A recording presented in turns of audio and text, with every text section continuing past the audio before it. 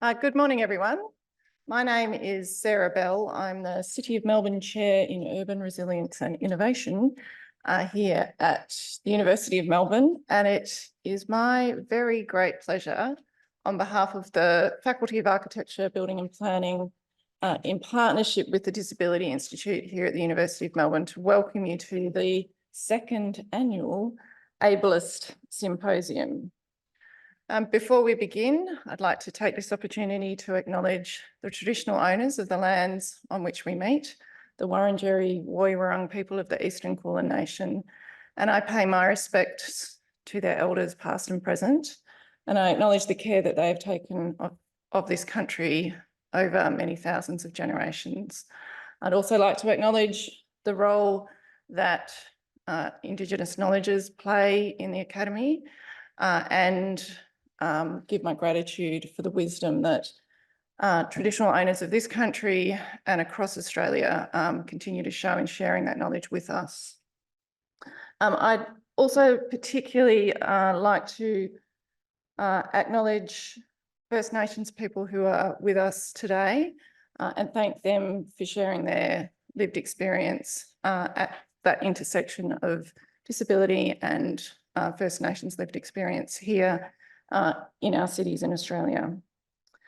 I'd also like to take the opportunity to thank and acknowledge those of you who are with us here and online who come with lived experience of disability in cities in various different ways. Thank you very much for your generosity in participating and contributing to this ongoing contribution, which is hugely important for us as a faculty of the built environment. And I would like to take this opportunity to thank the convenors of the symposium, Kirsten Day, Peter Raisbeck, Durley Matteo Babbiano and Raylene West, who've really been driving this agenda, not beyond. So yes, organising an event like this, which is a considerable amount of work, but driving that agenda throughout the year and raising its profile in the conversations that we have as an academic and practice-based community. The final thing I'd just like to say for those who are online, please use the Q&A function in your Zoom box to ask questions and make your comments to the panellists. Those will be filtered through to speakers. And so I think without further ado, I will hand over to Associate Professor Peter Raisbeck, who will chair the first session on practice to policy and back again. Thanks. Thank you so much, Sarah, and it's great to see everyone here. It's going to be a fun day and a fantastic day. Now, with the first session, what I'm not exactly sure about, because I've been super busy preparing my own feeble and modest contribution to this day's proceedings, is, are you guys going to come to the lectern and present? Yes. Great. And then maybe sit down. We're going to sit there. I've got it. Yes. I mean, I admit, as one of the organisers of this, I should know this. Now, our first session is called Practice to Policy and Back Again. And the presenters today are Sharon Kerr and Auntie Ros from the Centre for Disability Research and Policy, Faculty of Medicine and Health at the University of Sydney. And it's so great to have you here. And it's fantastic to make the connection between what we're doing here and the work of your own school or centre. We also have the wonderful Tonya Hind, who is Executive Design Lead at Billard Lease Partnership. And for those who don't know, and I'm sure Tonya will give us an idea, I think Billard Lease is one of the most significant architectural practices working in the health space. And then we have Valerie Autron, who is a PhD candidate at the School of Architecture, Built Environment in Occupational Therapy at the School of Health and Social Development, Deakin University. Now, we won't take the fact that Valerie's from Deakin against it, but Valerie, does that mean that you spanned both of those schools? Right, and that's amazing because we think that, I mean, I love my occupational therapist, my own one, and they're really helpful. And I think getting that connection between OTs and design and architecture is really important. So without further ado, we will hand over to Sharon and Auntie Rose. Yep, come on down.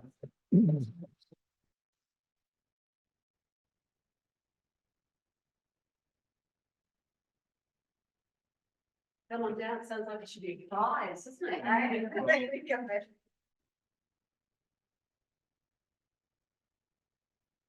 All right, okay, so. Well, everyone, I'm Sharon and this is Auntie Ros, and we are absolutely delighted to be here today and sharing our lived experience with you and being part of the discussion of how to push forward with equity and inclusion and access. And the way we're going to start is Ros and Brookie are going to actually commence, and Ros will give her gems of wisdom from her life experience of access and issues. Then I will be presenting on mine. And you can see this is actually an AI generated image here that my darling daughter-in-law did for me, and represents my family, which was my husband, who sadly passed a few weeks ago, and our 3 children. We had 3 children in 18 months, and we travelled together for 41 years, and certainly encountered a lot of access issues. So that graphic depicts, there is a ramp there, Ros, that starts with a ramp, and then it goes to a few steps. And of course, when there's steps, there's no inclusion. So without further ado, once again, okay, over to Auntie Ros Sackney. Hi, everyone. These are items. I've travelled in cities and worked in offices, and I am totally blind, and I just wanted to tell you about some of the things that I have found that, you know, could be improved sometimes. Like, say, for instance, the impact of acoustics, the way sound travels. I can't stay in some cafes because they're just so noisy. It's just, it hurts your ears. And I realise it's the construction of the building and the materials they use in the ceilings and whatever. I don't know all the details, but I know which ones I like and which ones are difficult. Also, surfaces are very, very important.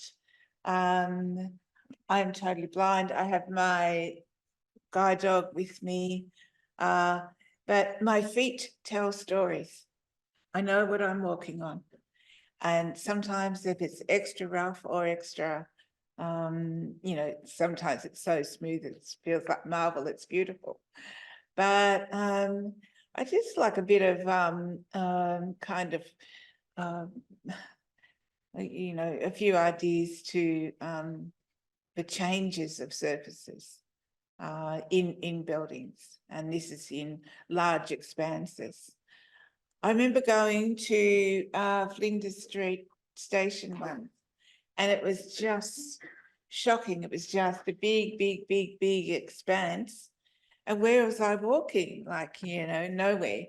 And it could have been improved by changes in services, which could have really improved. and we know it's a wind tunnel, so it's freezing most of the time. So another thing that I've worked on is paving. Sometimes the pavers can be very hot. I remember with a dog of mine, we had to stop, put her shoes on and keep walking because it must have had metal in the pavers, and they just lit up like I think it was like a silvery kind of metal. I don't know, I can't tell colours, but the paving was shocking. Yeah, so I've found that in Redfern. I haven't walked around Melbourne all that much.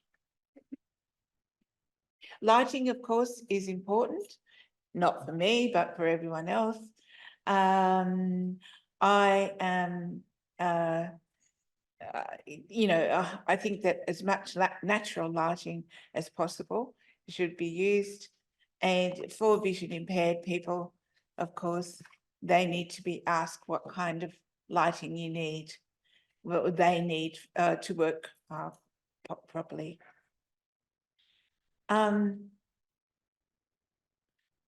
Of course, greenery is important, not only for dogs, but for people. To gain so they can recharge their batteries, mental health reasons, and just, have a bit of quiet sometimes, and just, yeah, I think it helps everyone to have greenery. Another thing I found walking around, I live in Ettalong, New South Wales. We are a little holiday kind of town, but we do have accessible fountains. Now, these fountains, you can direct the water down to fill your dog bowl or wash your feet or whatever, and to kind of, fill your water bottle, have a drink, whatever. They're very accessible, and they're very practical.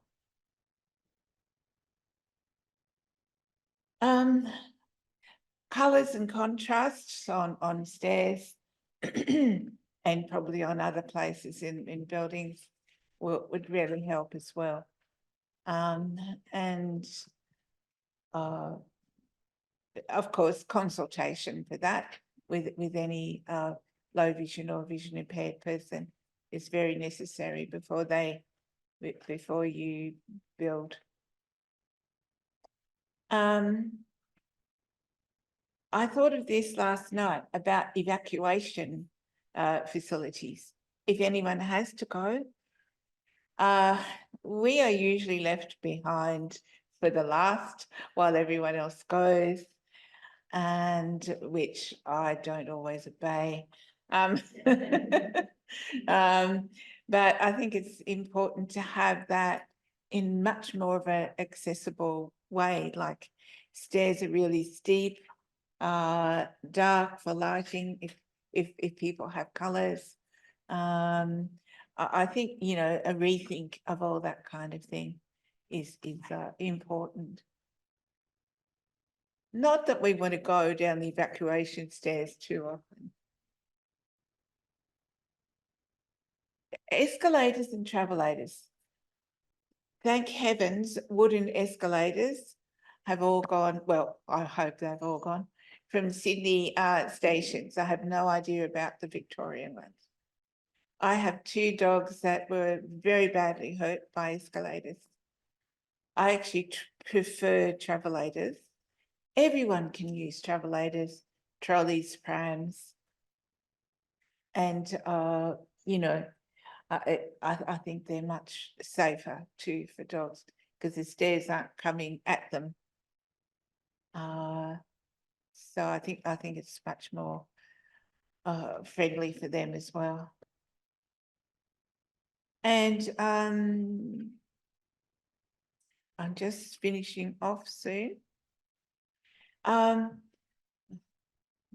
cities need to be designed for everyone in the first place, so that modifications aren't necessary later.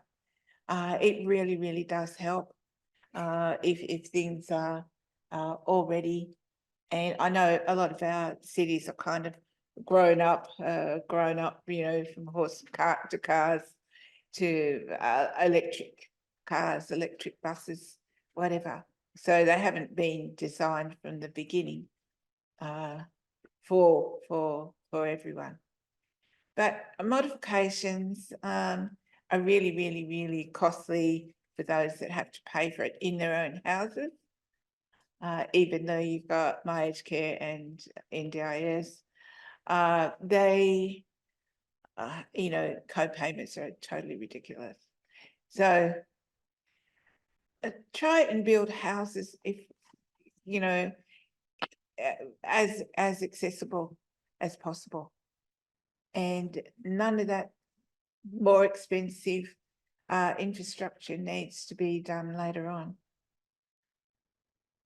That's it.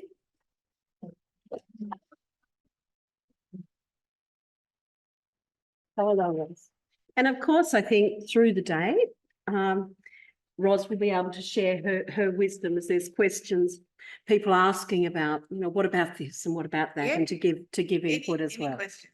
So, okay, so my lived experience and my family. And as I mentioned, my darling, darling man, he left this world not too long ago. It's not weeks, it's months now. But as part of a tribute to him, because he is a man, lived his life trying to advocate for access and equity.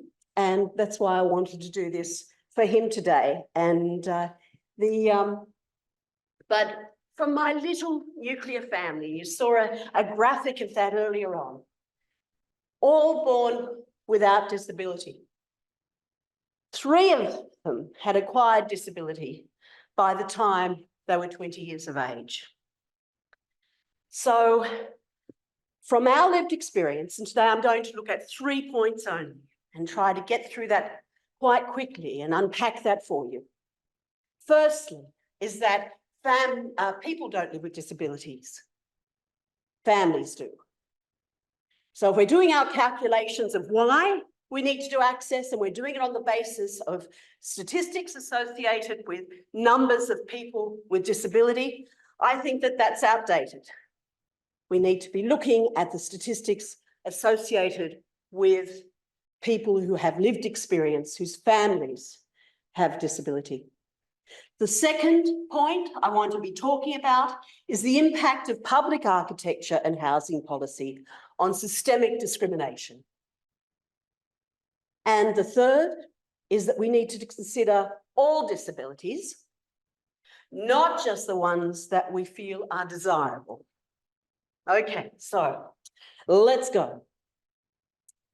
So my husband, who I was married to for 41 years, David Kerr, he became a paraplegic at the age of 14. And he was an exceptional man and certainly not a victim of his disability.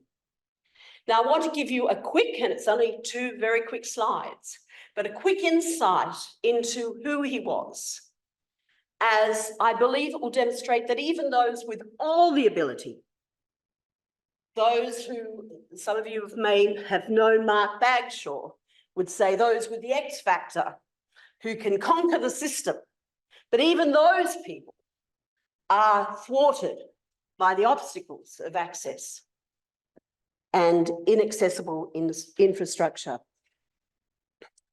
So, David, on leaving school, he was awarded a scholarship to study law at the University of Sydney. It wasn't accessible, so he couldn't go. Macquarie University had just opened and they let him go there, and they would reschedule the lectures for him to do his degree there. Interestingly enough, later on, when he was in his 40s, he went back to do law at Sydney University, and it still wasn't accessible. Following his graduation, he attended a careers expo at the University of Sydney, which led him to being recruited by Joint Intelligence. Now, he was then a civilian officer with the Department of Defence, and this was an Australian government intelligence agency that was responsible for analysis of defence and foreign intelligence. Like, he was a really smart guy. We are talking late 70s, okay? Can you imagine back then to be a man who couldn't walk to score those sorts of jobs? Can you imagine that? David was also involved in community. It was his role as director of Paraquad that he successfully led the advocacy for the introduction of the mobility allowance. And his efforts are noted in Hansard. At its peak and prior to the introduction of the NDIS, 60,000 people a year received this allowance. And this allowance was for people who were working or volunteering, but having to have extra expenses because of the costs associated with transport. And that was 156 million a year. In today's term, it's still running. Those on NDIS are actually getting, it's being feathered out, but it's still running for about 16,000 Australians.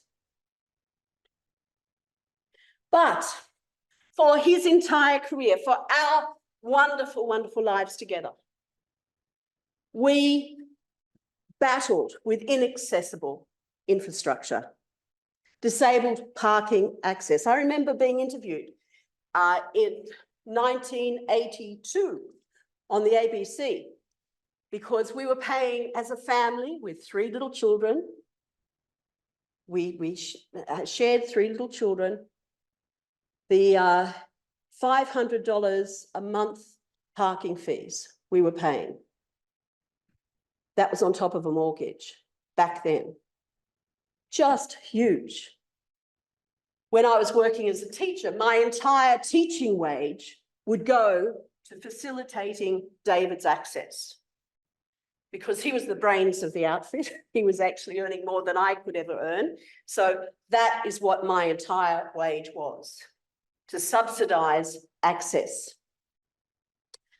Accessible bathrooms on the floor in which he worked, and even back to 2020, sorry, before, just as the pandemic was hitting, he was volunteering with the city of Sydney.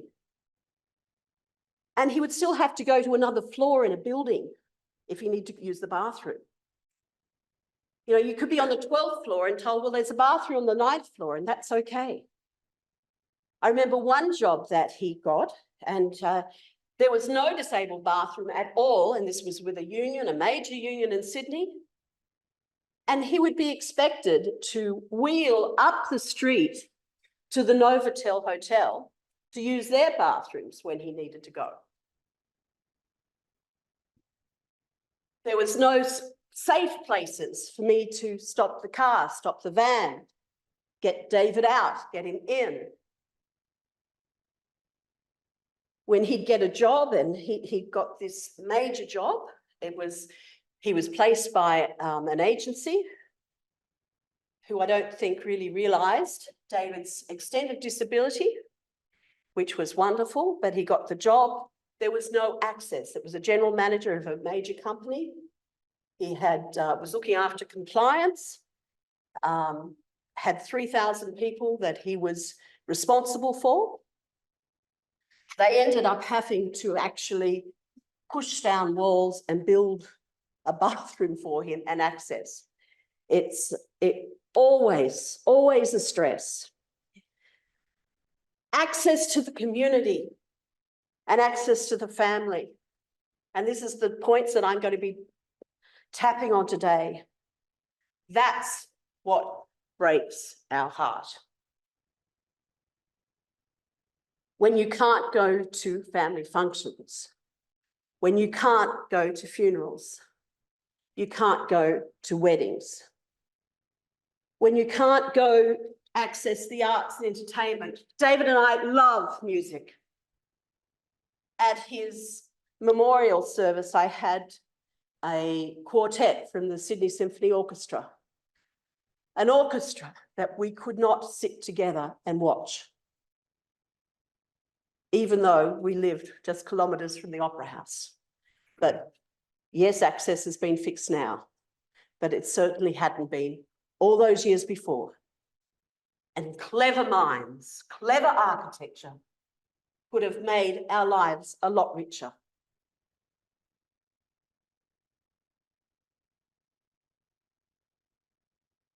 So the first point today is, who are we excluding when our cities are not accessible?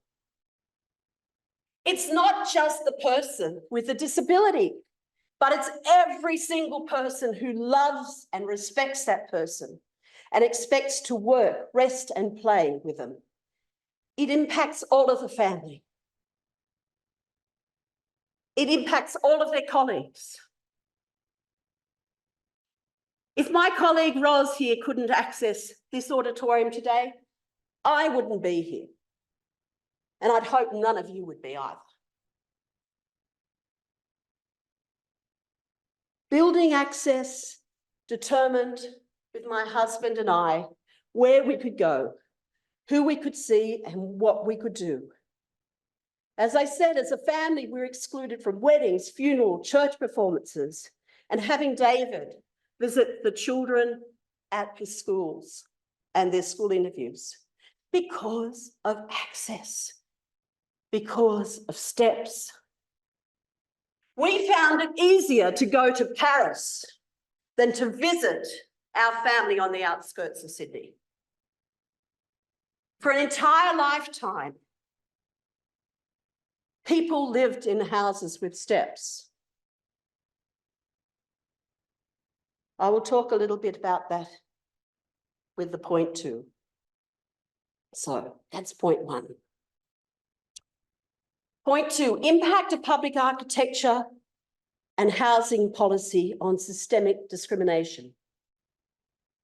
Access features for buildings are still viewed through the deficit lens that the people for whom they are designed for suffer. We tried to get family to make their places accessible, but no, it would devalue their properties. They didn't want to do that. It was widely viewed that, no, we can't do that, it's just for you. With regard to discrimination generally, we often say what you cannot see, you cannot be. With the built environment, the impact is just as profound. The example needs to be there that access is good architecture. Inclusion is good for everyone. Access needs to be normalised, ubiquitous and valued. And that's the big thing. How, with policy, how do we bring that value in?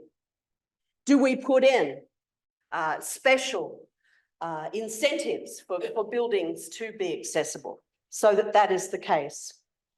Now, David and I, very close to our family, please don't feel that we weren't.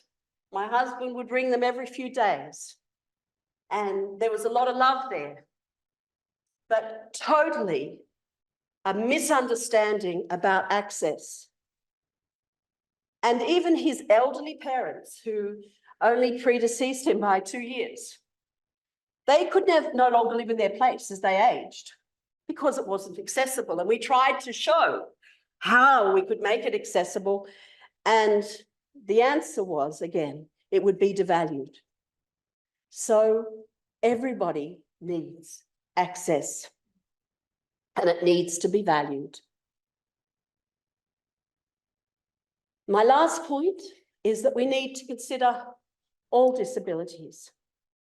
I mentioned that in my family, that 3 out of the 5 had acquired disability by the time they were 20. And 2 of my darling sons, identical twins, our identical twins, developed schizophrenia. And so in speaking in David's honour, I'd like to push for access for all there too. Over 20% of people living with psychosocial disabilities in Australia smoke. Now that compares to 10% without disabilities. And in Australia, over 26% of people who identify as having disability identify as having psychosocial disability. But when we say to smokers, you cannot come into a building because you smoke, and we haven't put in the design features of a place to smoke, we are excluding those people from employment, from participation, from engagement. We're being very selective on the types of people that we actually want to have included. Where I live at Balmoral, the entire beach and suburb has been made smoke-free, not just the buildings, which means that I cannot take my sons who are chain smokers to the beach. So we need to be thinking about that. If we are to be inclusive, we need to consider the needs of all, not just those who we feel comfortable about including. And that is my 3 points. There we go. Okay, good morning, everyone. My name is Tonya Hind. I'm a principal at Billard Lease Partnership. We're known for designing hospitals, great big complex, great big precincts, which are kind of like little cities in themselves. We like to involve a lot of users and consumers. The design process goes on quite a long time. And I just want to sort of clarify that in health projects, a user is considered someone who works at the hospital, someone like a surgeon, a nurse, or a CEO or a cleaner, while a consumer is considered to be a patient or visitor who attends the hospital. And that's something that took me a while to get used to, the difference between user and consumer. In true co-design, the aim is to bring users and consumers together to make decisions. And today's presentation is all about that collaboration. Look, today I'm going to share with you a couple of anecdotes from a few projects we've worked on. This project is Origin. It's a youth-specific mental health treatment and research facility in Parkville. And of all the projects I've worked on, Origin probably has really opened my eyes to the rewarding outcomes and honesty of the co-design experience. Having a young person with lived experience not only present at every user group meeting, but being an equal decision maker, is truly co-design. So look, this diagram's to share with you that not all participation is co-design. And I know this word gets thrown around a lot, co-design, but often, you know, I'd just like to put this diagram up to show that a lot of the space is when we have someone at a meeting, a couple of meetings, that is sort of doing too. You're informing them, you're saying, here's what we're doing. That's the least participation. Most of our consultation with users and consumers sits in the middle in that doing for stuff, engaging and consulting. But the key to remember is the involvement in decision making. And what we're talking about today is much more about this doing with space, the top space, most participation. And it may require a lot more participation from different people and also a bit more preparation and time. But the key to remember is the involvement in decision making. So rather than separating different user groups meetings to different consumer groups meetings, bringing them both together for decisions can be a lot more effective. And that actually is a useful use of time. Look, because I'm talking about the practice of architecture, I might just this is a little diagram to show you kind of the length of time involved in these great big projects. And before government projects are awarded, they undergo a kind of master plan, feasibility and cost plan process. This is a really crucial stage for co-design because it informs the brief. So if the project's not funded, then I guess it doesn't go ahead. but the information is still really useful. So that master planning stage is actually an interesting stage for us, and we're actually involved in that area a lot. So it's almost not architecture, but brief writing. If the project is funded, and if you're lucky enough to be the architect that's awarded the project, then co-design ideally would recommence. So you'd actually have consumers and users working together from concept design, and a lot through schematic and through design development. Then during the building stage and during the documentation and contract admin, not so much. But then back at post-occupancy, which is where we sort of combine with researchers and universities to evaluate and learn from those environments with users and consumers. And hopefully, so rather than this becoming a line, it becomes a bit more of a cycle and feeds back into future projects. So I'm just going to go through the stages and how you might actually work with consumers and users. The first stage of master planning and brief is our key objective here with consumers and users is to develop agreement and understanding on the brief, the key design principles. And tools might include kind of role-playing, empathy mapping. And that's a great method to get people out of their comfort zone of what they know. So actually, if you've got the CEO say, why don't you pretend you're a visitor? And if you've got the nurse say, why don't you pretend you're the cleaner? And actually get everybody thinking about it from a different point of view. But the idea is to get together this vision of a future rather than actually repeating the past.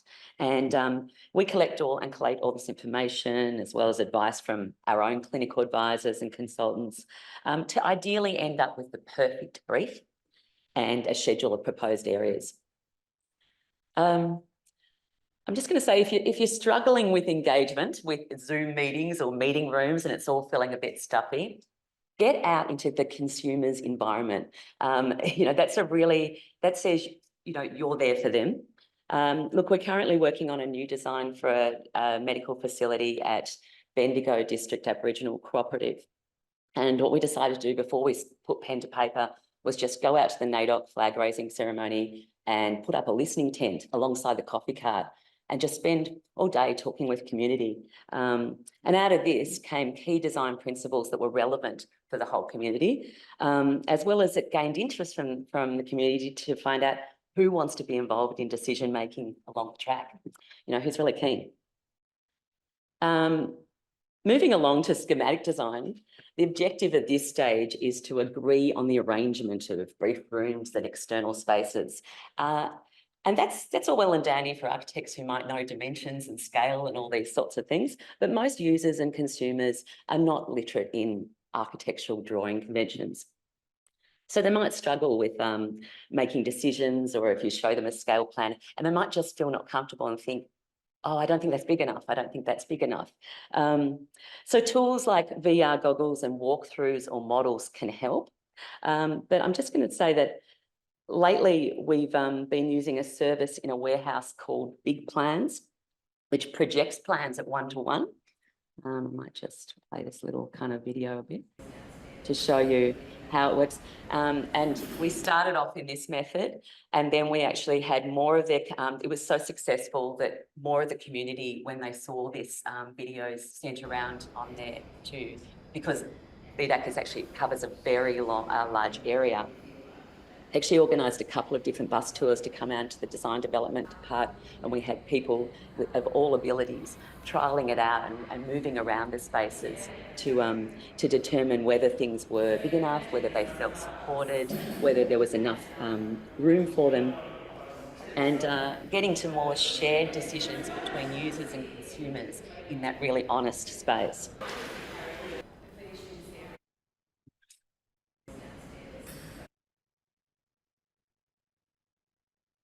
Okay, moving along to design development, and I am skipping through what is years of project into 10 minutes.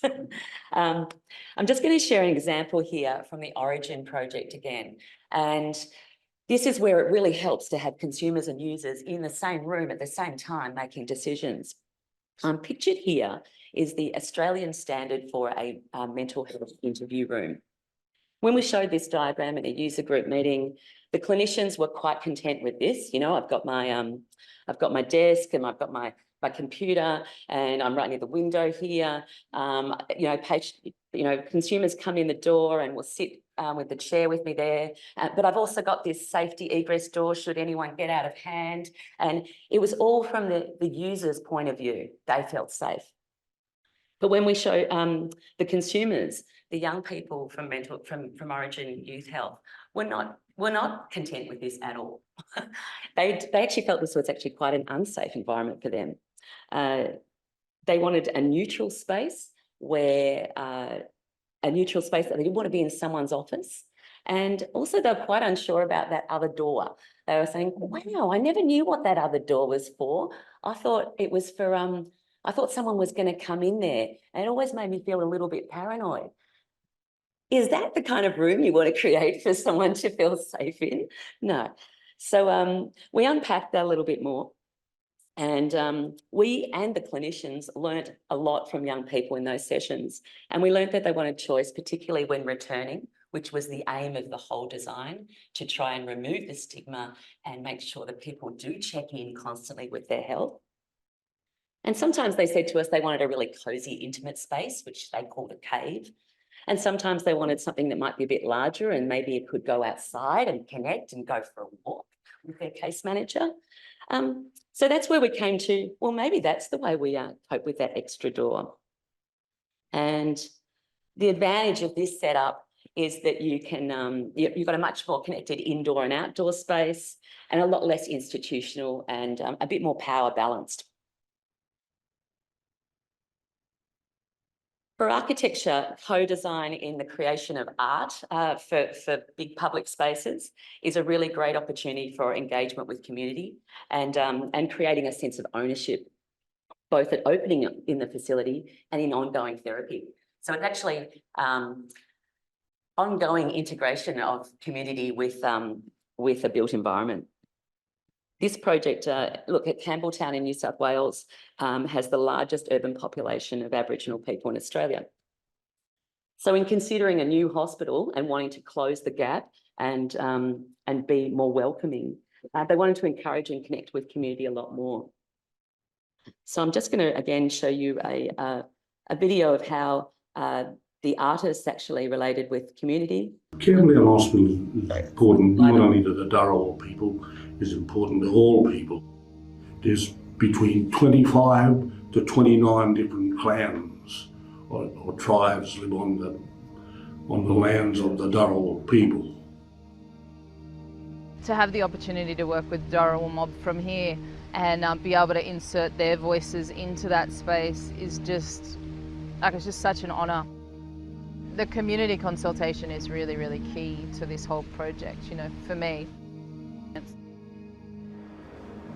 Building on a workshop theme to get people together to create works inspired by nature, to consider how we might transpose those drawings onto the hospital infrastructure, like the walls, and so it becomes a decorative element. It's part of the hospital, but it's very much a part of the community as well. We wanted to have a creative response from the mob here and actually have their hand in making those things a reality on site in the built environment, so they're permanently there.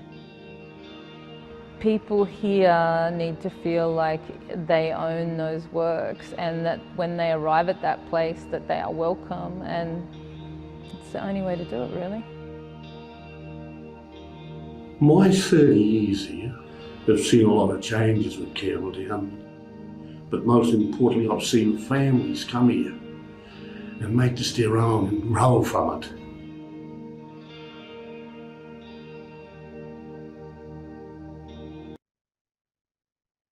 And you can see Uncle Ivan's Banksia garden is now complete and growing, and it's a welcome space for yarning and stories.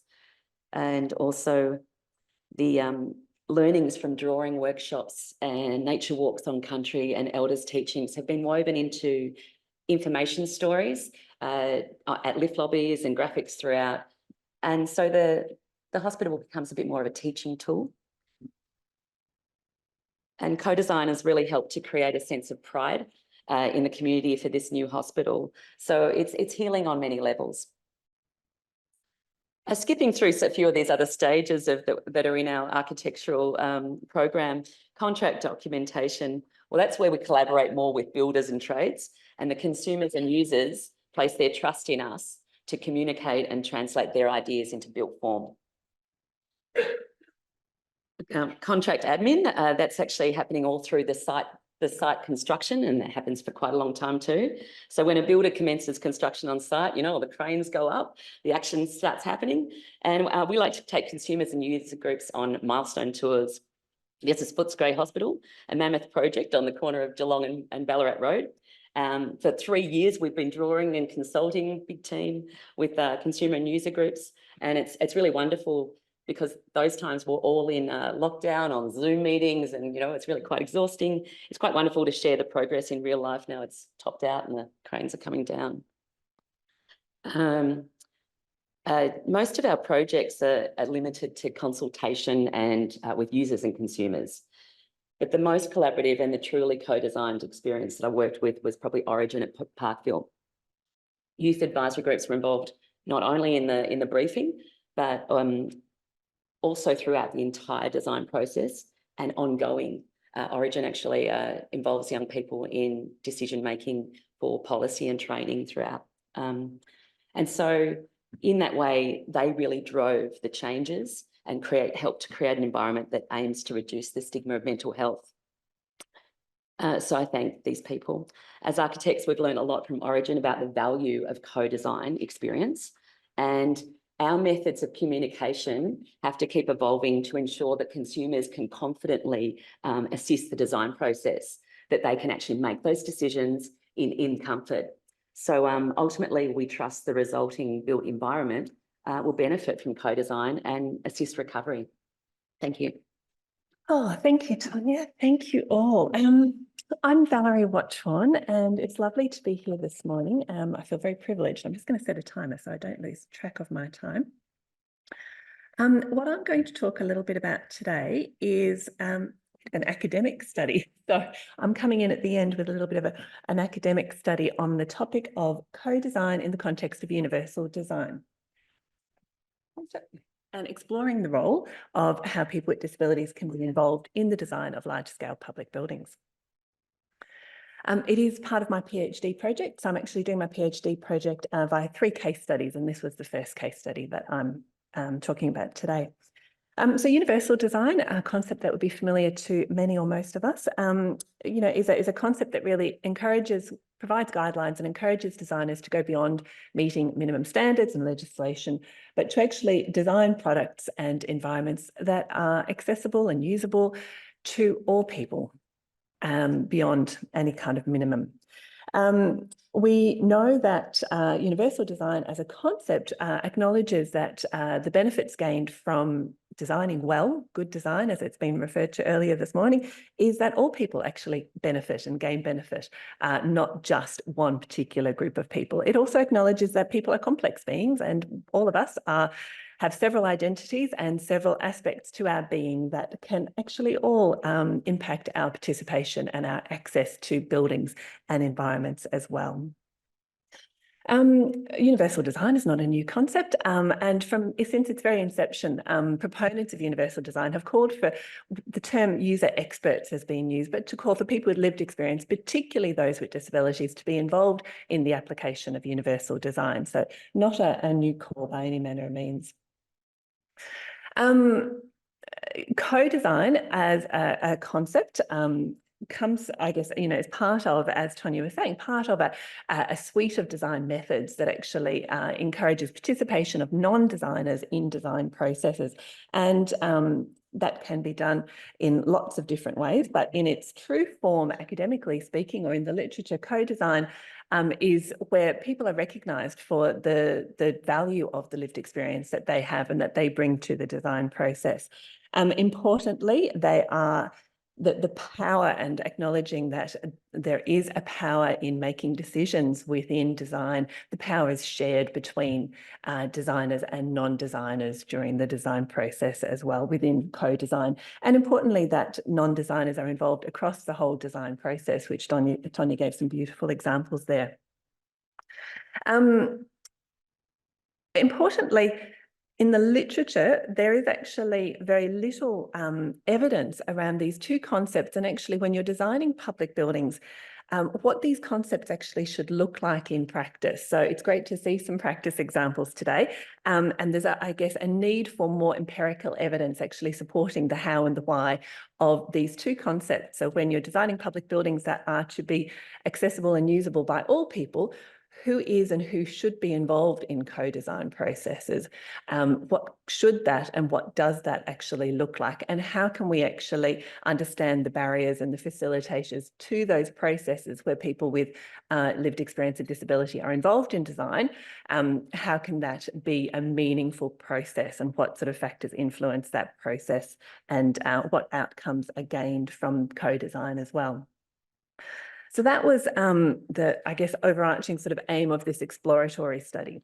So it very much was an exploratory study, and it was the aim to explore perceptions and experiences of people who had relevant experience in relation to universal design and co-design of public buildings.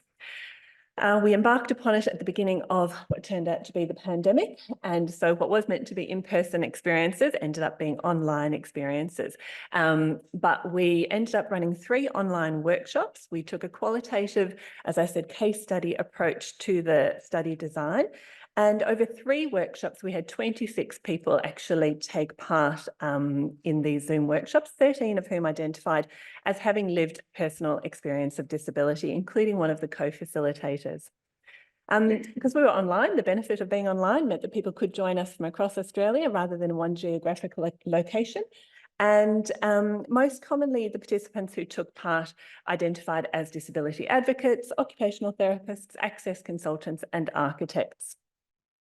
So during the workshops, we asked people to discuss these concepts of co-design and universal design, what they mean to them, what their experiences have been, and also then to give a practical application. We had a simulated design project where we asked people to actually say, if you were designing an inclusive visitor centre in Geelong, we gave a geographical location, what would co-design actually look like? Who would be involved? When would people with disabilities be involved? Etc. The image on the screen here sort of depicts a bit of a discussion workshop process taking place. And importantly, we acknowledge that people don't just come with one aspect of lived experience to a discussion like this, that we all bring to a discussion our own educational background, professional background, caring responsibilities and experiences, our own gender, culture-related experiences that inform our values and what we see as important in design and design outcomes, and that forms part of our contributions to this discussion as well. We analysed all the data collected and came to 4 broad themes, and I'm just going to briefly outline those now.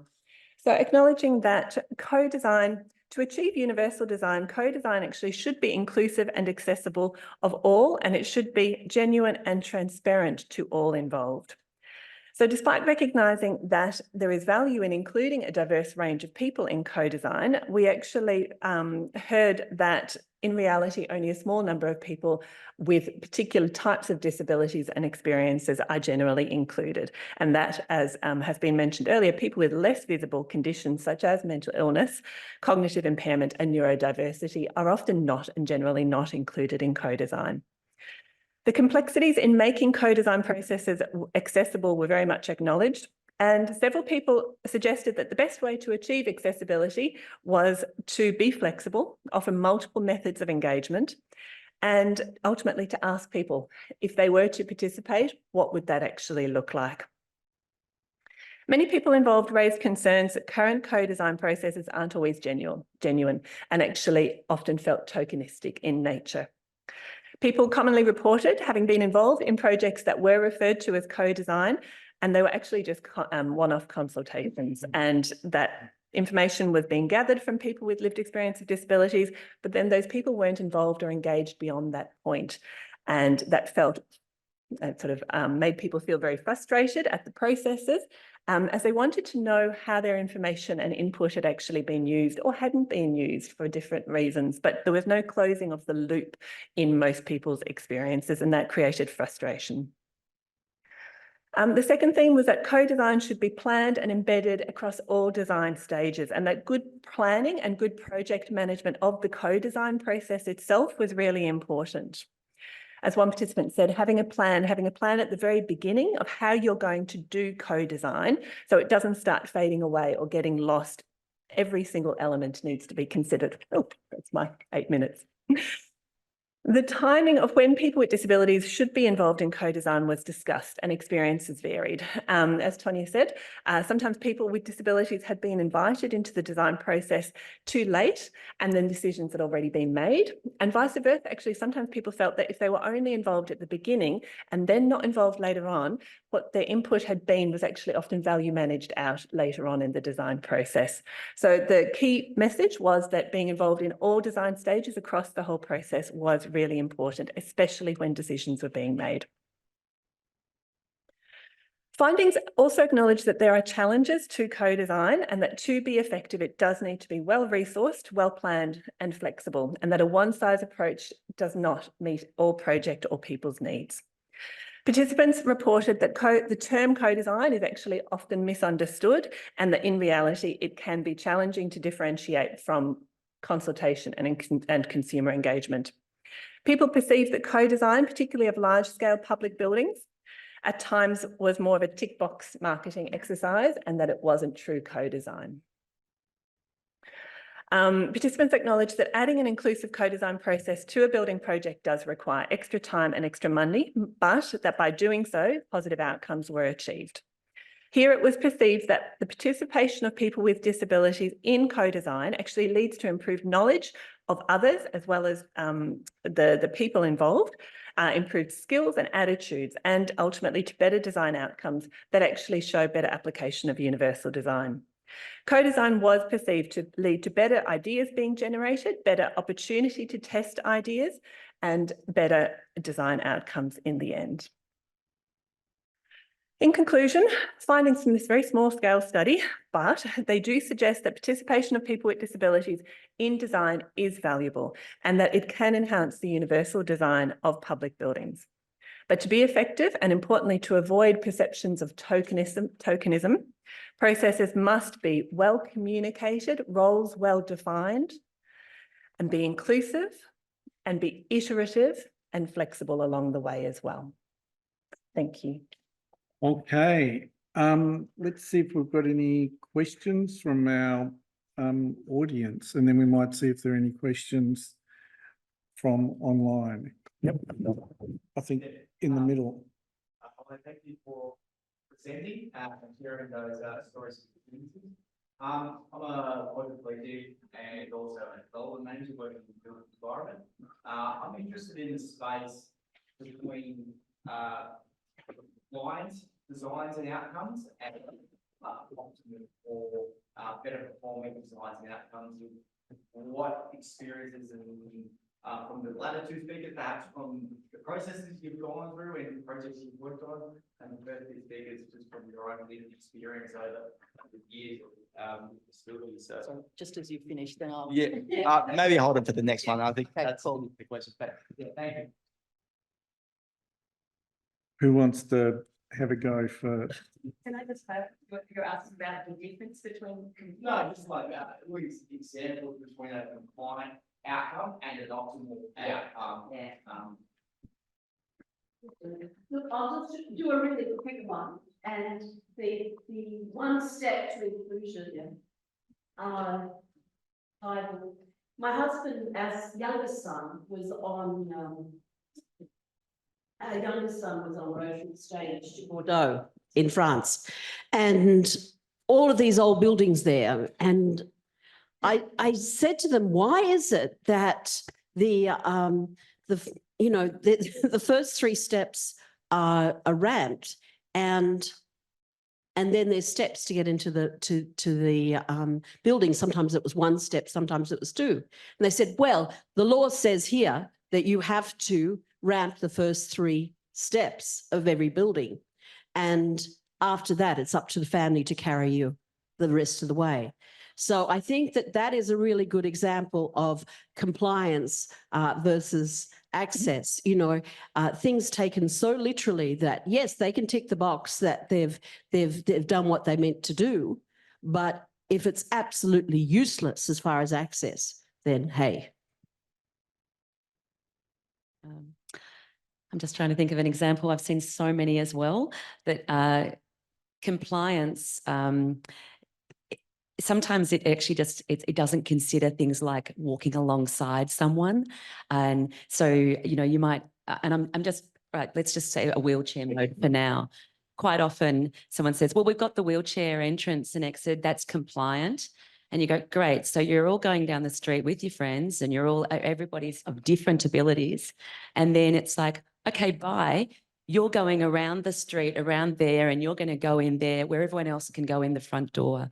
I think that's probably, it really heightens discrimination more than anything at that point. And so, yeah, accessibility for all together is something I would like to see more of. Yep, thank you. I haven't got a particular example in mind, but just to acknowledge that, you know, the benefits of providing a single equitable access point is for everybody. That if you're pushing a pram or you've got a walking frame, as well as, you know, thinking about a wheelchair user or a guide dog, it's just actually usable and beneficial for everybody in terms of performance rather than one group of people. Here we go. It's really about, accessibility is really about independence, about when you want to do stuff. You might want to go and choose a present for your grandma or something. You want to do it by yourself. And I'm really, really lucky that I can do that. I realise I can, there's others that can't, but independence is so important. So it's no use having the 3 steps and you can't. You have to be carried up the rest. It would be interesting to do a study of how many supposed compliant interventions in buildings there are just to tick the box, and how many of those are actually totally useless. And I think, and maybe there needs to be a cultural shift, but not only amongst architects and other design consultants, but also with both clients, but, you know, the people who actually build these things. Are there any other? Raylene? Hi, thanks for 3 fantastic presentations, all informative. I'm a researcher here at Melbourne Uni, and we've done a lot of co-design, not just in built environment, but in sociology. One of the biggest problems we have is you're wanting to do consultation and co-design, designing the project right at the front end to make sure that people with disability are included in how you actually design the project. But when you haven't got funding, you're trying to do all these focus groups, and you haven't got ethics approval, but you're trying to get the information in from the, you know, cohort that you're dealing with. And we have a lot of problems, you know, we're having to get seed funding from our departments and everything to do the pre-study design to include people with a disability as, you know, in focus groups and interviews, then do our research design, put it in as an application, and then we get the funding and then we can actually do the co-design. So that's a problem that we're finding. Very much support the co-design project, but just getting that structurally, how do you do the research and get the funding at the front end? We comment on that if you had experience of that.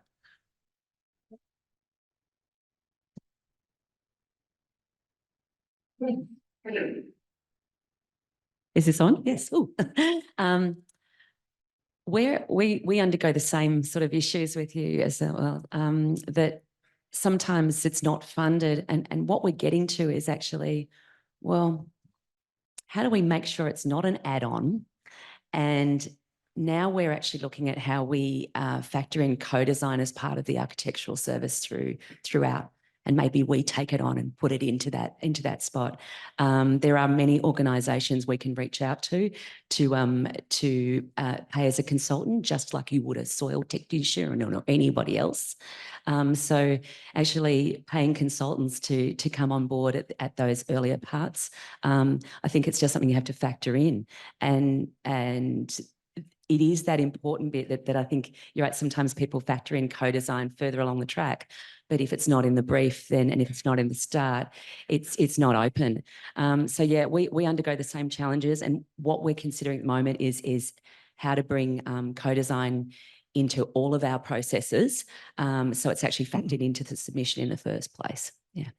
And Valerie, do you find it difficult to get research projects up and running and get your colleagues to understand that adjustments need to be made in those projects to involve people? Yes, I think it's interesting when you're talking. The three parts of my brain are all echoing yes in all different ways. As a researcher, as an educator, and also here as a student in terms of thinking about co-design of architecture and buildings.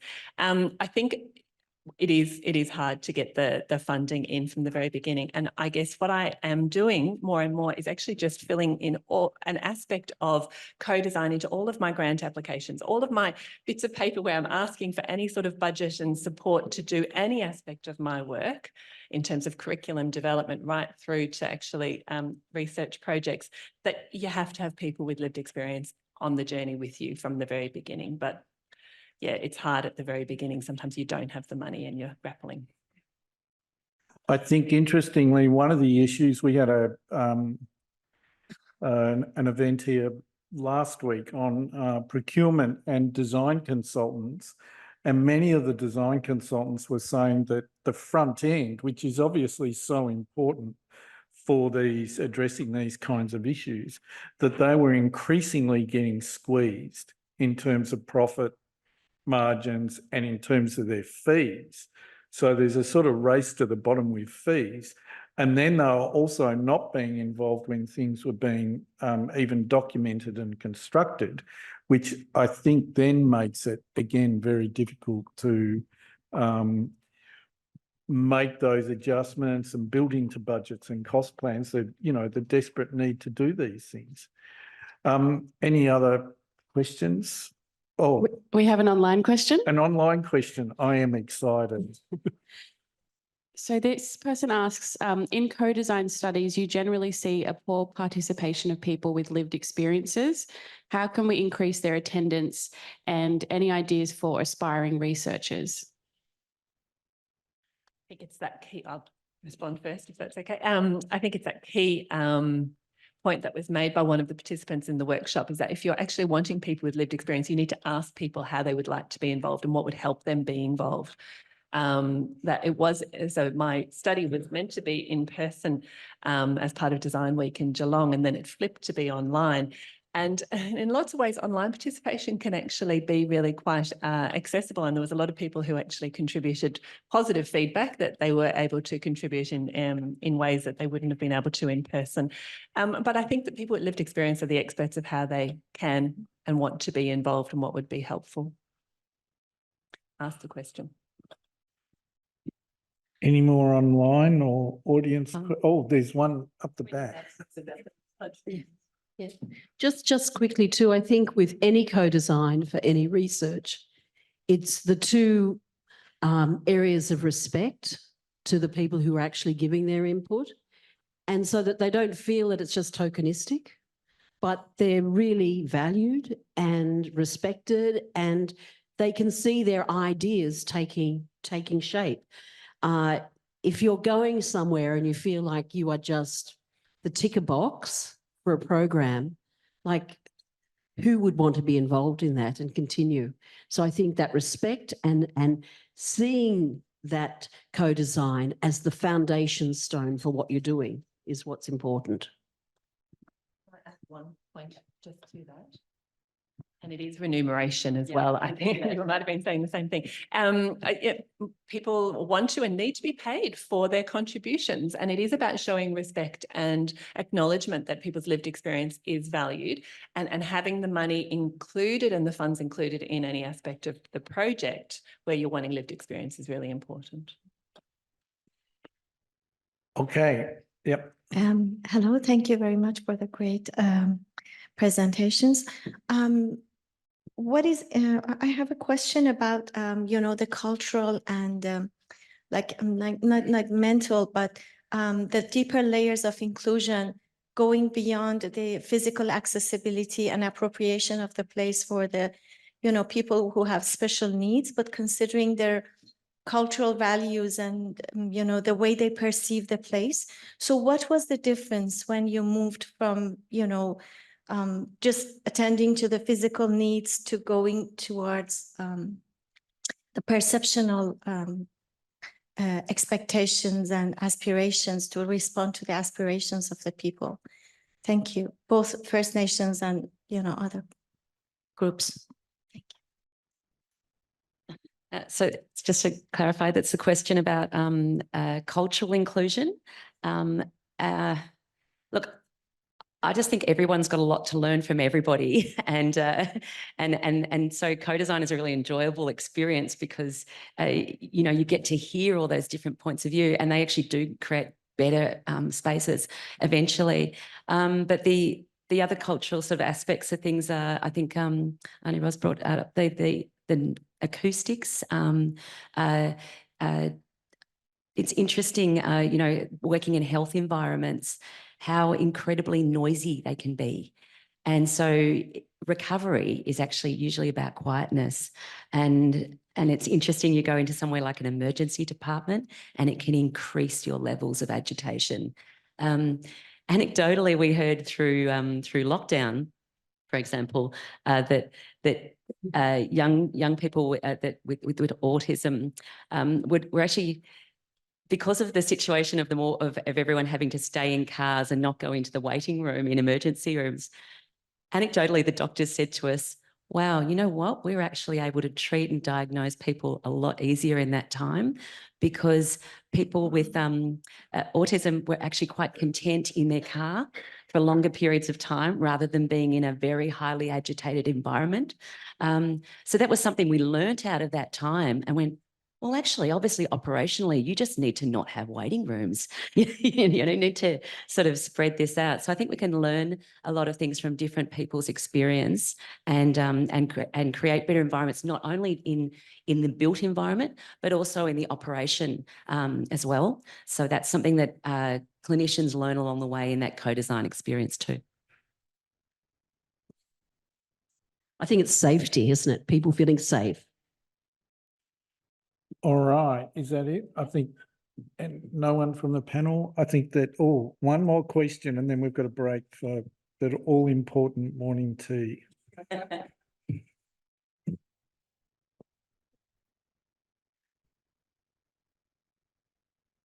Hi, so I come from regional northwest Mildura, and a lot of what we have up there is I find a lot of them, like you said, they work to compliance but not want to push further. What are ways to encourage those that are kind of less in the focus and more out of the way to actually bring in that consultation stage for us, do you reckon? Asking all. I think it's a little bit about advocacy, like actually protest, get out there, say that's not good enough, but also actually really praise the environments that are doing it well because, and highlight those kind of things. I don't know if it's just sharing it, social media or whatever, but those kind of things actually can be really quite effective.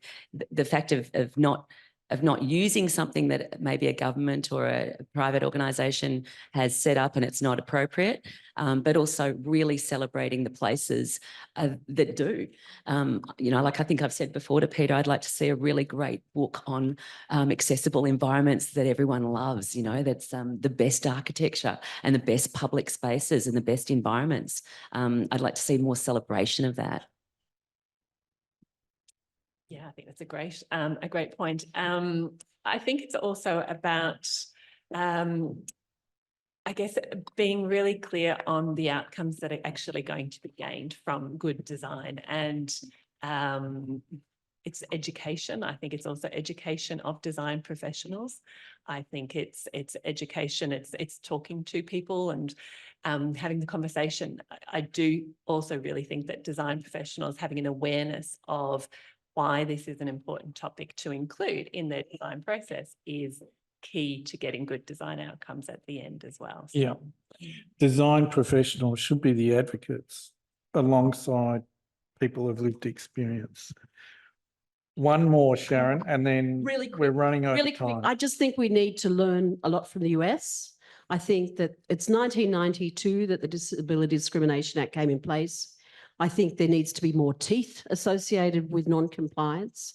We visited Connecticut. David was getting an award.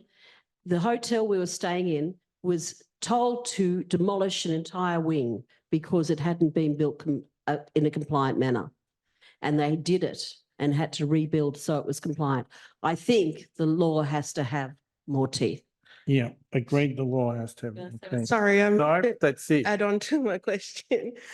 Just again, with renovations and updating buildings, what is the current standard for it? Because I haven't checked it myself, but someone once told me that they can build to what the building standard was of the time, or is it updated that they have to bring it up to current date? No, that's right. That's right. If you're doing any new building works, if you're doing any building works to that require a building permit, you do need to bring it all up to standard. But if it's if you're not doing anything, you don't have to do anything, and that's the problem that you're talking about, Sharon. Is that if a building is set there and no one's touched it, and you might notice a whole lot of rotting buildings for that very same case, that people aren't going to fund that, so they're not doing it. Yeah. All right, we're going to have to leave it there. Thank you so much. Thank you, panel. Thank you, Sharon and Roz, for coming all the way from Sydney. I guess you avoided the traffic snarls, and Tonya and Valerie. So thank you so much. So this session is making space for neurodiverse spaces. We explore the needs of people with neurodiversity and how these influence the design principles behind public spaces such as sensory rooms. Non-verbal communicators and people with ADHD and people with an intellectual disability have unique and valuable perspectives of their experiences with the built environment. We have 3 presentations in this session: redesigning the studio and disabling the profession, the challenge and the opportunity of ADHD, the development of co-design principles for an inclusion of non-verbal communicators with severe intellectual disabilities in design processes and outcomes, and perceptions of sensory rooms in Australian public buildings, shopping centres, sports stadiums and universities. I'd like to invite Andrew Martell, who lectures at the University of Melbourne in Architecture, Building and Planning. And we actually share this paper. So there's a bit of a conflict of interest about the moderation, but it'll all sort itself out in the end. So this was originally meant to be a presentation that will happen after lunch, but the topic matter is not so different that I don't think we can make it work with this session with the other speakers that we have. So unlike the one that was going to be here that I was doing with Kirsten, this presentation was done with my friend and colleague, Bernadette Egan, who is a qualified architect and is currently a PhD student at the Melbourne Law School here. And most of you will know that yesterday was International Day for People with Disability. Some of you probably know that in a week on Sunday, it's the 75th anniversary of the Declaration of Human Rights, Universal Declaration of Human Rights. And I'm sure a lot of people in this room will be aware that about 2 months ago, the final report from the Royal Commission, its full name, Royal Commission into Violence, Abuse, Neglect and Exploitation of People with a Disability, the final report was released. And so what Bernadette and I thought we would do is have a look at one particular volume of that report and comment on it from a design point of view, from a design perspective. So that's what we did. So some facts to start with about the report. It's 11 volumes. There are 15 books within those 11 volumes. Executive summary and the recommendations ran for 333 pages. And volume 7, which I'm going to talk about today, was 665 pages and included 44 recommendations. So 10 minutes should be absolutely fine. There'll be no problem getting through it. The Royal Commission, by the way, ran for 1,638 days, as you can see, is a very, very comprehensive report. Okay, a couple of things just before I start on the actual report and the recommendations. There are 2 things I really wanted to highlight. The first one, in the report, they actually mentioned, well, why did we put education, employment and housing in the same volume? And in fact, Bernadette and I got a little bit of pushback on our abstract about, well, it's an Ableist City conference. Why are you talking about education? Why are you talking about employment? Shouldn't you just stick to housing? But as the Commission says, each of these areas, education, employment and housing, has a profound effect on everybody's lives, an ongoing and profound effect on people's lives. And interesting as well, all of them historically have been areas where people with disability have been segregated out and treated differently. Special schools with education, ADEs and sheltered workshops and things like that with employment, and as any of us who are housing researchers know here, institutionalisation and housing being really removed from the mainstream, which is why we're having so much problems at the moment trying to integrate housing for people with disability into the mainstream housing point because it's been segregated for so long. So that's the reason to look at all of these things in something like this today. The other thing that I really wanted to highlight, and remembering back to the 75th anniversary of the Universal Declaration of Human Rights, is that the Royal Commission was tasked with undertaking its inquiry from a human rights perspective. So when we talk about housing, when we talk about education, I'm going to talk about university education in the other talk as well, we have to come from it, not, as we had a little bit of a chat beforehand, just from a compliance point of view, but we have to think of it from a human rights point of view. And so that's what the report does, and that's certainly how we try and think of it as well. Okay, so education, employment and housing, but we flip it around, start with housing. That's the one that probably fits best with an Ableist Cities thing, and it's the one where I think probably we're most familiar with a lot of things. Here are the recommendations. And so when we talk about housing for people with a lived experience of disability, we're talking about the design, construction, regulations that relate to it, and maintenance as well, particularly of shared areas, which can be designed in one way and then operated in a way that actually makes them not fit for purpose.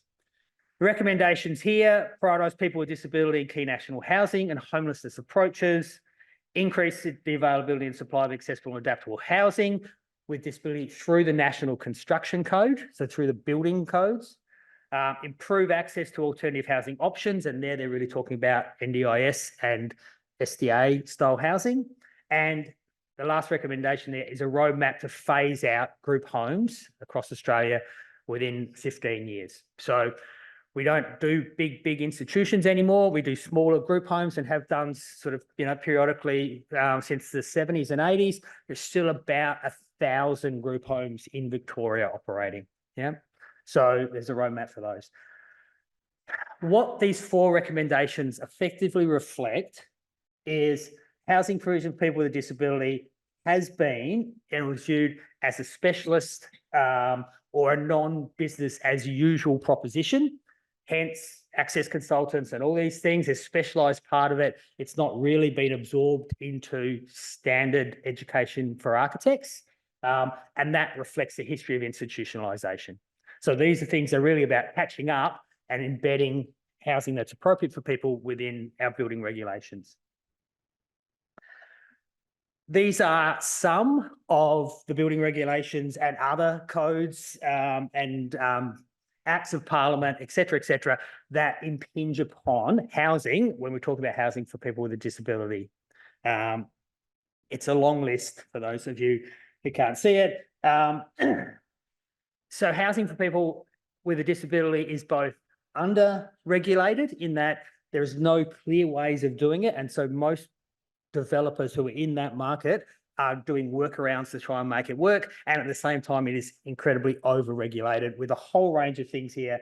As you can see, Disability Discrimination Act, the Building Code, there are various Australian standards, there's the NDIS, Victoria has its own Disability Act, Planning and Environment, Occupational Health and Safety comes into it because, again, often in houses that are for people with a lived experience of disability, there are also workplaces because support workers will be in there. So there's a whole range of regulations that go around that. Equal Opportunity Act in Victoria. And as mentioned, we are signatories to the United Nations Convention on the Rights of People with Disability. That is not just window dressing, but actually needs to be taken seriously when we build. It's not at the moment. Okay. So let's flip to employment. We'll go through the recommendations first, and then I'll come back and have a look. Just a note, the Convention on the Rights of People with Disability that we are a signature to, specifically, I'm paraphrasing Article 27 here, but employment is a human right. Recommendation 718, establish specific and disaggregated targets for disability employment in the public sector. Establish specific disability employment targets for new public service hires in agencies and departments with actual targets, 7% by 2025, and introduce consistent adjustment principles and adjustment passports so that when someone who enters the public service and has reasonable adjustment to their workplace so they can work, when they move to another part of the public service, don't have to renegotiate these things all over again. They're just taken as part of their thing. The intent here, in my opinion, from the Commission, is to use the public service as an exemplary employer and in order to influence more mainstream ones. But clearly there's no need for architects, engineers, consultants to wait for the public service to come up to 7% by 2025 before they start to look at, well, how do we employ people? What does my office look like? What does my firm look like? What are our numbers? And why aren't they where they should be? So how many people with a disability are in the built environment? It's pretty difficult to find out. That number is not very readily available for a number of reasons. In the UK, the register from a couple of years ago, 1% of the architects said yes, they had a disability, 92% no, and 7% said they prefer not to say. Even worse, in 2020 in the US, a spokesperson, I'm just reading it here, 94,000 members, 43 of those reported having an impaired mobility, 121 reported as having impaired hearing, and 28 reported as having impaired sight, which I make to be roughly 200 practicing architects out of their 94,000. So not many. Engineers, a little bit more data on engineers for some reason coming out of the US, although this is for engineers and scientists, but it appears there's about 10% of the profession of engineers and scientists identify as having some form of disability. Put the image in on the right. It's of a magazine article about engineers with a disability. There's 3 images up there of 3 people who are engineers with a disability. And effectively the gist of the article is they're doing excellent work. There's no problem with their work. The hardest bit is getting past the interview. One of my colleagues, Michael Meehan, who's over in the Department of Education, Faculty of Education, just finishing up his PhD. He surveyed 100 Australian medium-sized businesses around their hiring practices for people with disability. And one of the outcomes that he found was that one of the most likely suggesters that someone will hire someone with a disability is that in the past, they've hired someone with a disability. So once people get in the door, people realise, oh, this is a great addition to our team. This isn't as hard as we thought it was. If you've never hired someone before, that's a good indication you're not going to hire someone. Yeah. Okay. Last note here on employment is that the business as usual approach is, oh, we've always done this and we'll muddle through, that's fine, there are specialists, there's access consultants and so on, is that actually the profession is changing and the demands of clients, particularly large government clients, are changing as well, that are making knowledge of disability much less a kind of tick box add-on that we do at the end in order to be compliant. So for example, universal design, so before with Valerie, is now an expected component of the competencies of architects. So it wasn't until a year or so ago, but now both graduates and practicing architects are expected to actually know what universal design is, which means we need to teach it at our schools. And probably a larger shift, I think, is, and this is sort of more with architects, but also with construction managers and engineers and consultants, is the increasing use of social procurement in contracts for large developments, means that there are now specific targets for workplace and supply of materials from gendered spaces, from disadvantaged, from English as a second language, and from disability. So there are numbers in contracts that have to be met. So there's a nice image there of the new student precinct, which is just out the back there for us. New student precinct had social procurement. There were targets that needed to be met by the head contractor, Kane, who then, of course, you know, all of their consultants and all of their subcontractors are expected to help out with those things. So it's not a matter of not being able to do anything, because the industry is actually changing. Okay. Last one, education. So the recommendation here, most of the report actually on education was really concerned about how to integrate school students, primary school students and secondary school students into mainstream education, what to do with special schools to get rid of them or not get rid of them, or integrate them more or do these. There was a bit of discussion around that. That was where a lot of it was. I want to focus on this one, which is about careers guidance and transition support services. So when we look at, well, why aren't there more engineers with a disability? Why aren't there more construction managers with disability? Why don't we see more architects with disability? Well, in order to do that, they need to come through universities. You can't be an engineer, can't be an architect, you can't do those jobs without having a university degree. We do not see a lot of students with disabilities. The next slide I'll show, not the next slide, the next presentation after lunch. Our faculty, I can give you a heads up, our faculty has about 200 students acknowledged in the university to have a disability. Most of those will be hidden disabilities, like being on the autism spectrum, ADHD, those sorts of things. But we don't see a lot. Even that is barely 5% of our faculty. Yeah. And so why not? And so part of it is, well, what kind of advice are students with disability being given in high school about opportunities to be part of the built environment, to be engineers, to be architects and so forth. So commence transition planning in Year 9, provide students with disability and their families access to clear and accessible information, provide students with opportunities to undertake experience in open employment, not sheltered workshops, but actual employment at actual wages, and provide linkages to education providers like the University of Melbourne to try and encourage students and show the opportunity there is in the built environment. Because without that, we don't have people inside the office. Co-design is awesome. It's hard, as these guys are sort of, I'm not sure whether you picked up, but it's hard, it's time consuming, it costs money, it works against most of the systems that are in place for us, but it's great. But wouldn't it be so much better if we didn't need to co-design as much, because there were people on the design team, people on the construction team who had lived experience and could actually sort of, you know, play some of that role, still have community consultation, but it wouldn't have to be such a you know, out there experience for the design team. It'd actually just be part of how we design. So again, students, we know that about 15% of mainstream students in Victoria have a disability. Harder to find university level, but the UK study from a while back now said about 3 to 4% of students have a disability. And currently we have an 8% year-on-year growth at the University of Melbourne. So every year we have more identifying as having a disability. And as you see there down the bottom, currently ABP has about 207 students registered with SEDS, who are the Student Equity and Disability Service that provide support. I can also tell you that we're the slowest growth, our faculty, in new students with a disability across the university. And we're also the worst as far as performing academic adjustment plans. So we have some work to do as a faculty. The university has also this year in March released its Disability Inclusion Action Plan.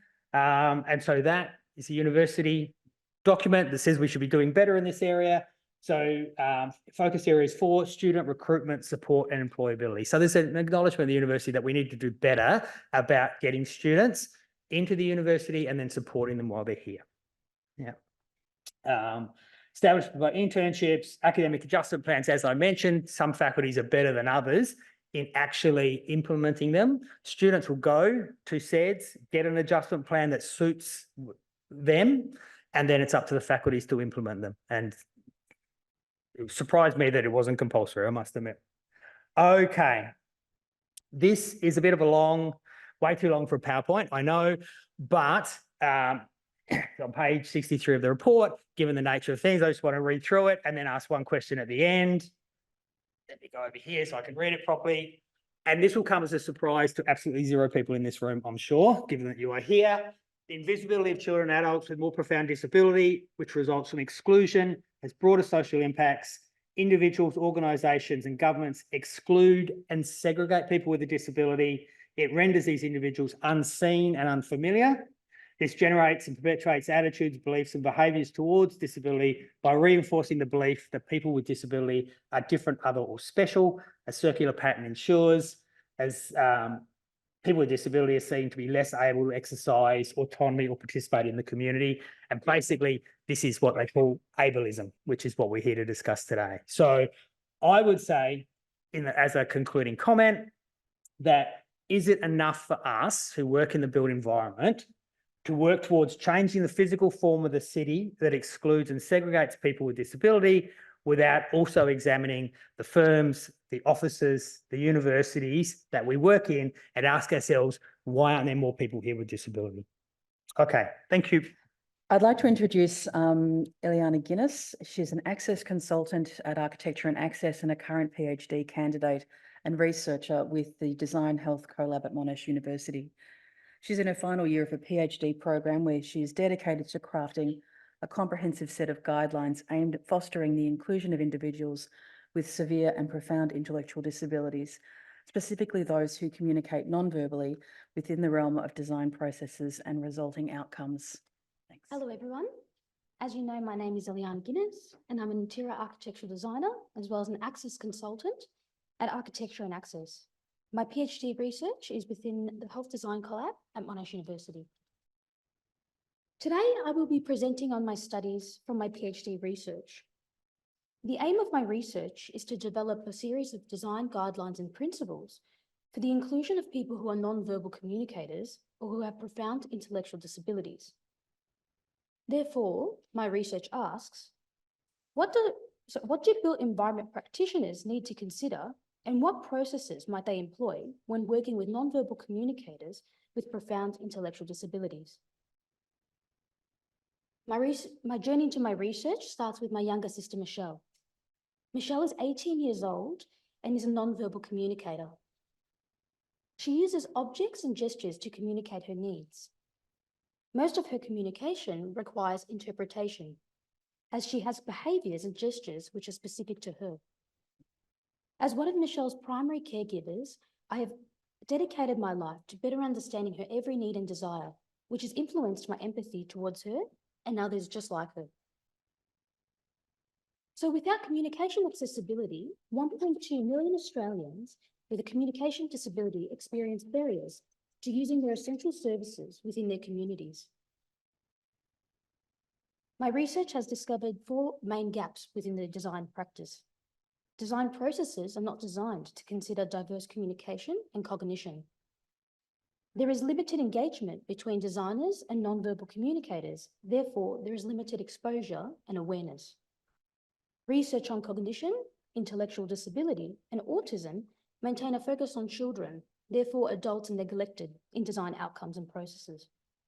There is limited resources for adults. Research focuses on mild to moderate intellectual disability, or what is considered level 1 autism. Therefore, there is limited findings on severe and profound. There are three main studies in my PhD research. The study I will focus on today is my intensive interaction study. Intensive interaction is a methodology which revolves around engaging with an individual by turning to their unique sounds and movements. It is characterized by active participation, whereby communication partner, in this case myself, closely observes and actively joins in the nonverbal communicator. The objective of this study was to employ an intensive interaction methodology which develops an understanding of the specific spatial requirements of people with who are nonverbal and have intellectual disabilities. The intensive interaction sessions involved a diverse sample group of 11 nonverbal communicators, comprising of 5 females and 6 males. These participants spanned from wide range age groups, from children to individuals in their early 50s. Each session was 45 minutes to an hour, including both the nonverbal communicator and their support network. A thematic analysis was employed to identify the themes and patterns that which emerged. These are the 4 main themes within my research. Spatial typologies, which refers to or encompasses various spatial considerations and categories observed during the session. Physical spatial qualities. These are themes which related to tangible aspects within the built environment. Emotional spatial qualities. These are themes centered around the well-being and emotional psychological aspects of individuals. And sensory spatial qualities, which is the multisensory experience and engagement. My findings from this research shed the light on the fact that nonverbal communicators benefit from a multifaceted spatial approach. A comprehensive consideration of physical, emotional, and sensory qualities was observed which supported the active engagement of users in their actual environments. As a result, the primary guidelines emerging from this research suggest that designers should carefully evaluate and integrate the physical, emotional, and sensory facets of space. Moreover, it is critical to determine whether these elements can be implemented in a temporary or a permanent sense. Features such as lighting, sound, temperature, and scent play a pivotal role in creating spaces for the diverse inclusion of people who are neurologically diverse. Some examples my research is able to implement on or give consideration for is the provision of safety features, including curtains, half walls, curved walls, which maintain a balance between safety and supervision, but also using non-restrictive measures to allow for the individual to express their independence and preventing from things like dangerous boundaries such as roads and water, providing a variety of wall finishes and floor finishes for individuals who rely on sensory touch and feedback, ensuring hallways and transit spaces contain homogeneous and low sensory concentration to allow people to concentrate while using direction and navigation, and streamlined design layouts which limit the number of doors and hallways to allow for maintaining consistency in spatial legibility. So just because someone can't speak doesn't mean they have nothing to say. I'm hoping the development of the design principles and guidelines will assist spatial practitioners in including people who are diverse cognition and communication so that they have more visibility in design processes and outcomes. Thank you. Our next presentation is by Anna Walker and Catherine Grant. Anna Walker is a registered occupational therapist, currently completing her graduate year at the Royal Melbourne Hospital. She completed her honours in 2022 at Deakin University under the guidance of Catherine Grant and Valerie Watchhorn, focusing on how sensory rooms are used by autistic people and their supporters. Anna has always had a passion for accessibility with the built environment, and she hopes to explore this further as her career progresses. Catherine Grant is a registered occupational therapist and ACAA accredited access consultant. Catherine works at Architecture and Access as one of the managers of the Melbourne team, and her work involves consulting on a wide range of projects from large hospital developments, schools, residential projects and sports pavilions, ensuring each project achieves the greatest level of access possible for all users, but especially people with a disability. Catherine completed a master's degree in public health, specialising in health and the built environment, and is working with the Deakin University Occupational Therapy Honours Program to develop evidence regarding access in the built environment. Thank you. Thank you. Yes, thanks for those introductions. So we're presenting today on 3 studies that have been conducted over 2 years through Deakin University OT Honours Program. Valerie Watchorn, who presented earlier, is the principal research, myself, the associate researcher, and the students, Anna, and last year, Madison and Isaac were the student researchers, which have all now graduated. So, sensory rooms are becoming increasingly incorporated into public buildings, such as sporting stadiums, shopping centres, and universities, to increase the inclusivity and usability of these facilities. These spaces are promoted to autistic and neurodiverse people and their carers and supporters as a resource to assist in sensory regulation and enhance community participation. However, there is limited evidence to inform the design and management of these spaces. So this research included 3 projects from Deakin University Honours students completed this year and last year. This presentation will explore the experiences and perceptions of users, supporters of autistic people, and industry personnel on sensory rooms in Australian public buildings. Employing a mixed method approach, the project gathered data from 42 users and potential users, 11 designers, and 4 managers of sensory rooms via surveys and interviews. The quantitative data underwent descriptive analysis and the qualitative data underwent inductive content analysis. So what did we find? One of our main themes was that sensory rooms are positive for users. The prevailing sentiment among participants throughout the studies centred on the positive outcomes of using a sensory room. So many participants used the sensory room to take a break. This was reported to allow users to reset, regulate and recuperate and facilitate longer engagement and participation within a public building. Participants also found that sensory rooms were helpful and positive to their activity participation. This was represented as many people used the room to alter their sensory stimulation for the autistic person. Some supporters also suggested that they were experiencing a heightened level of stress when entering the sensory room. However, when they left feeling more relaxed and refreshed, thus suggesting that sensory rooms may be valuable to supporters in reducing the overall level of stress experienced when participating in community activities. In some instances, both the carer and the individual they support were reported to enjoy using the room together. This study also found that by using a sensory room, people were able to use the shopping centre or sporting stadium for a longer period of time. All sensory room users were asked if when using the sensory room, they were able to extend their stay within the public building. Of all of our participants, 18 reported that the sensory room extended their stay within the public building, 3 of which actually reported that by using the sensory room, they were able to extend their stay by over 90 minutes. Another theme that we found was wayfinding. So there's currently no publicly available data listing of where the various sensory or quiet rooms are located within public buildings around Australia. There is potential that the accessibility and usability of sensory rooms is limited due to the way they are currently being promoted.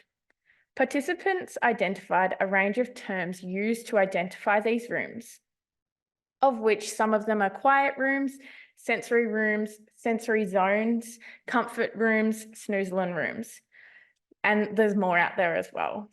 There are currently no guidelines regarding how these rooms should be promoted, and using the diverse terms may be creating challenges for potential users to find these spaces when they need them. The inconsistency of sensory room labels across different organisations likely creates a challenge for potential users to find these spaces. And when using an unfamiliar term, it may cause them to misunderstand the intention of these spaces or avoid them using them altogether. Further research with users of these spaces is needed to establish consistent and well-defined terminology for sensory rooms to optimise not only the predictability, but the accessibility. Additionally, the development of a registry for public sensory rooms is recommended to improve the ease of access for all users of these spaces. Thanks, Anna. So one of the aims of the research was to understand more about what people wanted in these rooms, what features they found enabling, and supported what they needed to do in those rooms. So some of the common findings across all 3 studies were around equipment. So the most commonly mentioned pieces of equipment were beanbags and fidget toys. There was a wide range of equipment mentioned, some very high tech and others very low tech, down to sort of colouring in and things like that. Furniture was also mentioned. Comfortable seating was welcomed by carers and parents of children with using these rooms. Also, a range of seating was mentioned, like wobble chairs, beanbags, large recliners as well. And also the environment, so the built form of the room. So it was reported by many users that it was better if these rooms were planned out from the start and not just something that was worked out later or tucked away and a room repurposed for these types of rooms. And in having a purpose-built space, many features could be built into them, such as the control of noise and acoustics has been mentioned before.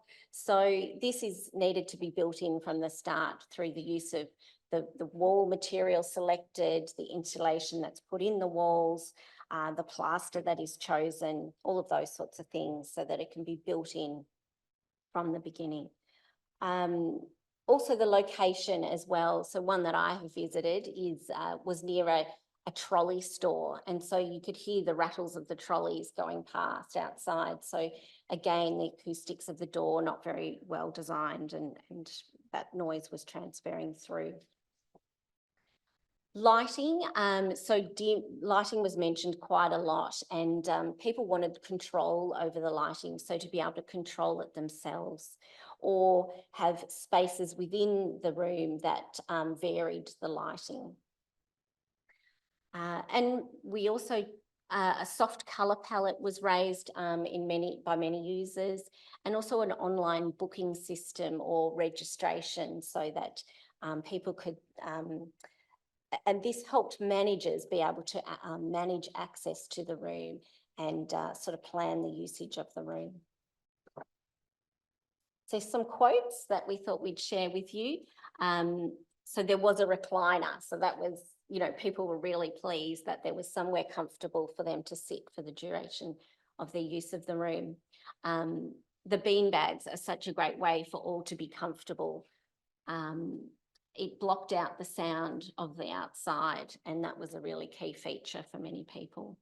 The room was large enough to suit many people without overcrowding, so the size of the room was also a factor.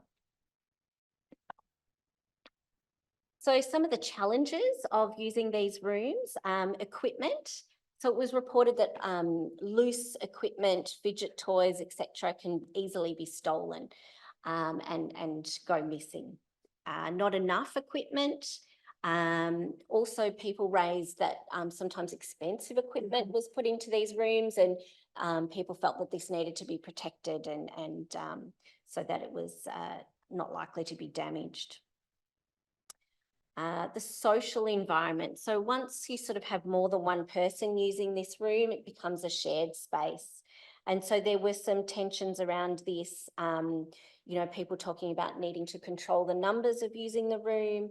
Some people felt conscious that they were taking the room from other people and didn't want that to be the case. And just sort of the, that tension of, you know, the more people in the room, is it really doing what it needs to do and having that calming effect? So there is that tension about the size and how we use the space. with others. There were some positives around that as well. In one of the studies, people found that they were able to talk to people and share their experiences and form friendships and share experiences about how they manage and use these spaces. So there were positives as well. Some people did report, sort of fear of aggressive behaviour or and this sort of with the equipment as well, having loose objects that they could be used as missiles or be thrown around the room. So there was some issues around that. And also was raised people inappropriately using the room for self-harm or other sort of drug-taking activities. So that was quite interesting.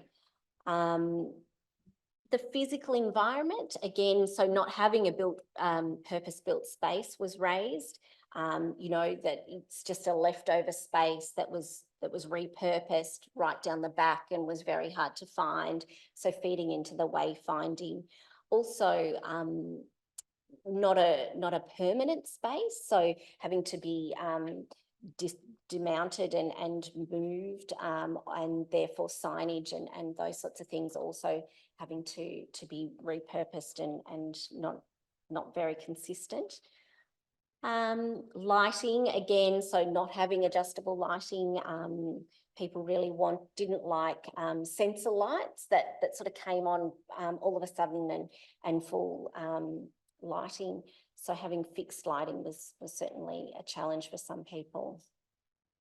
There was also the talk of the operation of the door around privacy, wanting to be able to lock the door.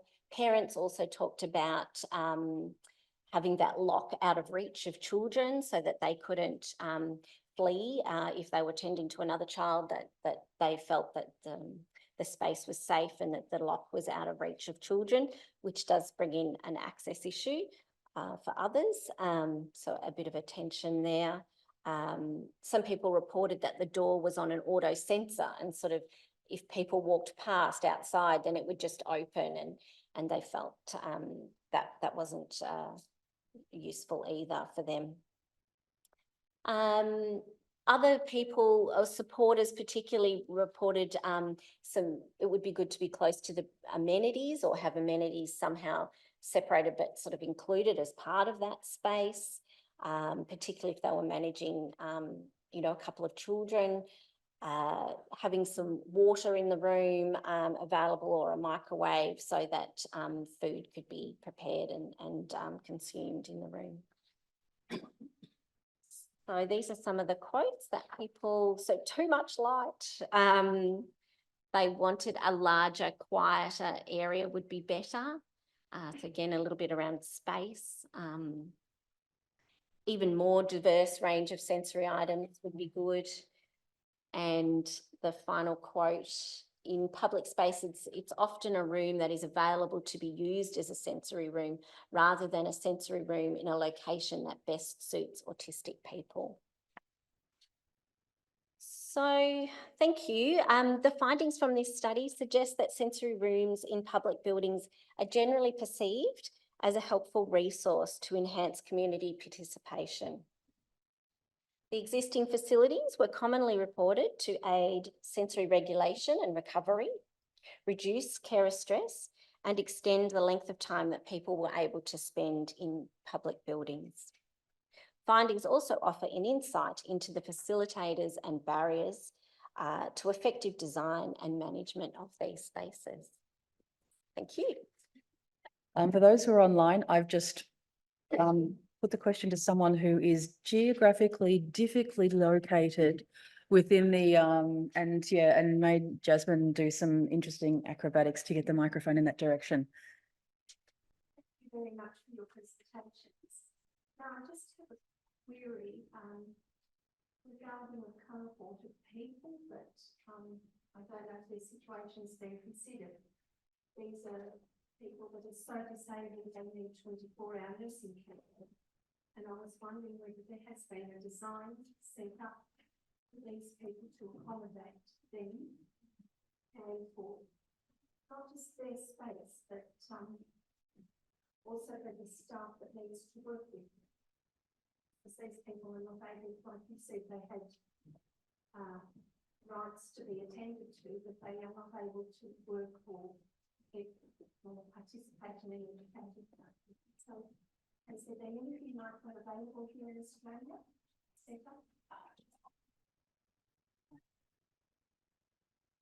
Sorry, can I confirm, when you say, Yep. sorry, what people are you specific, like, are you referring to people with, in hospital care?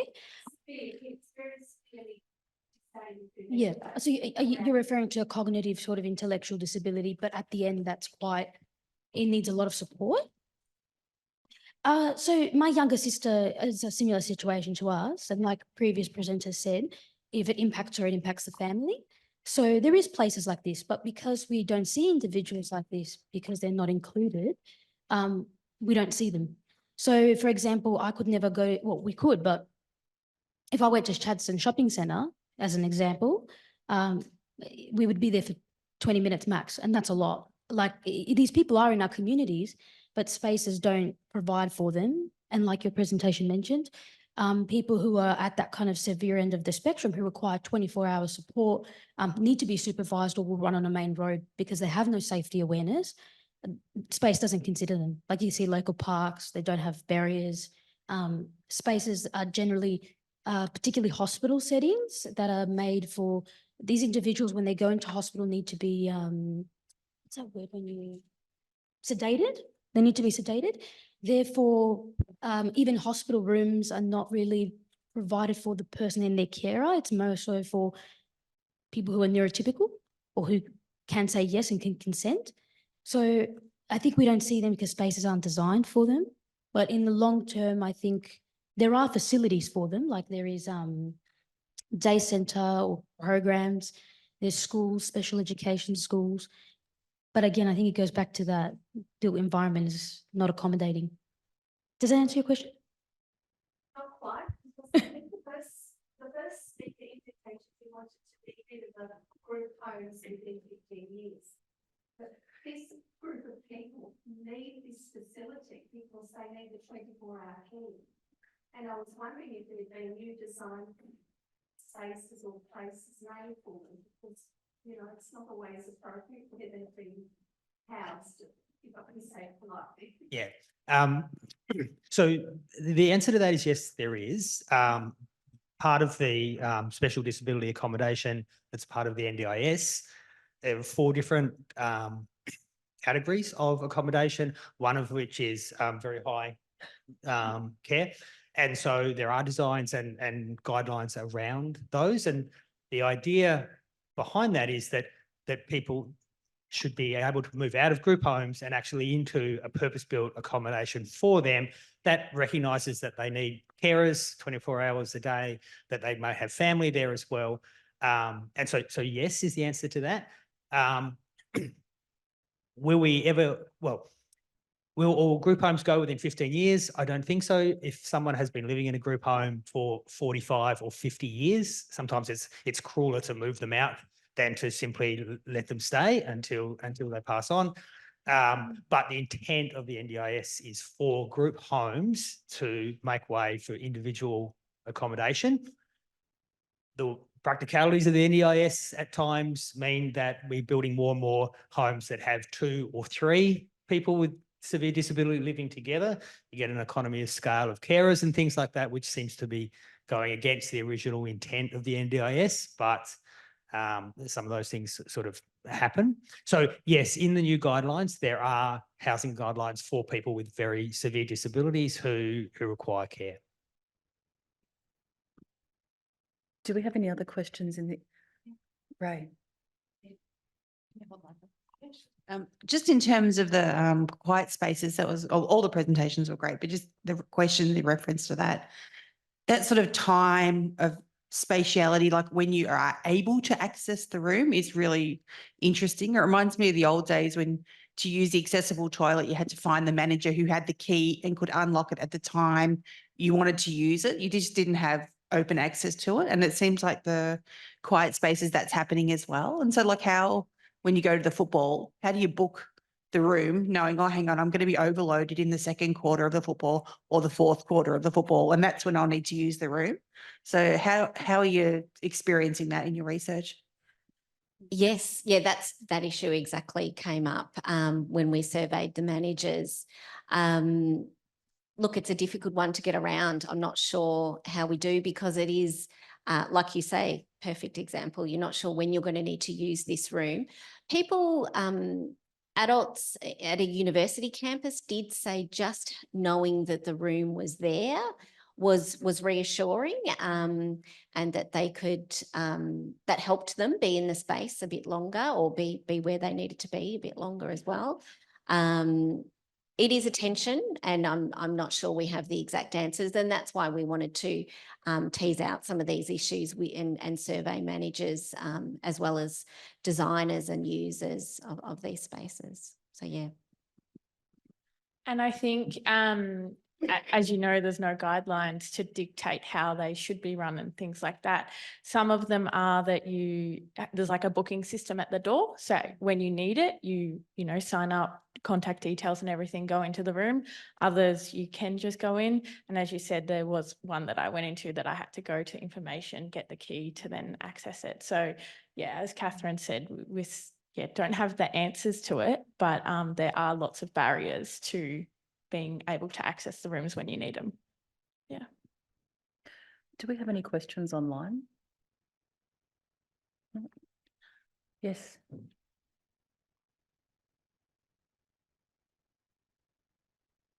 Touching back on that SDAs, sorry, I've lost that train of thought. How is it I don't like group settings. I like my space and I have my own kind of things. So how is it for individuals to access SDAs? Because it's very complex in that manner in trying to access it through NDIS. Sorry, I've lost the question I was going to ask there. Do you want to come back to it? Because I can. Yeah, I might have Okay, to. cool. I do have a question. I'm really interested in the provision of these spaces, and also that discussion about leftover spaces versus purpose built. We know that we don't have codes and standards that demand that there be so many of these things. What type of mechanisms for the providers of these spaces? What are their interests? Why do they provide these spaces? Yeah, good question. Look, I think it is around what we found, that people will stay in the space longer. So shopping centres are including these spaces in their design, and therefore we're at the shopping centre longer, and we can shop more. So there is that that reason. Other services are providing it more out of an altruistic, I can stay at the football game longer. I mean, by the length of time you stay, they're not getting any more gain, but they're providing a service knowing that they're helping families be able to attend. So yeah, look, I think there is gain for the people that are providing these rooms, but I think it is also providing a service that obviously is very useful for people, and people are using them. So they're continuing to implement them. Fantastic. How are you going? I think I've remembered it. So where I'm from, a lot of the SDAs that are purpose built are run by service providers, and they therefore require you to use their services. But I like multitudes of services, and it's very conflicting. So what is a solution a possible solution we can come up with?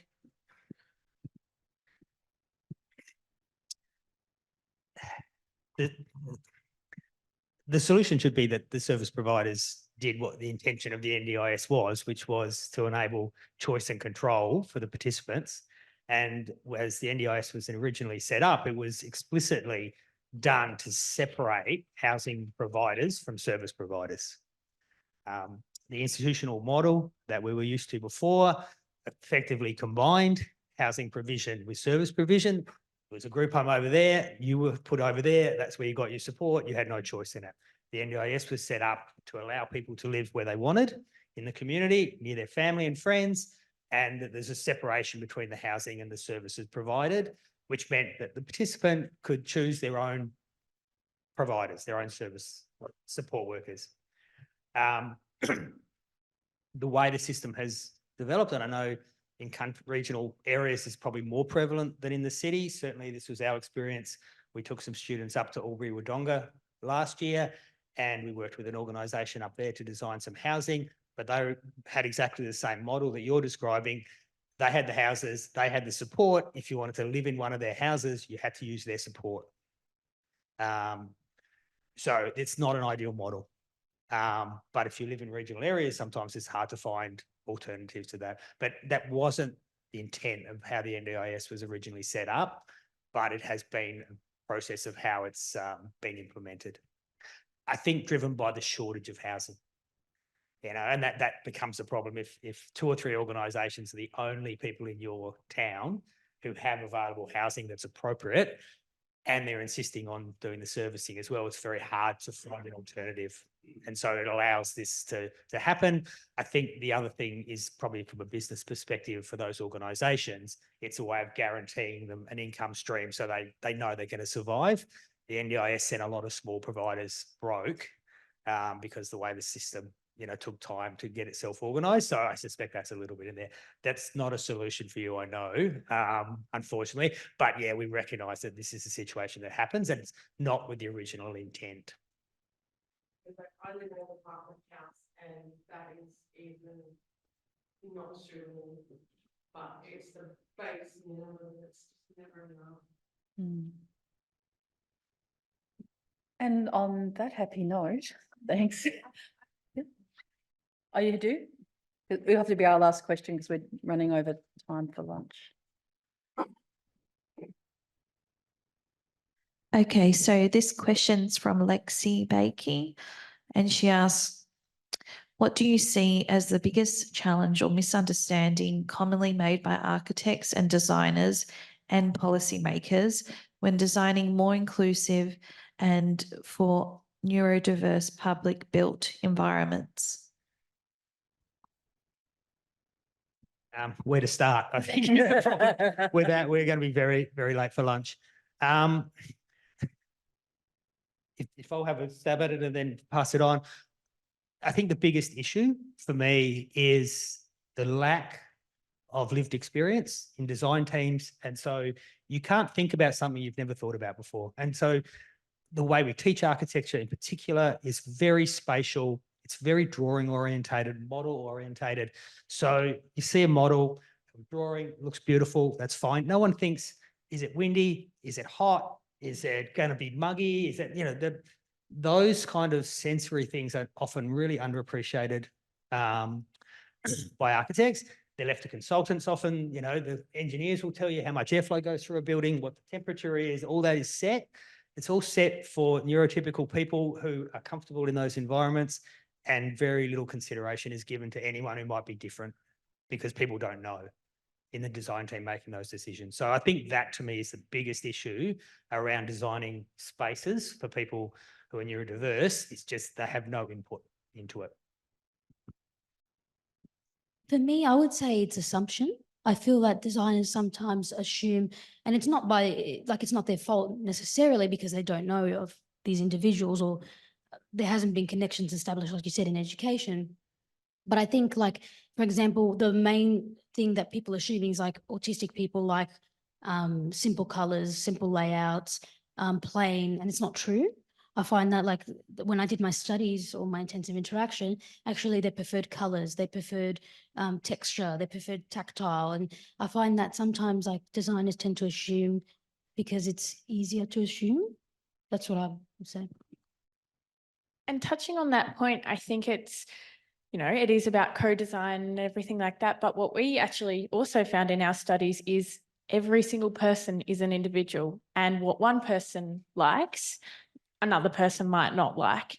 And, you know, some people use the rooms or the spaces to regulate, or some people need to, you know, increase the their sensory. Yeah, exactly. So I think that it is really about really getting to know who your targeted population is, getting them in, but being able to slightly modify the environment at the time to suit the people that are using the room in that moment.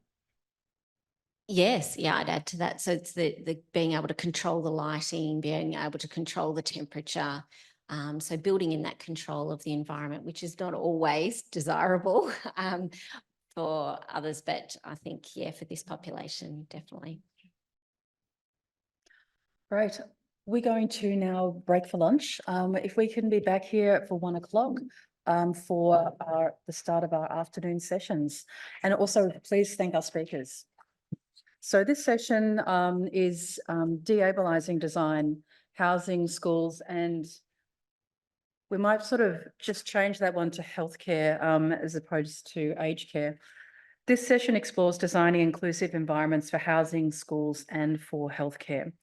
We're also returning to, so Andrew, in his flexible way, will be presenting from the previous session. So we'll also have a return to exploring a neurodiverse understanding of the built environment. So we have 3 presentations. The first, How Do I Get Outside by Belinda Seal and Aaron Davis, Inclusive Schools by Magdalena Slawinska, sorry, Magda. And Andrew Martell, so we can return to the conflict of interest, redesigning the studio and disabling the profession, the challenge and opportunity of ADHD. I think I need to have more sugar. So I would like to introduce people, Belinda Seal and Dr. Aaron Davis. So Belinda is a registered architect and access consultant with over 25 years experience in the design and delivery of enabling and therapeutic environments, along with accessible and inclusive design advisory services.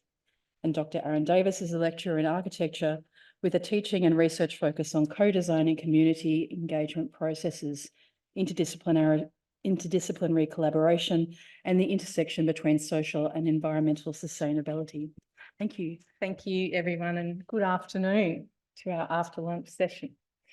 So this presentation will focus on, let me just go to it. Thank you. This presentation will focus on healthcare settings and inverting the program somewhat. Our focus is not so much on access into buildings, but rather on how to get out of them once you're inside. So I will start with some background on how a fairly ableist approach to design of healthcare facilities currently limits access to quality outdoor spaces and to nature for long stay patients. And then Aaron will outline some research on stroke rehabilitation environments conducted during the novel redesign project as a case study. So healthcare environments are designed to accommodate the care and treatment of people whose abilities may be impacted by illness, trauma, ageing, and disability. A lack of attention to inclusive enabling design may not only produce unreasonable impediments to access, but also impact the human health and well-being they are tasked to enhance. A quick look back at where we have come from shows that access to nature and outdoors in healthcare is not a new concept. And we've got a picture here of a sanatoria for tuberculosis at the top of the screen there. So Florence Nightingale campaigned in the 19th century for pavilion-style wards to provide better access to fresh air. And then exposure to sunlight, high altitudes and forested environments were promoted as key treatments for tuberculosis in the early 20th century, as you can see from this slide, impacting sanatoria design. We've got beds wheeled out directly from a ward into a garden space. As the 20th century wore on, of course, we had a lot of scientific advancement in germ theory, pathology, pharmacology, and a range of medical technologies, refocusing healthcare design towards infection control, workplace safety and efficiency. And now we have very tightly controlled environments with guidelines focused on hygiene, safety, security and efficiency. And many good reasons behind all this, but nature and outdoors have largely been shut out of healthcare. In his writing on why architecture matters, Christopher Day, an architect, noted, "In good health, I have taken my son to hospital clinics, but after sitting for hours in rectangular grid pattern, vinyl smelling, fluorescently lit overheated corridors, I felt only half alive." He's not alone in this experience. And Jan Golombisky's work on links between the design environment and mental health highlights for us the enormous influences which designers wield.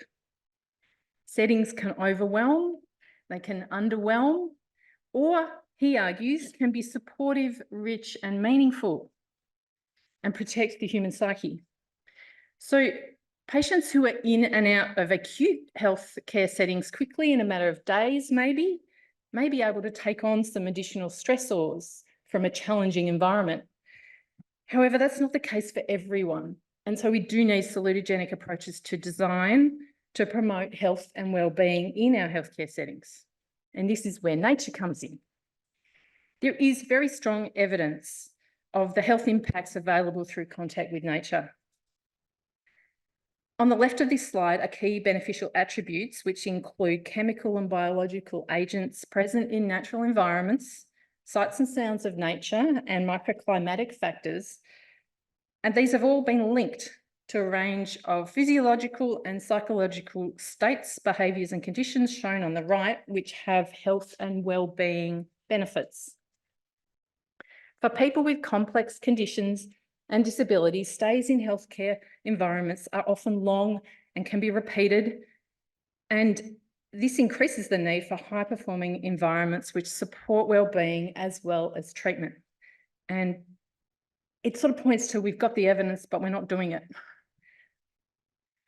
So moving into introducing our case study, stroke is among the top 3 causes of disability globally at the moment, with currently an estimated 101 million people worldwide having survived a stroke event. Recovery for survivors is assisted by directed therapy, requiring longer hospital stays than average. In Australia, stroke patients in rehabilitation in 2022 had an average length of stay of 28 days, 5 times longer than the average hospital stay. The impact of stroke can be broad, interrelated, and varies from person to person, with just some of them shown here. Researchers have also shown that many survivors in rehabilitation spend significant amounts of time inactive, lonely, and bored, which in turn impacts their rehabilitation progress. We know the design environment has a role to play in supporting stroke rehabilitation, however, it's often underutilised.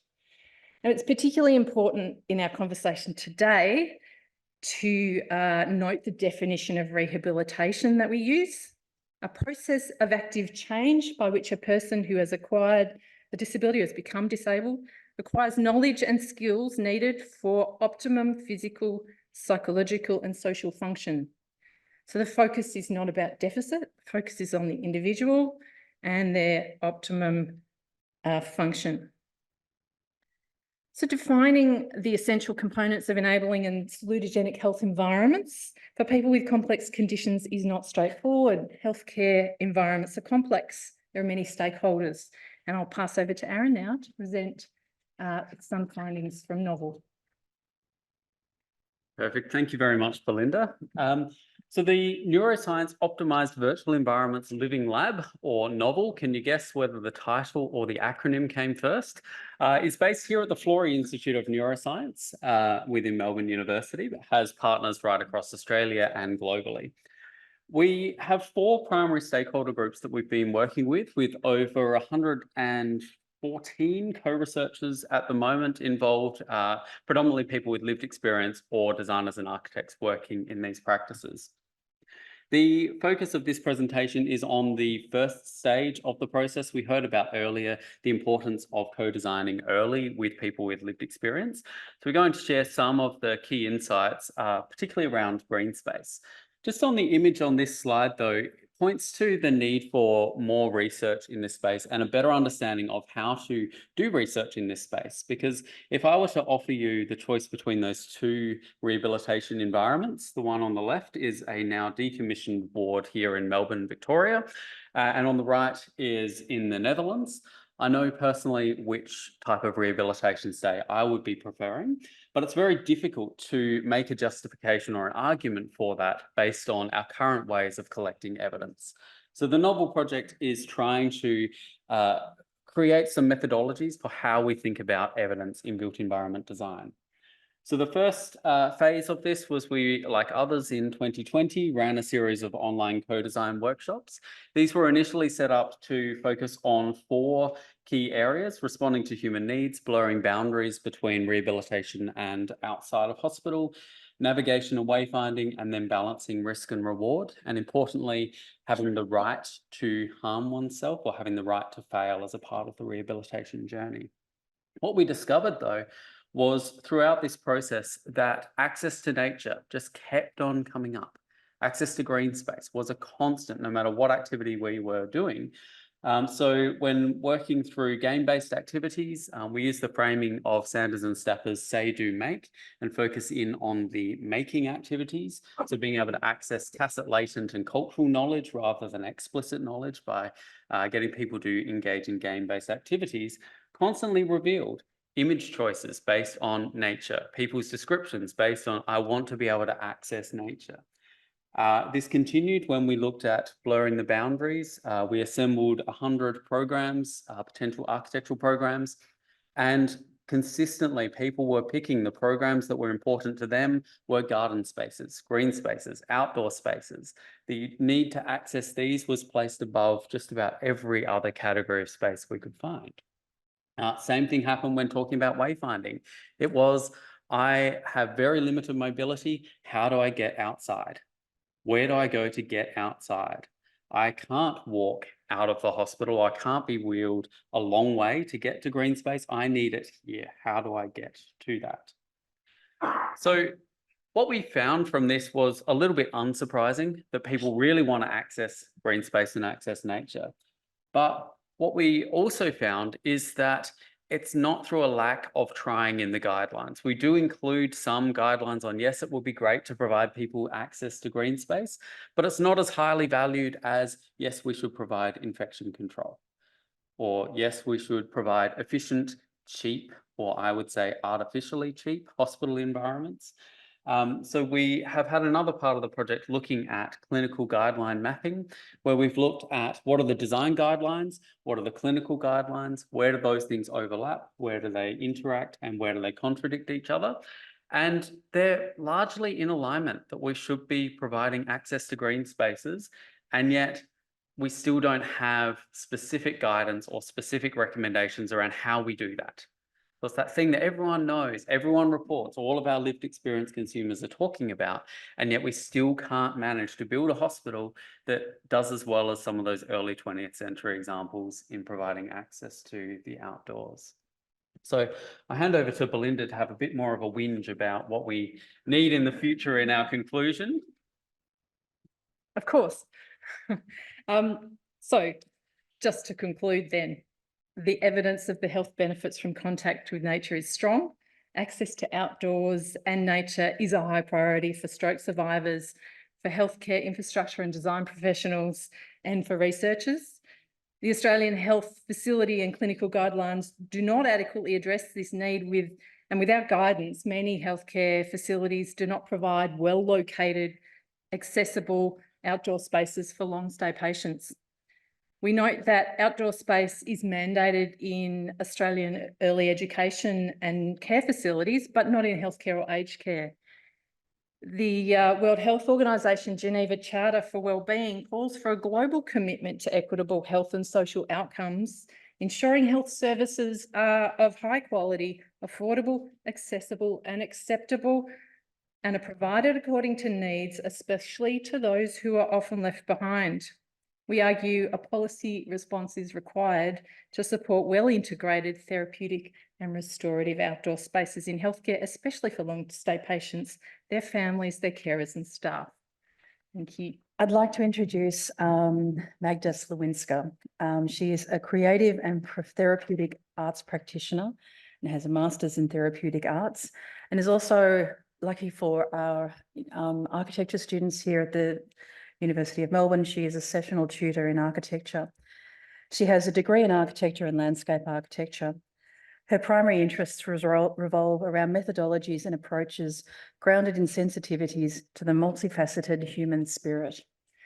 Thank you. Hi, everyone. Welcome to my presentation. I might just first go to some drawings that I've made of the Melbourne School of Design building. Some of you may not have visited that space. It's a building design in 2014 by John Waddell Architects, as well as a Boston firm called NADAAA. Yes, sorry. Is that better? Yes. I just need to sometimes look at the slides. Yeah? Thanks, that's better. Yep, awesome. And it's a building design for future designers, architects, landscape architects, and urban planners. And I think this is an important case study because buildings shape our environments. Buildings shape the way we think and vice versa. So I think it's important for future designers to acknowledge how important this building and similar case studies are. So I'll just flick through some drawings. These are watercolor sketches. The colors used are not meant to signify the reality of the space. It's what I felt was resonant to me. So for example, the red is something that draws my attention, and there's some colors that are quite realistic of the space, but most aren't. So just flicking through, this is the entrance to the MSD building. This is the interior space looking towards the library, which is full of glass, white interior with a lot of black elements. Moving forward, there's a lift and a stair on the left. Moving forward, this is a big atrium space with this hanging studio, which is called hanging studio. Lights that are hanging from the ceiling and a long desk. Some of the elements are quite angular, and some elements include this kind of steel netting. So just a reminder, these are not realistic drawings per se, but the colors represent my sort of sensations, and this is just a selection. It's not the whole space. I'm just going back to the front. I wanted to begin first with a little bit of research. And on the left, you see articles that were written about the Melbourne School of Design building, which I will refer to as MSD. And I'll just quote a few of them. And I'm sort of focusing on 4 themes: hierarchy and exposure, productivity, and sensorial neutrality. Its holistic singular vision is its greatest strength. Its spaces are, for the most part, generous and collegiate. This is an artifact of pure formalism and unabashed exhibitionism that is likely to become the photogenic fragment that represents the faculty. The second quote is about the atrium space, the main space of the building. Students take great delight in the idea that someone will always be looking out for them. The opposite take is that it is overbearing and could be mistaken as the school's central surveillance center. We see the future of education influenced by the economy and the internet as a scenario in which you no longer need to have a desk to do successful work. Its atrium shuns obtrusive balustrades for playful steel netting, allowing the natural ebb and flow of human movement to become uninterrupted. The generous galleries that circumnavigate the space are equipped with quirky seating and collaborative work tables. And finally, the material palette is sophisticated and somber. Now, on the right, this is in conversation with those articles, is research relating to trauma, as well as research relating to different modes of representation. We come to know the world holistically in many different ways, but only some of them are recognized as valuable. The myth of utility maximizing and the rational strongly informs wealthy Western patriarchal culture. A bottom-up process that engages a bodily way of knowing is different from top-down cognitive analysis and has the potential to decolonize the body from normative Western thinking. People who experience trauma may encounter a flight or fight response due to high levels of stress, and often feel like they have little power to change their environment. They tend to seek small enclosures that afford a sense of solitude, privacy, and safety. And therefore, predictable boundaries is an important element of trauma-informed care and for creating healthy relationships.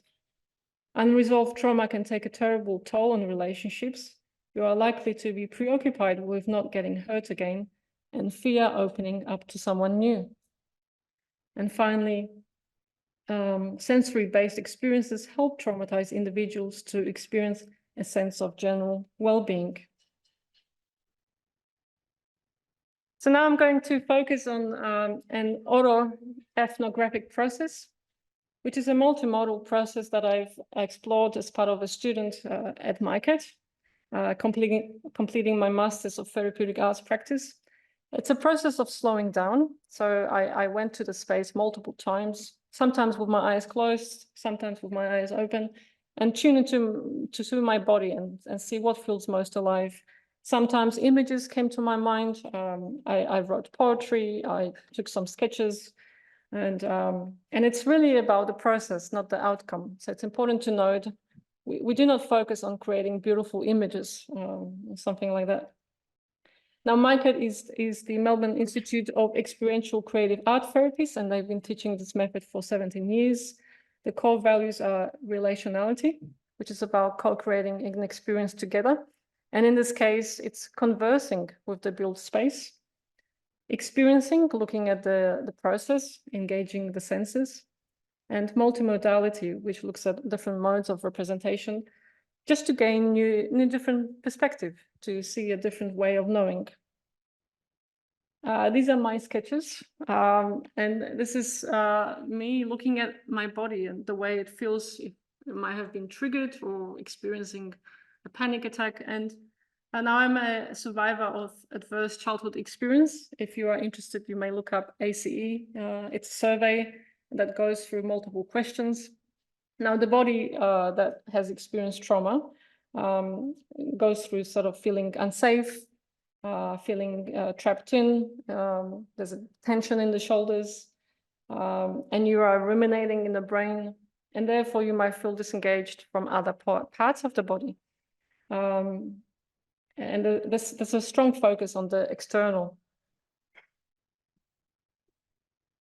Now, talking about the space, it also brings to my mind some sort of feelings of vulnerability, because I teach at the School of Design, and I've also experienced trauma. So it's important to note this as well. It makes me feel exposed, and I'm curious who will be able to sort of resonate with this, and how will the rational and the serious authority figures react to this.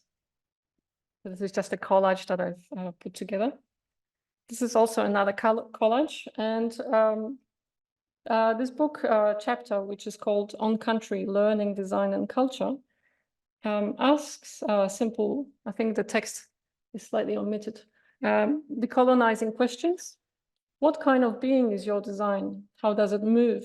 What color is it? What does it say? So in thinking about the MSD building, the colors that came to mind are red, which stands for powerful, eye-catching; blue, sort of cold, industrial; black, which is polarized and serious; and white, which is the clinical and numb. And some of the images I've put together, which kind of came to my mind as I was in the space.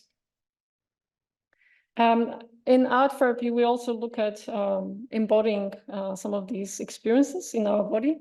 So I collected different types of fabric, and this is in relationship to this particular detail in the space, which is the steel netting. And it was important for me to engage with this and see how that feels in my body. And I felt quite a lot of tension. It felt painful, tiring at times, and forced.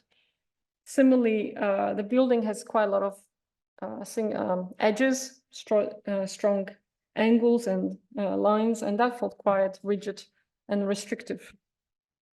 Moving on, you can see those images. This is the entrance which I mentioned before. The steel shards, which is this kind of Okay, can you see my pointer?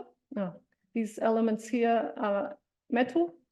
To me, they kind of feel like they could be falling down any minute. This is the black glass facade.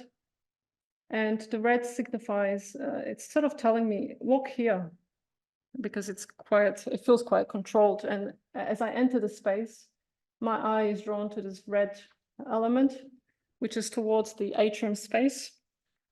And as I walk through the space, I encounter this element, which I mentioned before, has a lot of white surfaces and a lot of lines.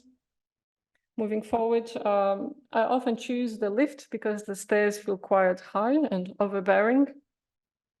And as I enter the space, again, my eye is forced to look up, and the details which I mentioned earlier. And to conclude, I'm just going to read a poem.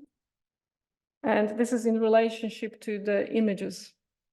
So I would encourage you to maybe close your eyes if that feels comfortable, and just to resonate with the words and see how that feels for you. Inside, I crane my neck up.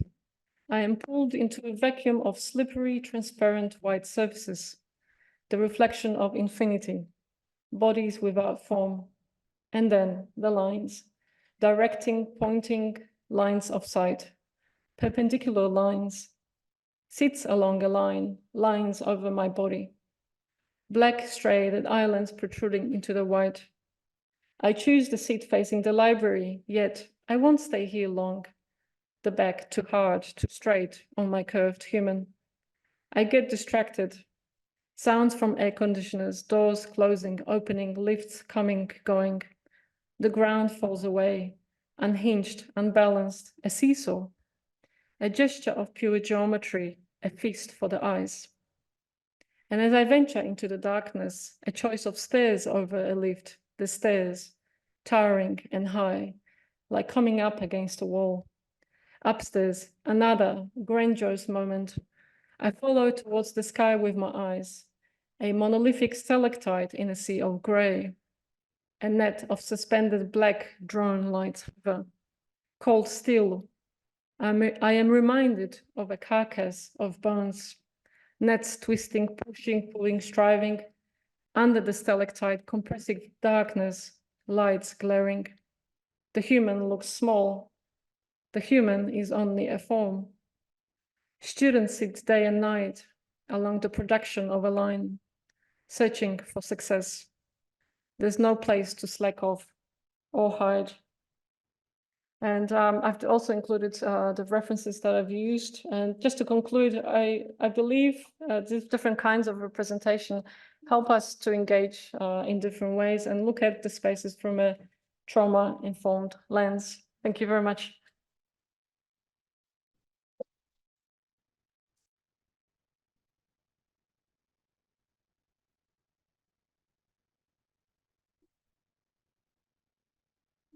Okay. Our final presentation, Andrew Martell, with the presentation from earlier, redesigning the studio and disabling the profession, the challenge and opportunity for ADHD.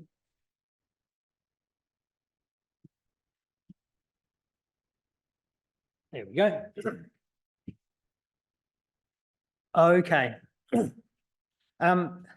So I'm going to talk a little bit about our design studios and how we teach, and about the title suggests, the challenges, but also the opportunities of thinking about neurodiversity amongst our students.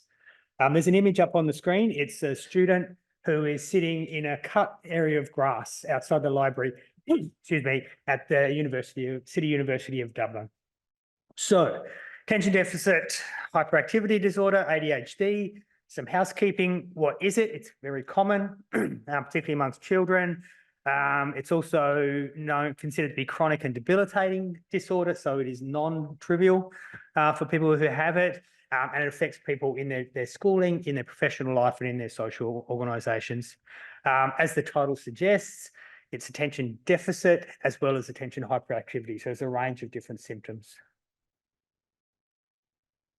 How do we diagnose it? The World Health Organization has Adult self-reporting diagnosis kit, which is essentially, how many questions are there? 18 questions. And there's a short version that has 6 questions.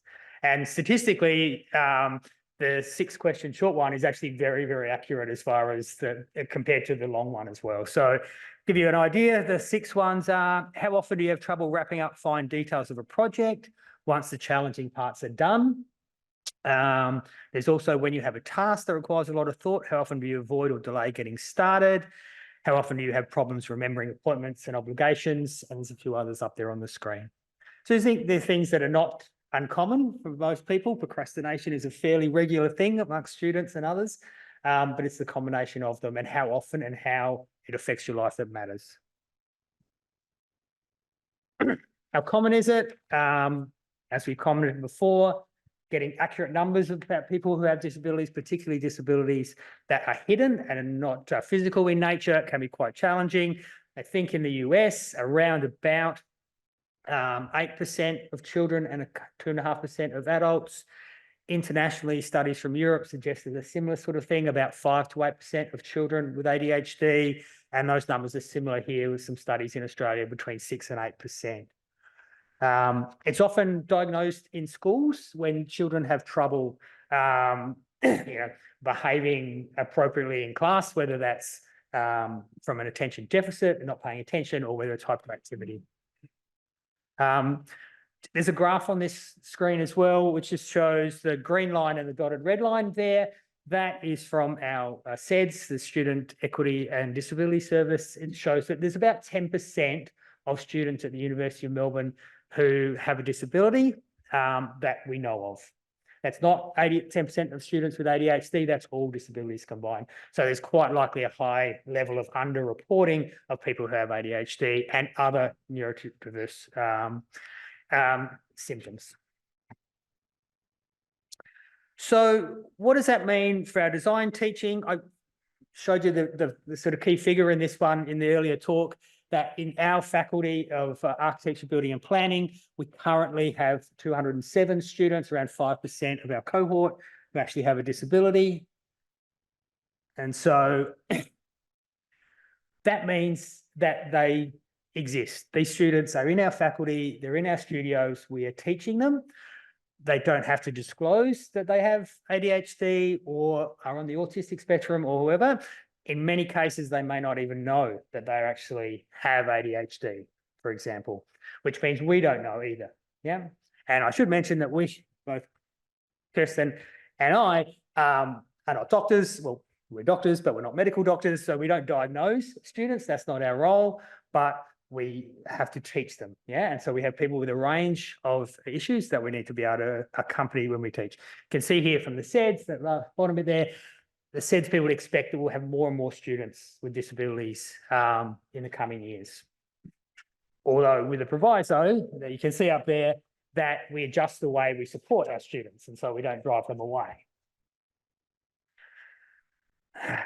So remember, design students, next one. There we go. Sorry, lost my place. So, design training. Critique of studios is not new. It's been going on for a long time, for probably 100 years. Certainly, there's some really good work done in the 1980s, which is 50 years old. Some of this work that I'm going to talk to you about today stems from some of the work that Naomi Stead and her colleagues out at Monash are doing, some really great work on design studio teaching in general and its effect on the health and well-being of all students who are part of design. But it's rare that it actually focuses too much on students with neurodiversity. It tends to be looking at the whole of the student cohort. So what are a couple of the things? It's an image up here on the screen of a student standing in front of all his design work with a panel, blokes in front of him, judging him and asking him questions and doing things. Very common way that we do things. That's the crit that happens at the end of the semester. Some of the key features of design studios are ideas around gatekeeping. Yeah. What does an architect look like? What do they do? Yeah, what skill sets do they have, sort of thing? And are you cut out to be an architect? Yeah, that stuff happens. And partly that happens around this idea of hidden curriculum, or we like to talk about hidden competencies. Yeah, so often unspoken, but like a proper architect will have this ability. A proper architect will be able to do this. Proper architect will be able to work these ones. Yeah, so it's unspoken, but it's hidden. You can see some quotes there from various ones.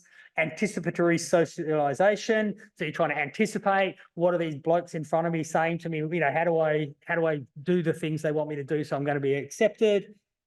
We heard in the last talk, or the idea of valuing the process over the product, which is not something that happens. We'll see that in a second.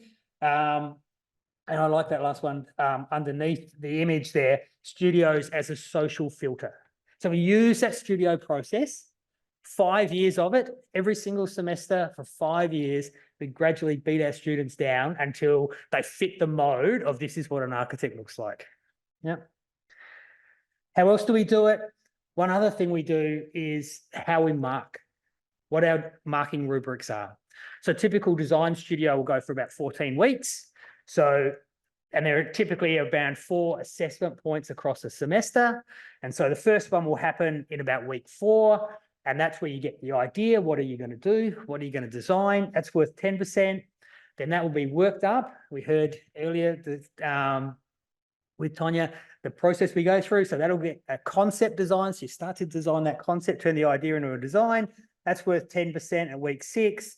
Then work on those designs, work them up, put the doors in, where are the toilets, all those sorts of things start to go in. That's week 9. That's worth another 10%. Then the last 4 weeks, you're expected to work 24 hours a day pretty well, and you come together and you end up with, as this guy up here on the screen, a full set of drawings and everything that you then present. And that presentation process and those drawings are then worth 70% of the marks for the semester. So you can be in the semester for 10 weeks, working away, doing all that preliminary stuff, and you've got 30% of your marks. And if you can't follow through in those final 4 weeks, then you fail the semester. So if we remember some of these questions that we looked at before about who has ADHD and who doesn't, you look at that first one, how often do you have trouble wrapping up the fine details of a project once the difficult stuff, the challenging thing is done? And we find that it's very common with some of our students, particularly ones we find have failed 2 or 3 times. They start the semester really keen, they're great on the concept, they do all that stuff, and then they fade out, they start not coming to class, they don't end up with a drawing set, they fail at the end of the semester. Yeah. So the way we teach actually penalises people for that, and so there needs to be alternatives. Okay. So if we were going to do an alternative approach, what would that look like? Lots of different varieties, lots of different ways you might go about it. But I think here are some of the things that we need to start to do more than what we do at the moment. One of those is value the creativity, innovation, and problem-solving skills we know people who are neurodiverse have that are different from people who are neurotypical. Another thing, we heard about this right at the very beginning, our talk today, the very first talk we had, and it's come across a few others as well, is to value understanding of the sensory environment of a space. And again, we know that people on the autism spectrum, people with neurodiversity are often incredibly sensitive to noise and heat and vibration and those things, and they can see. They know a space is going to be noisy. Well, they know a space is going to be cold or too hot when they walk into it. Yeah. And that's a skill that we want our students to be able to have. So we should value that. And as we mentioned before, valuing the process as well as the product. So why is the drawing set worth 70%, whereas the ideas, the concepts, the thinking only worth 30? Yeah. Studios also need to be able to accommodate a much wider group of people to come in to assess, advise, and assist students. So we would typically get architects to come in. Sometimes if you're doing a project, let's say it's designing a hospital for the students, you might get some health people in to come and advise the students, but typically it's architects who'll come in at week 4, week 6, week 9 to do crit sessions. We need a broader range of people to come in, not just architects, but people with lived experience to come in. To do that, as we've heard, it's hard because it takes time and it takes money that we don't normally allocate to design studios to be able to assist people to come in. Does their support worker have to come in as well? Do we need to pay people to come in? Those things are not typically done. Note also here, the role of the AACA. Architecture universities and architecture schools need to be accredited by the accrediting body. How we teach, what we teach, how we mark gets assessed, and we get accreditation or we don't. So if we want to change the way we assess, that recognises that a portion of our students will have neurodiversity, that needs to be approved and needs to come through. So we need the AACA to work with the universities to actually make that possible. Yep, because without accreditation, our students can then no longer go and work as architects because they haven't got an accreditation. Okay, so what are some of the consequences? There's another image up on the screen now. It's a female student. This time she's in front of all her work. And again, there's at least one female in the room, but the other 5 guys there are all sitting there and talking at her and you know, asking her questions about her work. She looks like she's in a very defensive position. Pete, I stole this off your Instagram. I think it's Yale, that one's going on. What are the consequences for city design, for public space design, for the design of our environment if we don't have people with neurodiversity as part of our design teams? Well, there's continued discrimination and exclusion, which in itself is a bad thing. But we also have a lack of diversity and lived experience in the designers that are designing our spaces, which we've already sort of commented on when talking about co-design and those sorts of things, that actually having people in-house is so valuable. And we continue to get really poor design outcomes. It's a little difficult. The font size has jumped around a little bit when it's come across, but it's an English organisation who did, I can't see their name now because it's on the bottom of the screen, who did a survey 2 years ago, and they surveyed 1,000 people who were office workers who were neurodiverse and 1,000 office workers who were neurotypical. And they found, amongst other things, that 20% of the neurodiverse cohort had rejected a job that they could do because they knew the office environment was going to be terrible for them. And a further 15% had started a job and then quit because their office environment was no good for them. They couldn't concentrate, it was too noisy, it was too cold, et cetera, et cetera. So we continue to get poor outcomes. We don't have people with lived experience part of the design team doing that. You can see there's a quote. This is the a UK student survey quote down the bottom, which is from Naomi's paper. A worrying landscape of stress-related illness, shocking toll of mental health and the next generation of architects. That's all architecture students, not those with neurodiversity. So this, you know, these are not great environments sometimes to teach in. Then there's the small matter of the fact that we have legal requirements in this area, and it's not really just about, well, wouldn't it be nice if we made some adjustments so life was a bit easier and our students didn't fail 2 or 3 times because they were neurodiverse. And so the university has legal obligations under the Disability Discrimination Act, sections 22, 23, 24, 32 and 37. The Disability Standards for Education Act 2005 specifically states, educator and provider must take responsible steps to ensure that the student is able to participate in courses and programs provided by the educational institution and use the facilities and services provided by it on the same basis as a student without discrimination. And of course, there's the non-trivial matter that we are a signature to the UN CRPD, which we've mentioned earlier. Article 24 of the convention explicitly talks about education.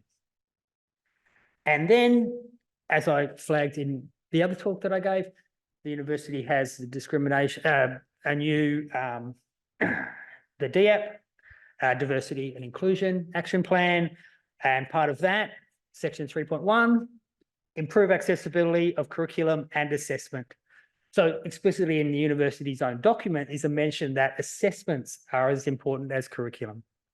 Yeah. So the responsibility is there for us. The benefits of doing it are clearly there as well. And so we probably need to get on and do it. So I will finish with this. There's another image up on this particular slide, which is a sensory pod from, again, this is from Dublin City University. And so they have a whole range of things at that university. They really have gone at this in a big way. But I'd conclude by just saying that ADHD and other neurodiverse issues are opportunities rather than costs for us. And so neurodiversity is part of being a human. And so as designers, we have an opportunity to embrace creativity and insight that neurodiverse designers have, and that they can bring to a neurotypically constructed world, which is where we live. Yeah. And that means challenging the existing teaching and hiring model that we have, that works towards the normalisation and standardisation of designers and who are designers. So thank you. This is for Belinda, and I'm sorry I didn't get your name. Along with Belinda there, but it was back to you using like the natural health greenscapes to nature and green spaces to help with healing. I'm from the country. I don't understand fully how do you create such a thing here in the city without it feeling too artificial, I guess.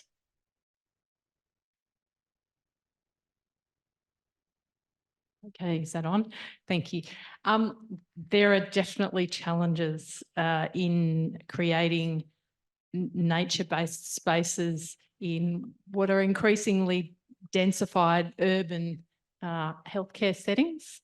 So there was a photo in one of the slides there of a couple of different facilities that I visited, both in regional locations and in inner city areas. And we find that things like rooftops are now needing to be used for outdoor spaces in new hospitals which are being built in, tight urban environments. It's a real challenge because those spaces can be extremely exposed, quite windy, exposed to the sun, et cetera, and so we do, the work is really cut out to try and get close access to nature in dense urban environments. But it's interesting that, in parallel, we've got pressures from climate change and the need to increase green in our urban environments generally. You see things like studies being done on trees and greening of our cities is generally being pointed to now as a good thing. And so it's about bringing that and integrating that into our healthcare environments much more closely. It's a challenge, but we need to find better solutions than what we've got at the moment. Yeah. I'll just quickly add to that. One positive is that the research does show that it actually doesn't take a lot, that any little bit can actually really have good health benefits. And so even things like wallpaper and pictures on the wall of nature, pot plants, things like that, actually can have benefits as well. It doesn't have to be, the full jungle experience sort of thing. So often in really sterile environments, even small improvements can actually have a positive sort of health benefit for people. I think just while you're going to that next question, just to add on to that, through the novel redesign project, we've established a series of 17 design criteria. And when you actually put access to outdoor environments as a requirement, it's amazing how the design innovation happens.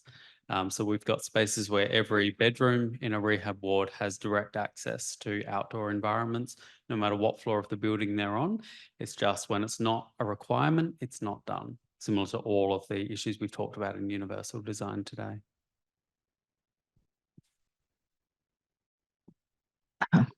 Thank you very much for the excellent presentations.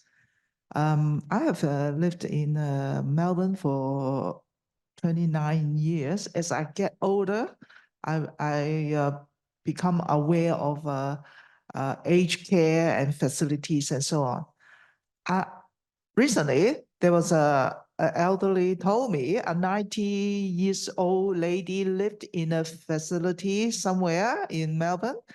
And she has to pay $620,000 to get a room with facility like a toilet, bathroom, until she died. She lived until she died. On top of that, she has to pay out of her age pension. I'm wondering about the connection between the architect and the actual building and the service provider, and whether elderly people were charged too much for a facility, aged care facility. So I wonder whether you have got any comments for that?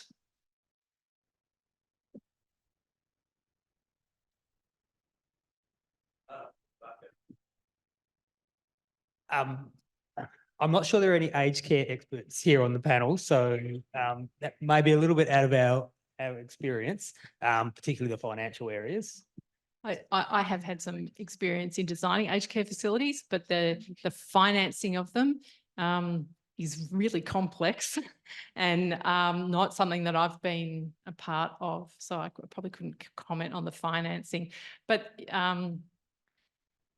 you know, there are concessional places available for people who don't have the means to pay, but you know, we also have a situation where we've got private providers as well as not-for-profits and the need for you know, them to earn their profits off aged care, which is another whole discussion, perhaps not for today.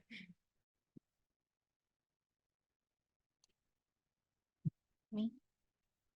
A question for the whole panel, but like the answers from industry versus education will be interesting. But how do you explore the often value-based and subjective definitions of the language of design briefs or rubrics? Because my experience has been that anyone can interpret them the way they want and say that's the right way. How do you going to diversify that through your practices? Does it make sense? Because did it work? Okay. I'm one of those ones that failed twice before I passed and deferred twice. So I think just to reflect on Andrew's point about the design brief and the weighting of different criteria, I think if we do reframe the way we conceive of design briefs and the purpose of design briefs and move toward performance-based briefing and those types of things with our students, I think we can go a long way to changing the way that design briefs are written. My own research work is focused on understanding and valuing processes and translating that to putting a dollar figure on investing in processes. So where I mentioned before about artificially cheap, it's about quantifying the cost of ignoring diversity and actually putting that as a line item, which suddenly makes ignoring diversity very, very expensive for a building. And I think if we, as Andrew was suggesting, shift the balance to assess our students on their ability to write a brief and to understand performance requirements over and above how pretty a building looks, we'll probably end up with a lot more buildings that are not like the Melbourne Design School, as was talked about, and that are perhaps more comfortable for a diverse range of people, as well as designed by a more diverse group of people that are not white, male, highly confident types that you saw on those slides. I think that will also change with time when those students who are just graduating with the neurodiverse experience and they end up in the workplace, they might start their own practices and want to come and teach.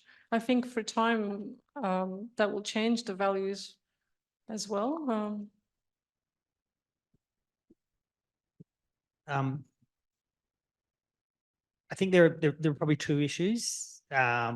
One that we sort of talked about is the lack of lived experience on the actual of the students and of the design team, and so getting that in, and so you know, creating those briefs that are more important. The other issue though is more structural one with the industry, and it goes towards contract types, in particular design, novate and construct contracts, where the initial architects are then novated across and begin to work for the builder. And so in those situations, I think we heard Tonya mention it obliquely earlier about it harder and harder to make money out of that initial stage of the thing, and it's not being valued. And because the builders have a much bigger say in design these days than they used to. So there's an issue about the competency of the architectural design team and to get better at that. But it's also a structural issue with how we build now with our contracts, that the builders don't have to you know, honour those design decisions as much as they might have in the past. Hi, Sharon here again. One of the things I'm hearing over and over is the importance to have a team that has lived experience with disability, with diversity. Now, I'm just interested is there a move to actually make this happen? I know in a university setting it's difficult because you have an interview, which is a process of exclusion. You start with a lot of people and you exclude them down until you get the round peg for the round hole. At Macquarie University, I led a team of 150 staff for a national service. Half of those had disability and half didn't. But the way that I achieved that, and the half that didn't thought they didn't, because I believe everyone has abilities and disabilities, but the way that I overcame it in that situation was to actually start everyone on casual contracts and to have a discussion, seeing what the job was about, seeing if this is something that they would like. We had 5 dogs in at one stage, I think, wasn't it, Ros? That, so to make sure they weren't allergic to dogs, etc. But to start, to give it a go, to see if it was comfortable. Are there initiatives such as this that you're trying to get your teams to be diverse? Because I think that's what I'm hearing as the answer.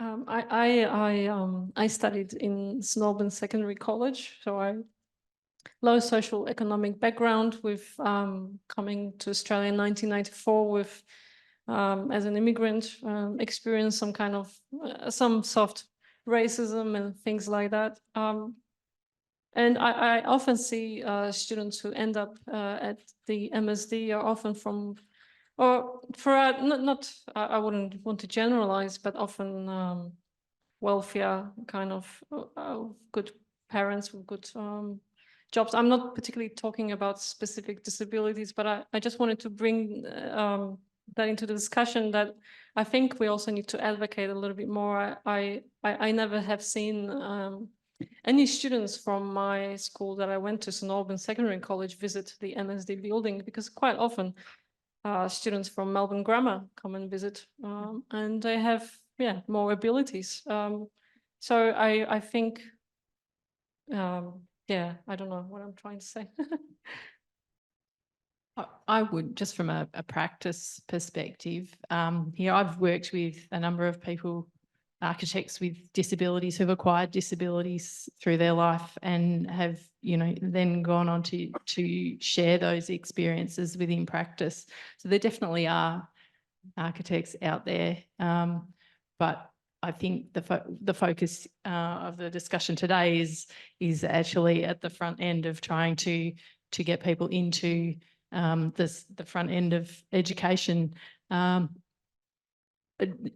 I suppose the other thing is that we have in the Institute, we've got a enabling architecture committee again, and we are trying to make as much noise as we can from within that committee to raise awareness of these issues. So there are a few positives there. But yeah, I think we've heard from Andrew, we need to do a lot more.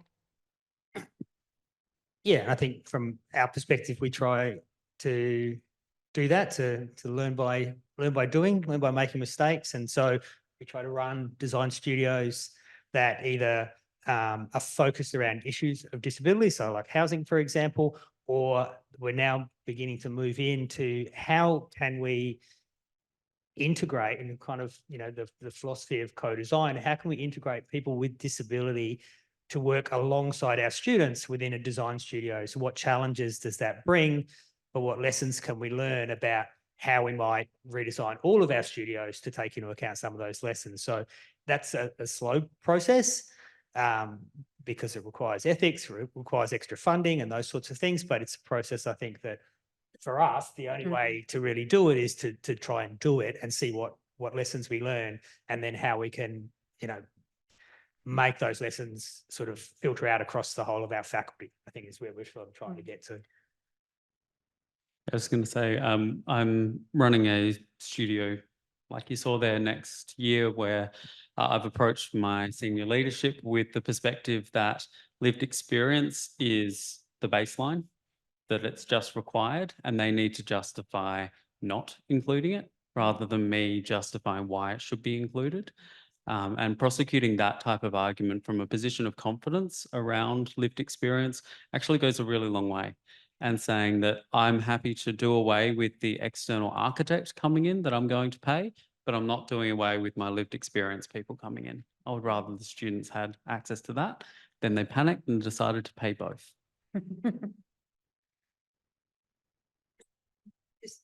Quick point, sorry. In the past, it's often been within design studios, there's been this idea that, well, if you can teach the students empathy, then that's a good step going forward. And that involves things like putting people in wheelchairs for half a day and telling them to sort of find their way around the campus, or giving someone a blindfold and things. We prefer not to do those sorts of things because empathy can only go so far, particularly if you can just stand up and walk out of the class at the end of the day. We would much rather have somebody who has lived experience and is in a wheelchair come in and tell the students, this is how much trouble I have getting around the university.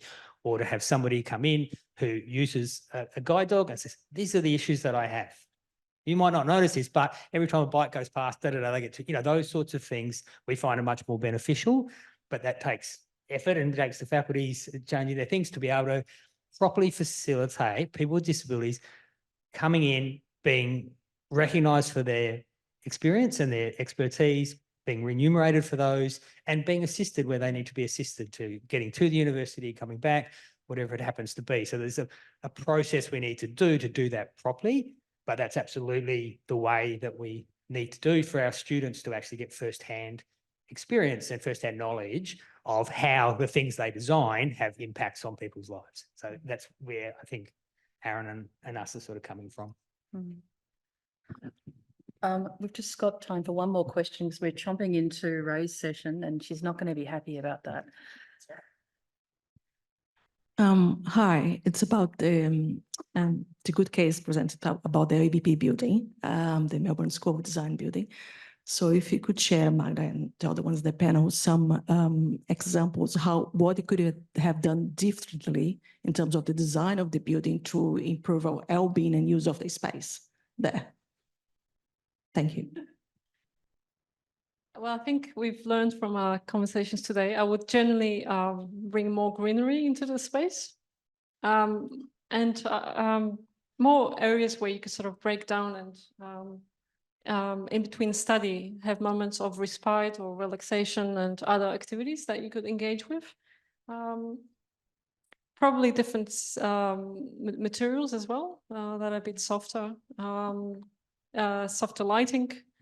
And maybe I would love to change the classroom as well, rather than this kind of lectern and teacher delivering towards the students. I would like to see students interacting in a more, rather than passive, more engaged, because I think we learn best where we can engage more rather than just listen. Yeah. All those things are based on experiences. And if the brief was written to a series of experiences rather than an Excel spreadsheet of spaces required, I think it would look very different. If you had, we want an experience for a person who is neurodiverse where they can go and feel quiet and calm, an experience of X, an experience of Y. If you build a brief from that, rather than I want a building that's going to win an architecture award, then you will probably end up with a much better building. Okay. There are a couple of online questions and I just wanted to particularly, I'll take 30 seconds, Ray, sorry. One of the questions is about, given the long pipeline we have of lived experience representation in public architecture, how can a client get architects to listen and act on accessibility needs? I think you also touched on this. There is the architect, but there's a long process in there. Often architects and designers treat accessibility as a special need for a select few and are resistant to it,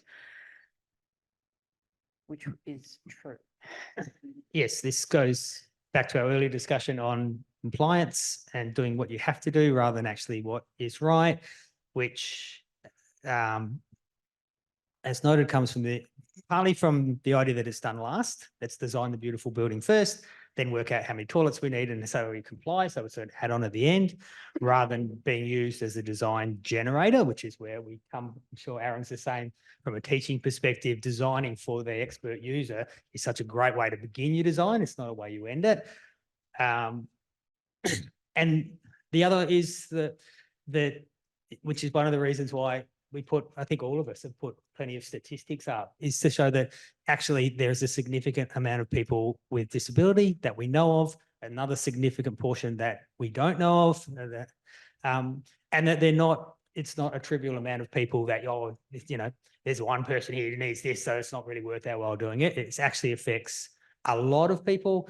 And I think we mentioned this in an earlier session, that if you design well for people with a disability, actually everybody benefits. So this argument that, it's a few modifications for a few is really an outdated argument that doesn't stack up.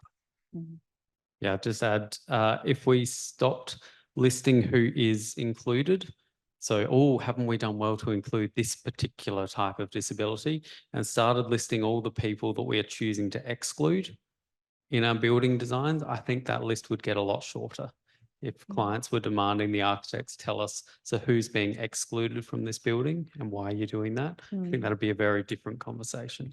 I think that's also something that came from the previous session, where you do have spaces that have those sensory rooms, and that it is a client-led or an owner-led decision. Because there's that argument about waiting for things to be codes and standards to be implemented so it becomes law. But then if you've also got that interest where people will want to come and spend time in my spaces, or I will choose to go somewhere because I have these facilities available to me. Or I can just get into the building for a start. So it's, yeah. But I think, it also means that, we need to be rethinking about education. Okay, please thank our panel, and we will start our next session shortly. Hi, so welcome to session 4, de-ableising theory. My name is Raylene West. I'm the moderator. I'm a research fellow here at Melbourne University. Just want to do 2 plugs first for 2 pieces of work before we start on the great presenters here. Micheline Lee from the university's law school has done a fantastic quarterly essay called Lifeboat. If you get a chance to read it over the summer and get a copy of it, it talks about built environment, but also the evolution of disability studies in the NDIS, but her personal lived experience as a person with a disability. So I encourage you to follow that up, and not promoting Audible, but you can get it for free on Audible, and you get to hear her reading it if you listen to it on Audible. And also last night for International Day of People with a Disability, Natalie Wade gave an excellent talk that included a focus on accessible housing design and her lived experience as well. And that was on ABC on Channel 2, but you can follow her on iView and get it at any time. So it goes for an hour. It's quite heavy content and deep, sort of in terms of her content or the technical detail she brings to the content. But that's worth following up. Okay, so today, this session will explore alternative research methodologies related to the needs and aspirations of wheeled power mobility device users, as well as questioning the historical legacy of critical disability scholarship. So I've got 2 big brain speakers here today. First one is Peter Reisbeck, Associate Professor of Architectural Practice at the Melbourne School of Design here at university. Since 2006, he has taught architectural practice design, activism, and contemporary architectural archives. His turn to disability studies architecture is a result of his own lived experience of disability. In September of 2018, he was diagnosed with motor neuron disease. He currently sits on the board of the MND Research Collective, a national group of medical researchers working across the MND research landscape. He's a registered architect and sits on the committee of the Australian Institute of Architects National Committee of Gender and Equity. His books, Architects, Sustainability and the Climate Emergency, A Political Ecology, was published in November 2002. And our second speaker, I'll just introduce them both now. Lauren Pico is an interdisciplinary scholar researching cultural histories of landscape and knowledge production through and with disability. Currently a lived experience research assistant at the University of Melbourne's Assessment and Evaluation Research Centre in the Faculty of Education. She has also coordinated Melbourne School of Design graduate research methods workshops in 2019. Her research has been published in Planning Perspectives, Heritage and History Australia. So handing over to you guys. Thanks. Okay, I think I was worried that we would both have long presentations, but I understand that Lauren's presentation is much shorter, more succinct, and no doubt more insightful. I want to talk today, this one's called Becoming Happy, in exploring new research methodologies for wheel-powered power mobility device users. And it's a co-authored paper between myself, Peter Raisbeck, our wonderful PhD student, who some of you may know, Panita Thakur, and Associate Professor Kate Trevelyan, who's also the other co-supervisor. And we're all at the Melbourne School of Design. So what I want to do is to use the pilot study, and I was actually part of Panita's pilot study, to explore some theoretical frameworks that might suggest new trajectories in disability studies related to the built environment. Strap yourself in for some French philosophy and theory. So we'll go intro to the study, my role in the study, the context of the thesis that Panita is currently undertaking, and issues of happiness, the pilot study and the data gathering technologies involved in that, how the data was then mapped. And then I want to talk about, given all that data, how we might then interpret it and what kind of lenses we might use to do that. And I want to talk about different frameworks of power and what happens if we abandon the idea of power as a sort of analytical framework. What might be some of the other things that we might become thinking about? And then we'll go deep into the wonderful world of French theory, and we'll talk about Deleuze and Guattari's concept of becoming animal. We'll then go back, revisit the data mapping, and then at the end, I'll talk about ideas of happiness versus, and my own self-reflexive experiences versus the idea of becoming happy or becoming disabled, controversial as that might sound. So firstly, a disclaimer. I am, of course, deeply embedded in this study. Not only am I a supervisor, but I was also a participant. So I guess in a way in this talk, I wanted to self-reflectively disentangle myself from that and maybe in another way entangle myself up in it.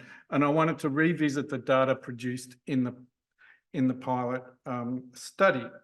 So as co-supervisor, this exploration is an offering to my other co-supervisor and also in a way an offering to Panita as food for thought. And I think that's really important, just throwing it in the mix, and then Panita can think about these things.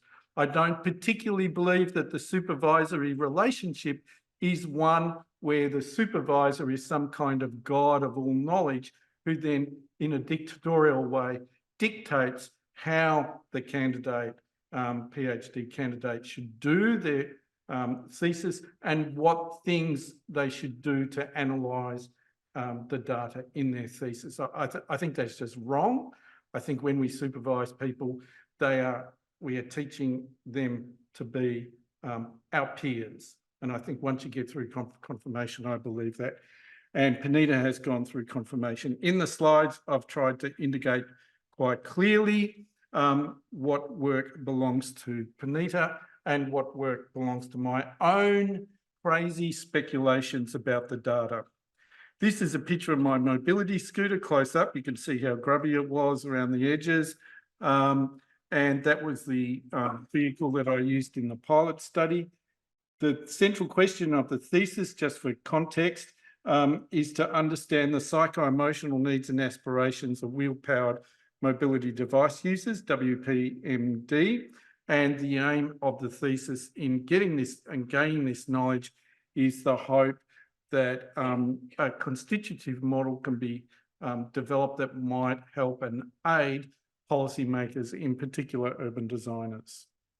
So in the pilot study, we went up and down Swanston Street, from Flinders Street up to Flankham Street and back again. And I did that with an urban designer next to me, and we spoke together. So in a way, the project is adopting a kind of hybrid ethnographic approach. It's related to a couple of different techniques, empathy-based designing, as well as digital ethnography using various technologies and tools, which is common in the work of Sarah Pink. This is the Empatica watch, which is one of the things that was strapped to my wrist when I went up and down Swanston Street. And psycho-emotionality is integrative state arising from the combined effects of cognitive, emotional, and behavioural responses to external stimuli. So in the pilot study, we had the Empatica watch, which measured electrodermal activity, heart rate variability. I also had a GoPro strapped to my head, and also we were recording what was said between myself and the urban designer, and we were also being mapped and tracked on a GPS map. And then after that, we had a qualitative debriefing interview, and as we were doing it, Panita was actually following us and also taking notes, and we had some questionnaires as well. So it's a mix of, a hybrid mix, I think, of technical technologies and also qualitative questions, which I think is really interesting. This was the mapping that was done by Panita afterwards, and it was just a mass of material as you try to integrate spatial data, the data from the Empaticas, as well as data from the GoPro and the recording. And this particular diagram shows different events that happened during the course of the pilot study. I mean, the most exciting thing that happened was my cap blew off, and instantly my heart rate went up and I became really scared that I wouldn't be able to get it back again. This data is then mapped, or has been mapped in quite ably by Panita in a sort of morphological way that relates to some of the things that happened up and down the street.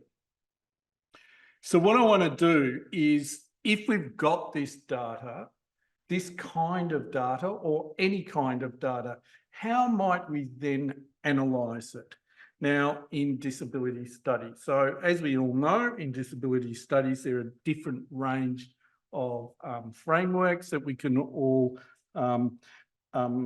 rely or draw on. So, of course, the medical model versus the social model, which sees disability as a social rather than a medical construct. The idea of social production, which sees disability as something that is created through both the individual and social notions and social environment. So social notions of research, or in other words, constructing the world by experience versus an emphasis on constructing the world and entwined with that, or constructing the world on social environment, on culture. There's the human rights perspective, which I think Andrew has spoken about, and I think we all kind of think, well, that's fantastic.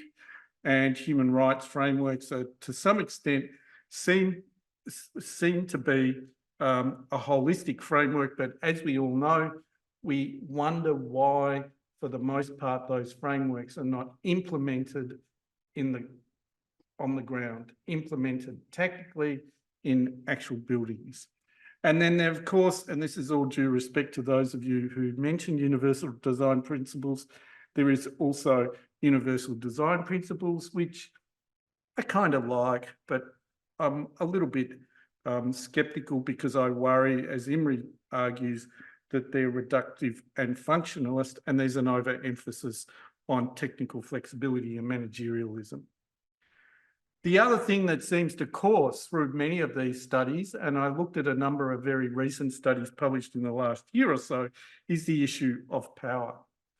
Some people or some researchers most recently have looked at the relationality of power, how disabled individuals are situated within a broader network of power and surrounded by different actors. And that relationality of power, looking at it in that way, draws out power asymmetries in those networks, and in particular in workplaces. There's also been some efforts to look at decolonisation, intersectionality and power. And I think Olsen has most recently stated is that how can we truly be, and the mantra is for disabled people, nothing about us without us, when so many disabled leadership positions are, as they state, colonised by non-disabled people. Empowerment, another issue, is, or another way of looking at these issues, is being able to empower disabled people to make comments or to rate things or to use digital tools to do that. There was a big study in the US that looked at how that could be done via particular online platforms, so that disabled people went round and said this particular building was crap and this particular building was better. Critical disability theory has also been combined with post-colonial theory in recent work. And this particular lens says that maybe we can learn a lot from people from the global south or people from other cultures. And maybe that's a good way to begin to listen to new ways of thinking about the disability, I guess, particularly in relation to First Nations knowledge. And I would even argue, particularly in relation to the healing or health practices of First Nations people. Then, of course, co-design, which you've heard quite a bit about, which is, I guess, shifting the power asymmetries back or giving more power back through co-design to people who are disabled. But what Alan Fraser Barbour et al. In 2023, and I can give you all those papers later on if you're interested, they found in their particular study that power shifts were easily undermined by institutionalised norms that disrespected the co-design contribution. And I think we have touched on some of those issues today. So what happens if we abandon the idea of looking at this data not through the lens of power, but through other lenses? And I think the lens that I want to offer to you is by the ontological system and the worldview of Deleuze and Guattari, which I've come to late in my life, almost like in the same way that I've come to my own disability. But we'll talk about that. You can ask me. So in their first book, which was called Anti-Oedipus, Capitalism and Schizophrenia, none other than Michel Foucault, the famous French also philosopher and theorist, who was also quite interested in issues of power, generously wrote that Deleuze and Guattari do not demand of politics that it restores the rights of the individual. The individual, they argue, is a product of power. What is needed is to de-individualise by means of implication and displacement and through diverse combinations. The group must not be the organic bond uniting hierarchized individuals, but a constant generator of de-individualisation.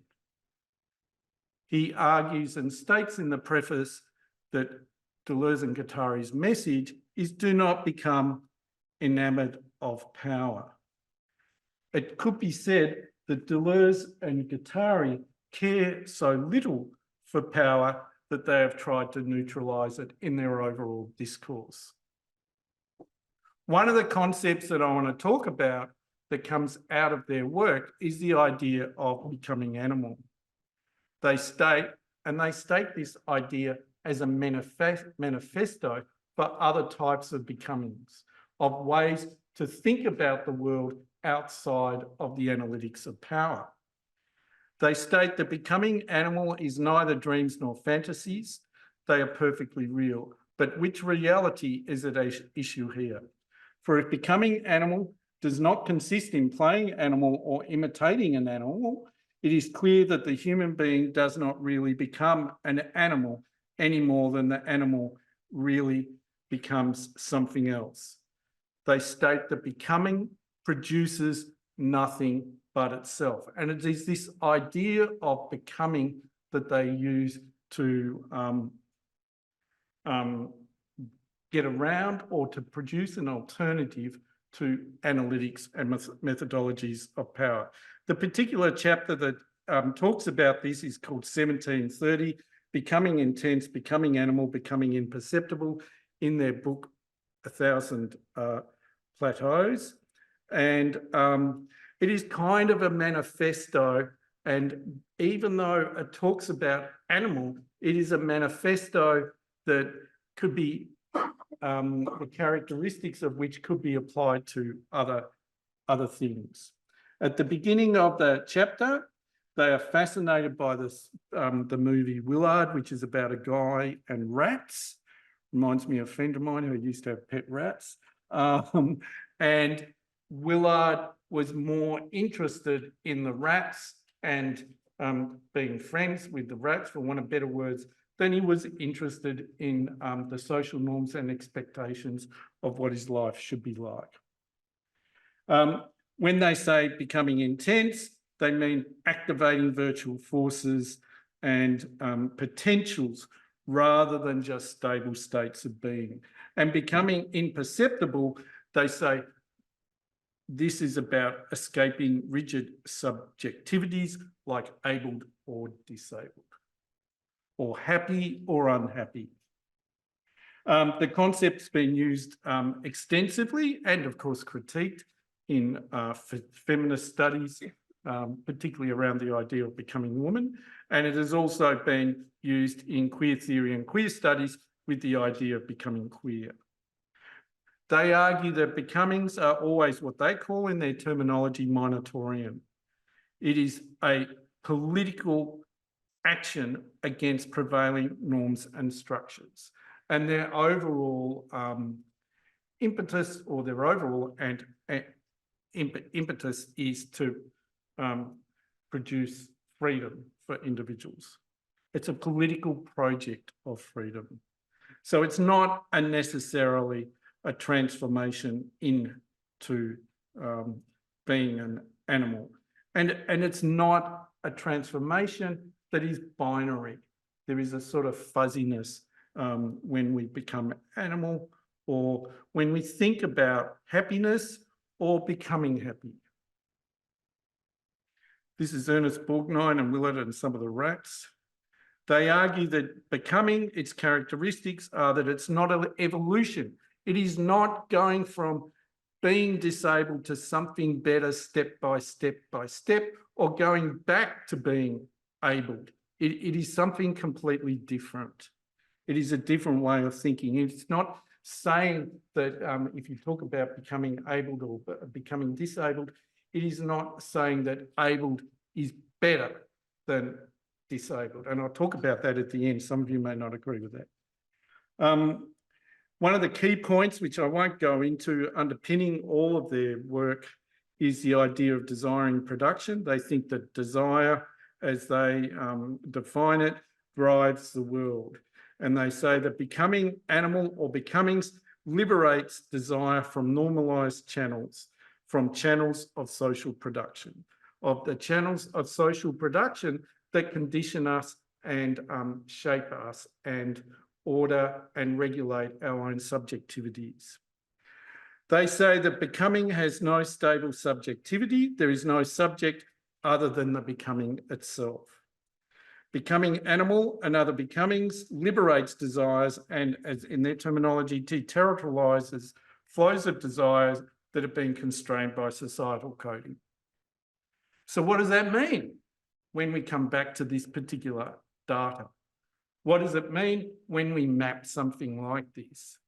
And I think when you look at this particular morphological map, there might be another way of mapping, which might be, and I've looked at this very quickly, I was kind of wondering what it might be. It might be about escape routes. It might be more about where do I want to go rather than where I can go within an existing urban structure and within an existing city. So you could map a journey or a particular journey like this and notate where you wanted to go at particular points. And I actually just wanted to keep going. I didn't want to turn around at Franklin Street and cross the road and go back. I actually wanted to go all the way up Swanston Street because it was kind of smooth on the surface and it was fast. And I think if we start to look at these things, it might be what are the virtual potentialities of the way that we map and the way that we experience the built environment. So can we say becoming happy and becoming disabled? I think so. You might want to argue with it, but becoming happy, I sort of thought to myself in thinking about this, was I actually more or less happy now that I'm disabled? And I'm not actually sure that that's something I would even think about. I don't wake up every morning and think, gee, I wish I was able again. I wake up every morning and think, oh, well, here we are, disabled. What are my further becomings? What am I going to do next?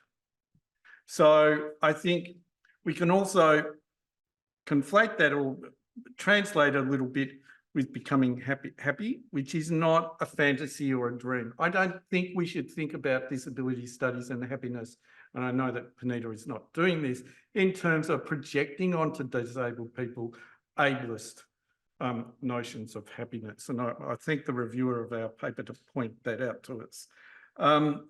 So becoming happy as a disabled person is not a fantasy or a dream concept. It is not about projecting ableist or architectural concepts. And there's been a lot of talk about that today onto disabled people. And that might be one of the problems with architects who currently practice. Becoming produces nothing other than itself. I want to come back self-reflexively and talk about my own becomings in a way, just to see how might this particular crazy idea work in practice and how might it work with myself as an individual. On the left, you have a Stephen Hawking character in a kind of mechanised, almost militaristic wheelchair. And that comes from the work of art by the Jake and Dinos Chapman, the Chapman brothers, their wonderful work of art called Fucking Hell. And it's kind of ugly. He looks a little bit like Tony Abbott. And I think when I began to think a little bit about my own experience, in a way, I am not striving for ableist happiness. I am actually a bundle or an assemblage, for want of better words, of becomings. And I think I like to become fast. I have been a lot happier since I've had this particular vehicle for the last 3 months because I can go fast and it gives me freedom.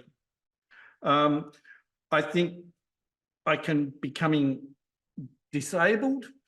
I think in a way it's meant that's another becoming that I can be an advocate and a vigilante.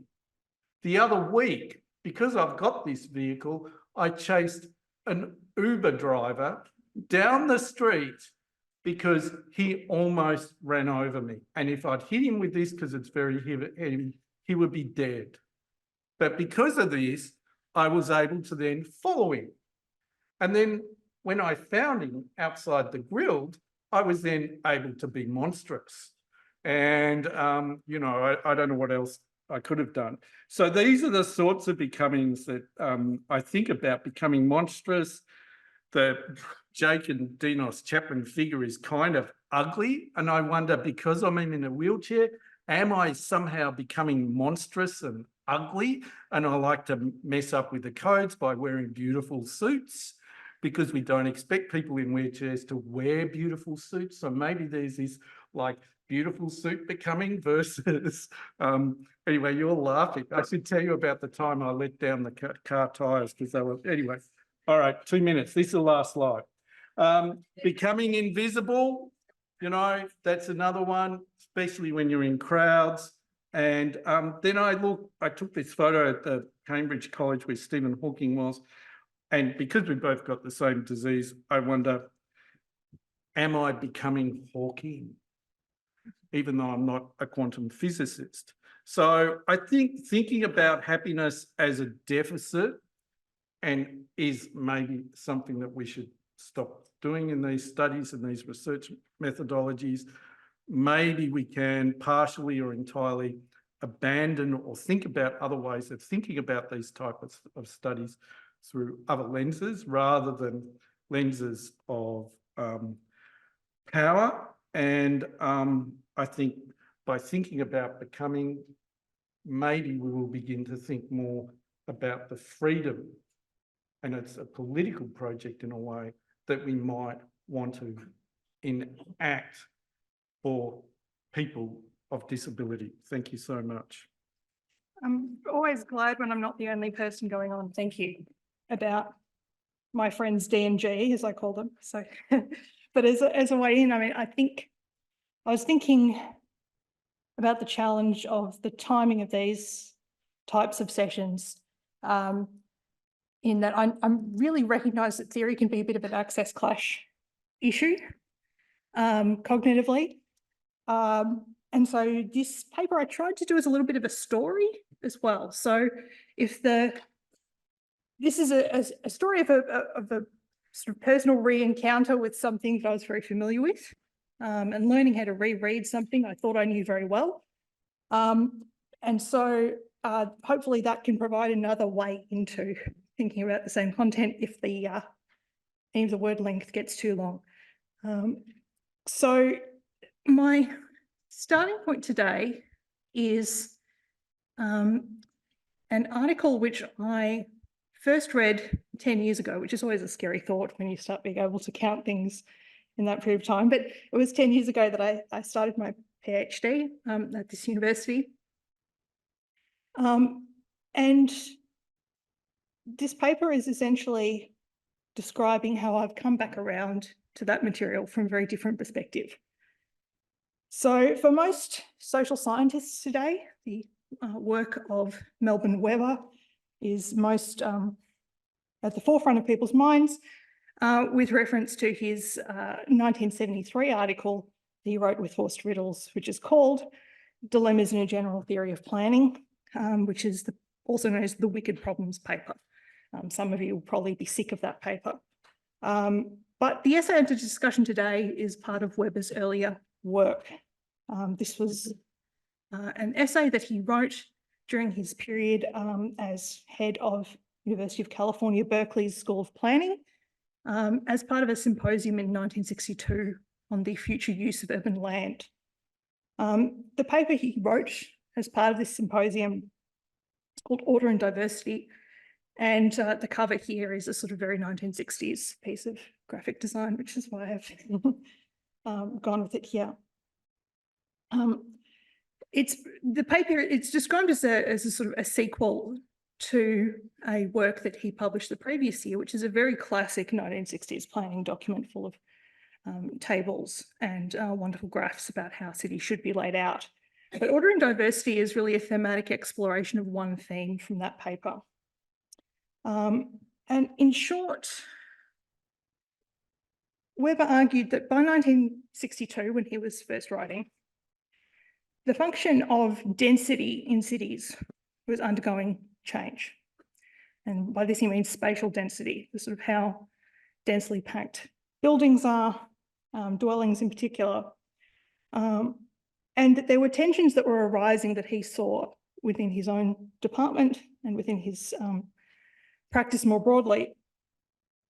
Tensions between sort of orthodoxies about higher density automatically producing community and what he thought was already happening in terms of change. Essentially, he thought that there was change already occurring that was being missed by his colleagues.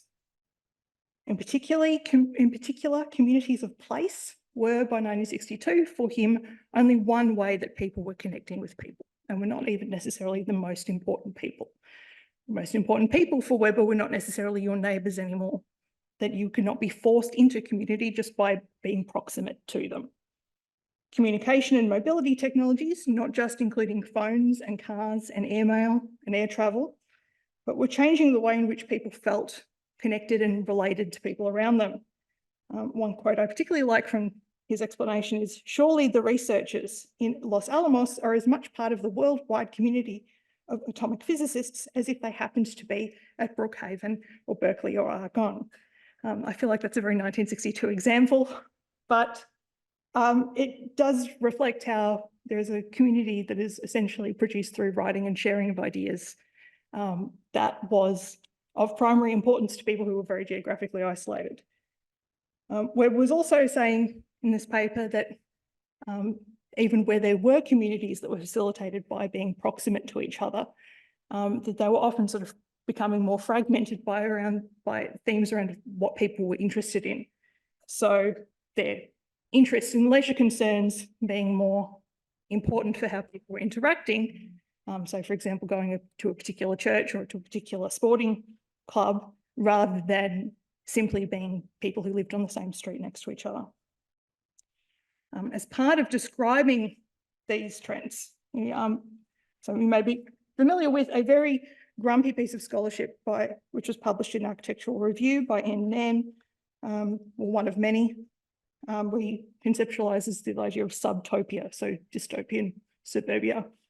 And Weber is essentially not happy with that notion.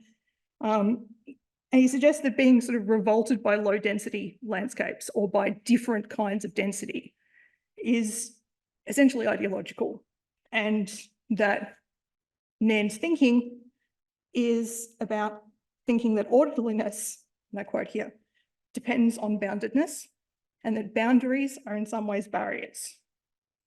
So he suggests that thinking about suburbs as inherently dystopian, or lower density or flexible land use as inherently dystopian, is essentially about being anxious about unruliness and disorder, and attempting to sort of reassert that kind of order. Instead, Weber suggests that we should think about cities like a switchport, again, very 1962 in its framework, but thinking about cities as communication systems and as things that facilitate communication between and across diversity. And this is where the term in the title is order in diversity. But interestingly, he's not talking about order in terms of it being imposed on diversity. He sort of suggests that diversity is the natural order of things. Again, I think it's a little bit rooted in the language of the time, but there is something in there that's worth unpicking. And so in short, he's thinking about spatial density to sort of normative ideologies, and suggesting that planners need to go back to thinking about what's actually occurring already, rather than simply imposing an assumption about what ideal density should be imposed on a city. And that was the thing which, when I first encountered this in 2013, was most striking to me. So I first read this paper in the context of a PhD on the negative cultural reputation of a British new town called Milton Keynes. For those of you who know Milton Keynes, that may make you laugh a little bit, because yes, you can write a whole PhD about why people hated it and hate it. Weber was actually listed in the plan for Milton Keynes as an urban society consultant. Not entirely clear, I'd never gotten back to those archives to see how much he actually directly contributed, or whether he was just sort of a patron in spirit. But for those of you not familiar with Milton Keynes, very contentious new town in Britain that sought to put forward the idea that there was no fixed conception of how anyone ought to live, and that part of what the city was going to do was to give people choice at every possible level of what they, what kinds of resources they could access, where they could work, and so on. So low spatial density was crucial to this. There's a lot of green space and buffer space built in because part of the goal was that the planners would get themselves out of a job, in the language of their general manager, so that people in the community could decide what they wanted and build it that way. And essentially my PhD described how those intentions did not carry across to the rest of British culture, where it was essentially the exact opposite, was how the town continues to be understood. And when I returned to, and this map here is from the strategic plan, it's also just great 1970s graphic design, but intending to show how by evenly distributing options across a grid, you can choose where you go. You don't have to go shopping in one central area. There are a bunch of them and they're evenly distributed. So everyone has access to a range of different facilities. When I returned to Webber's work recently though, it was because I was wrestling with a different set of orthodoxies from the perspective of a decade forward, around time and around temporal density and around how time creates and facilitates community. So if this feels like a leap, bear with me and I'll try to sew up how we can bring this text into dialogue with different bodies of material. So during my PhD, I was diagnosed with a cluster of energy limiting disabilities that I'd had most of my life, but which chose midway through my PhD to become severe.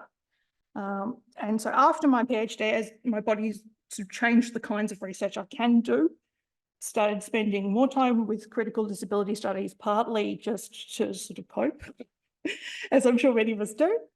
But also, so it's sort of a bit of a refuge from the more sort of hyperactive side of academic culture, but also as a sort of extension of my interests in cultural history of spatial and temporal norms and attitudes to what kinds of future we might want to have. And one of the sort of frequent sites of reassurance for me has been the notion of crypt time, which is most frequently defined in terms of Alison Kafer's work, particularly around the quote being that crypt time is bending the clock to meet disabled bodies and minds. It's often misunderstood as being simply a term to describe how disabled people need more time to do things, which can be true.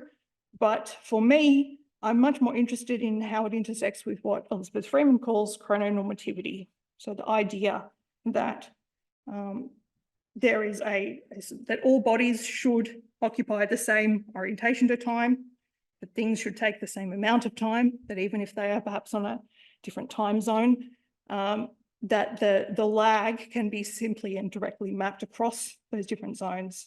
So that the idea being that the norm enshrined in our culture that the amount of labour we produce, the amount of wealth we make require, the rhythm of days or weeks or months should be uniform. And thinking with crypt time for me is essentially about not just expanding, but exploding that notion. The idea that there is linearity, the idea that certain things do or don't take time, energy, or effort. And so as for partly therapeutic reasons, I've thought with this literature, I'm thinking about how thinking with crypt time acknowledges what is already there. And this slide shows some artworks that compare the disabled artists' routines on the right-hand side, daily routines, to an example of Ben Franklin's diary. Ben Franklin's diary was very much about documenting his immense intellectual and physical productivity. And as part of that, he provides a sort of timeline of his day, which is essentially about working and being able to work for a certain number of times. The artwork from this 2017 exhibition provided some attempts by different artists to show how their experience of life could not be simply mapped onto those that kind of linearity, but also to show that there was just simply less time available for a lot of people as well. So there was a need for greater flexibility, but also a need to try and map things onto time that didn't quite match up. And so in the past couple of years, we've had this brief experiment in temporal flexibility throughout the pandemic. And then there's been a swift and uneven retraction. So thinking with crib time for me has been very helpful to sort of navigate that sort of experience of whiplash of, on the one hand, finding that things became much more accessible in many ways for me, very much more quickly, and then to see that suddenly becoming re-exceptionalized and stripped away again. There is a sort of reassertion of a singular tempo. So even at the risk of becoming a little bit monstrous, the notion of a symposium on a single day where we have a 9 to 5. I'd love to be able to attend a full day of a symposium, but that's never going to happen for me. Beautiful, thank you. So in returning to Webber's work recently, this has been in the back of my mind. And what I'm struck by in rereading this text is that there are, despite these being very different literatures written for very different purposes, there's a lot of connection there.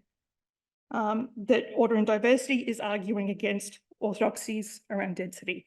It is about suggesting that there is no absolute value of one method of defining how humans connect to each other. And it suggests that acknowledging that there can be variations in how spaces are organised, and that is how effective communities grow.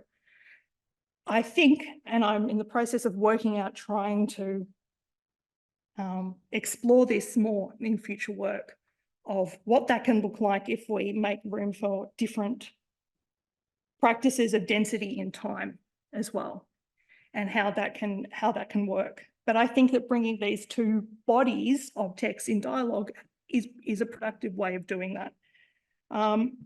Part of the reason I think that's the case is because of what Samuels and Freeman say here in their introduction to the South Atlantic Quarterly issue on crypt temporalities, is that thinking with crypt time is looking about alternative points of connection. So what I'm saying here is that there can be unexpected places of connection, even in a canonical planning text that is mainly cited so people can complain about urban sprawl, which is essentially what Melbourne Webber's work stands for at this from that time period. That even if we're not looking for it, there can be ways in, and that part of that is about building a new future that isn't just some sort of tabula rasa blank slate vision. It's about finding ways to repurpose and to retrofit with what already exists. And if we look in weird places, we can find strange allies and points of connection. I think that's me done. Thanks. I was just thinking when you were talking, Lauren, about the extent to which technology then provides connections for both the weather urban landscape and for the crypt time reality as well. So, you know, I think you were talking about diversity of connections and differing time connections, and I think certainly technology has to be a part of that. Absolutely. Yeah, I never got to as many. Sorry. Thank you. I never got to as many conferences as I did in 2021 because I could lie down and no one would look askance at me, because I could get the blood flow to my brain and actually pay attention. It was wonderful. I took on so much information. But yeah, that has changed quickly. And it didn't have to, which is, I think, interesting. There's a lot of ideology there around, I mean, even just watching the sort of uneven pushback on the working from home thing is interesting to see how it's getting exceptionalized so quickly.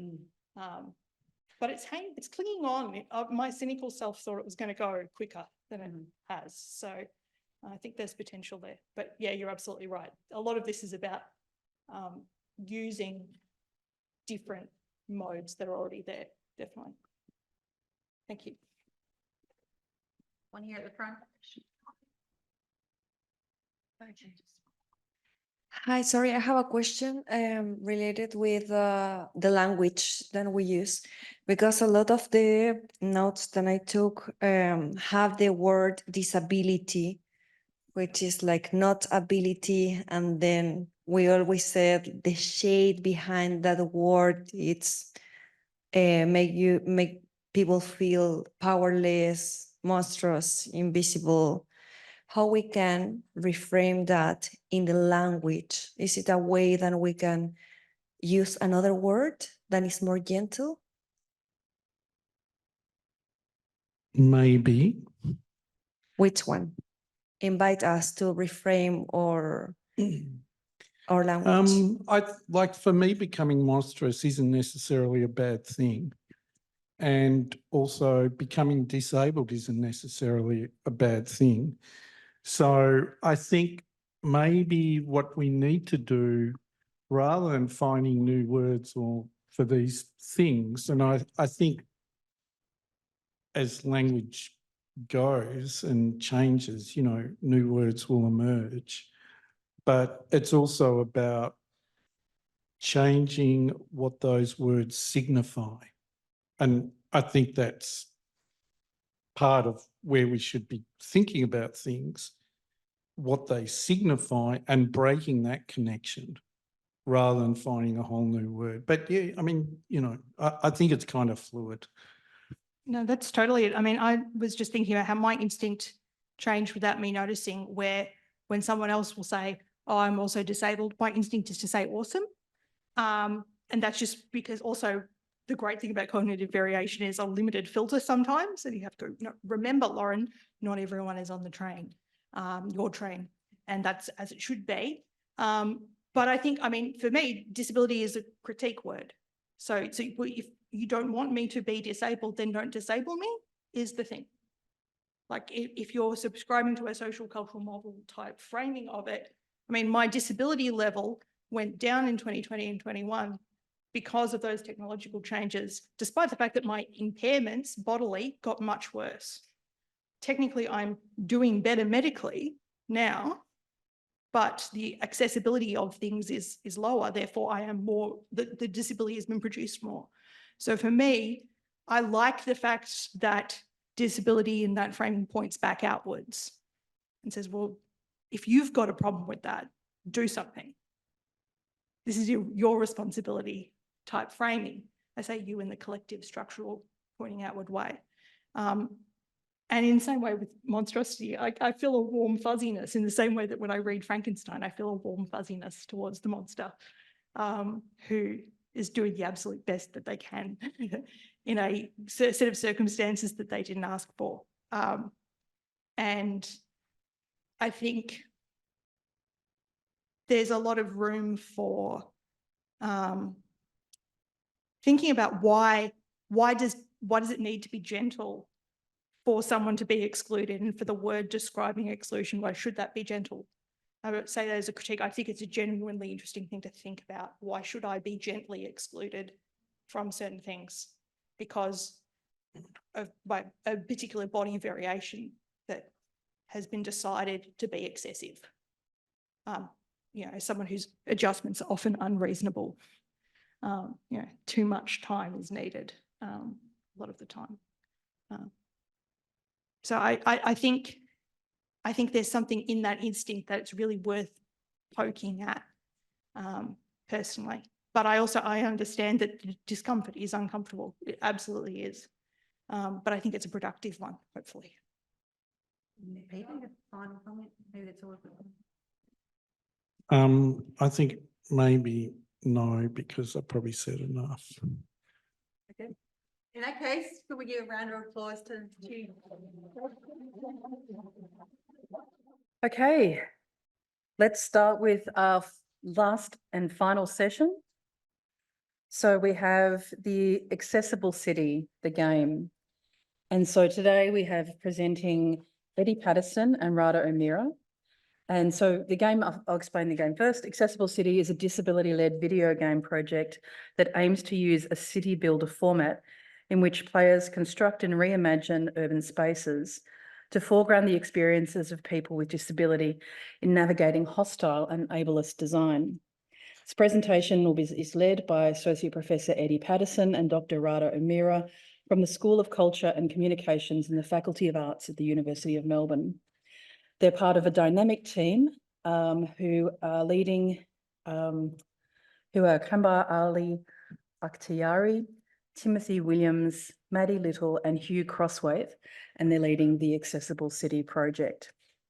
So that it's also led by lived experience of disability, and they're crafting a video game that encourages people to reimagine urban space with the kind of accessibility that they want to see.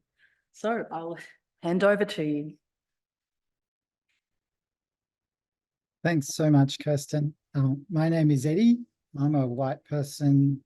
I'm in my 40s.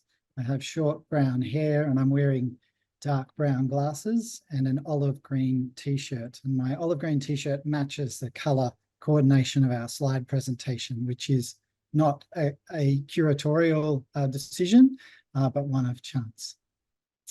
I'd like to also acknowledge traditional owners. I'm zooming to you from Doodaroa Wairau country in the northeast of Victoria, and I pay respects to elders past, present and emerging, and of course extend that respect and acknowledgement to First Nations people present on Zoom with Rada and myself, and also in person at the symposium today. Finally, thank you so much for having us. We're really delighted to be here and share some of our work. Thank you to Peter, to Kirsten, to Ray, to Jasmine, to Daniel, to the whole team for making this such an accessible event for us. It's been really wonderful to put this material together. And we're delighted to hear from everyone, hopefully at the end of the presentation as well. So we'd really like to connect with people as part of our work. So we are Accessible City. We're a team of, we're a creative team of people with lived experience of disability, and our project is reimagining city design. For the presentation today, I will give a little bit of an intro into the team and the journey so far, and then an overview of our concept. And I'll also give an overview of our I suppose the solution to some of the problems we've encountered in our concept, and talk about what a city builder video game might be. And finally, we're going to talk about what we learned from our experience over the last year and a half developing this game. It's still very much in its development phase, but we've spoken to lots of people and we've done quite a lot of thinking about the design of the game. So we'd like to share some of that work with you. And finally, we'll turn to you and we'll discuss our next steps, but really look to connect with community in the question and discussion at the end of this presentation. I'm also going to note that my friend Rado, who's pictured with me on screen here, has been quite ill recently and is pretty fatigued at this time of the day. So taking perhaps a little bit of knowledge from Lauren's presentation before the break, we are going to adjust our time registers somewhat today. I'm going to take the presentation as a sort of a solo act, and Radha is going to contribute at the end for the discussion, which is going to be really lovely. And I'd also like to acknowledge that one of our members, Tim Williams, is in the audience with you in person. So Tim, if you could make yourself known in some way, pop your hand up or stand up, that would be really lovely. So Tim is one of our members who's been able to attend this symposium today, which is really lovely. Okay. So the journey so far. Accessible City has been a project we 6 creative folks have been working on for about a year and a half. We were very lucky to receive Melbourne Disability Institute seed funding a little while back to enable us to push this project forward. And we thank MDI and those folks from MDI present today for this opportunity. What it's made for us, crucially, is that we're able to pay members of our team to contribute to this project. One of the big things that Rada and I and all the members of the team committed to at the start of this project is that we would pay people for their time. We know that in a lot of projects, people with disability are invited on for their expertise, for their expert knowledge, but they are not remunerated properly for their time and for their labour. So one of the first things that we wanted to do was to make sure that anyone non-salaried as working as part of our project team would be able to be paid for their time. And so the MDI seed funding has primarily been directed towards having our team work together in a collaborative process.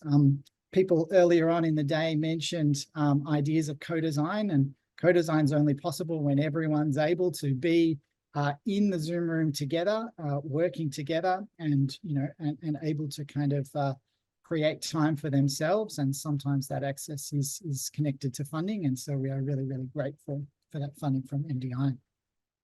The other thing it allowed us to do was to become involved in the Translating Research at Melbourne program, which is part of University of Melbourne's Design and Innovation arm, I suppose.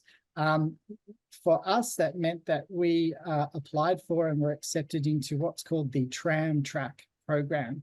It's a program around, I suppose, having a think about a concept that you might have and how it might translate in the world beyond the university, beyond research and beyond scholarship. So a new thing for Radha and I, but really, really fantastic to do. And so we've just finished that TRAM process. It was a 12-week course. It resulted in a number of presentations, resulted in a number of kind of projects internally that we did to shape our project. And so I'll talk about some of those things further. And I suppose one of the reasons why it's me speaking to you and not other members of the team today is that we're taking it in turns.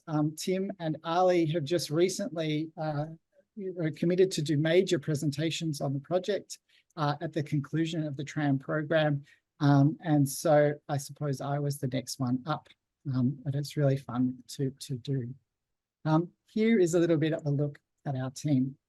So our team has diverse lived experience of disability, and we are led by disability. We also have relationships with the wider disability community.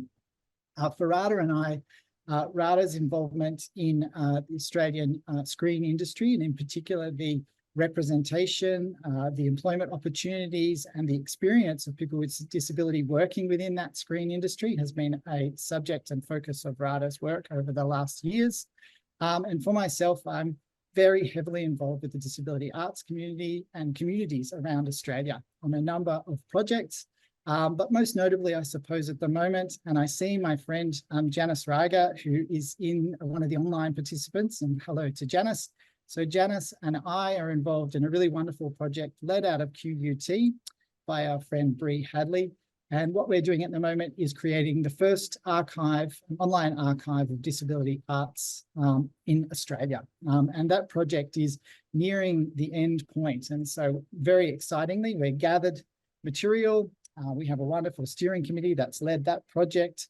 And we're thinking about now, okay, what's this archive going to look like? And how soon is it going to be built? And soon it will be released with hopefully great celebration around Australia. So that's been a really exciting project to be involved with. As well as Maddie Little, who's based in Queensland, who's a festival director and a screenwriter connected to the theatre communities in Queensland. Hugh Crosswaith, who's a composer and sound designer working out of Naarm, Melbourne. Tim and Ali pictured here in the slide. Ali, a UX designer, so a user experience designer for games and also a graphic designer. And Tim, my friend Tim, who works with me in the script writing for video games courses at the University of Melbourne. He also teaches screenwriting as well, and who's doing a PhD in game design and narrative. So we together entered into the TRAM Track program for semester 2 this year. And we were asked to identify a problem, to find a solution to this problem, and to test the assumptions of our problem, our kind of ideas, with potential customers, with people who might use our idea. And I know this language is a little bit like a kind of businessy sort of language. To us, it always seemed really funny to be in a place where it was a language that sounded like a startup company, but in essence, that's what we are. So in actual facts, it kind of made sense along the way, even though sometimes it feels uncomfortable saying these things. Customers, I always, shudder at the thought. So here are some of the problems that we went into the TRAM program thinking about. These were some of our critical assumptions about cities and people with disability and their experience of those cities. So we entered the TRAM program and we were thinking about these 2 key problems that disabled people face every day in Australian society. And we've heard today from presentations from Auntie Rosalind, who spoke first up about the lived experience of inaccessibility that they had throughout their life. Sharon, who spoke about the systemic discrimination that cities can sometimes create for people. In essence, cities create disability. So disabled people find cities inaccessible because cities create disability. Cities are difficult to get around. Urban areas are not designed and built for us, and instead they create barriers. And so lots of people have talked today about, the need for lived experience, kind of the need for co-design, the need for imaginative ideas, the need for different sort of timescales and other solutions to city design. We certainly are thinking along these lines too. Secondly, and this is very much drawing on Radha's research as well as my own, most people want to see more authentic representations of disabled people in the media. Not only are there not enough representations, but in the media, disabled people are not featured enough, and the diversity of disability experience is not profiled in a way that actually speaks to the complexity of the disability experience. Now, these are big, complex social problems, and we understand that. So our focus comes first from our own lived experience of disability throughout the team, as well as allies that we've drawn into the program as invited guests. And so that, again, I suppose, is a learning from previous projects for us. For example, in my work, where I've talked with my colleague Bree Hadley around the notion of trust. How do we gain trust within disability communities as we move around the country on a project? One of the things that we found in our work previously is that by creating disability-only spaces and projects that were led by disability culture, by ideas of disability pride at the kind of fore and disability experience up front, that this created trust much quicker than, I suppose, retrofitting allies and retrofitting accessibility onto a project. We need to begin with the experience of disability and be led by people with disability.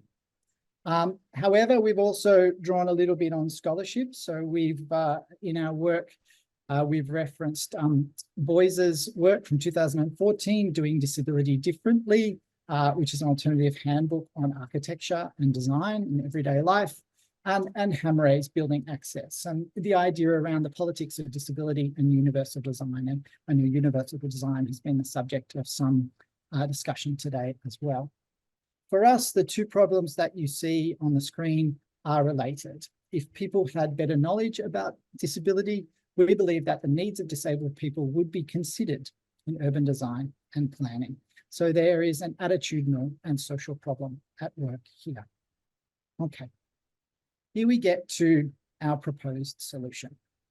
Our solution is to create a world-building video game that's led by disabled people. It's a game that hopefully entertains and educates at the same time. The game is conceived as a fun and playful way to visualize how people use space around them. And by playing our game, we hope that people can understand how cities do create disability and how they can create accessibility. So we wanted to ask, how can we imagine a city that enables all people to reach their full potential? Now, that sounds like a huge task in the real world, but one way that we believe we can focus on this project is to begin by visualizing accessible cities within the virtual environment, testing some of our assumptions, testing how cities work and how they're designed. So accessible city gamifies, visualizes, and educates through accessible design. And we're drawing on research that shows that video games help people develop empathy for other people.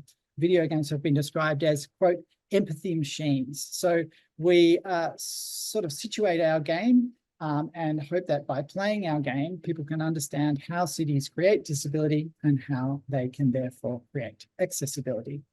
And finally, of course, there's a participatory and advocacy dimension to our work. This is a social enterprise. As much as it's a startup, it's also a social enterprise. And so our idea is that the game can contribute to professional training, advocacy, and new ideas for policy as well. So just to give you a little bit of an idea about what a city builder might be, for those folks who are not video game players, and certainly we're talking to lots of people who don't play video games at all. A city builder is a type of simulation game at its very core. Players design and build a city. So they, first of all, might start with the road network. They might select where the buildings go, how many houses there are compared to shops. And they can start to balance resources. So where are the power and water systems, for example, that come to kind of support the infrastructure of this city. And you can also start to keep track of the citizenry within your city. The image that I'm showing on the screen now is from a landmark video game, a city builder game called Cities Skylines. It's from 2015, and there's about to be a new one actually in 2023. What you can see on screen is the beginning of a kind of city plan. There in Cities Skylines, you begin with a freeway overpass and an entry. So you have to enter the city via car to begin with, which is a really kind of interesting origin point for a game. It sort of shows you where the game is leaning. It shows its hand in a way right up front. So this is a game that privileges roads to begin with, absolutely. And you have these roads that lead from a highway into the beginnings of a town.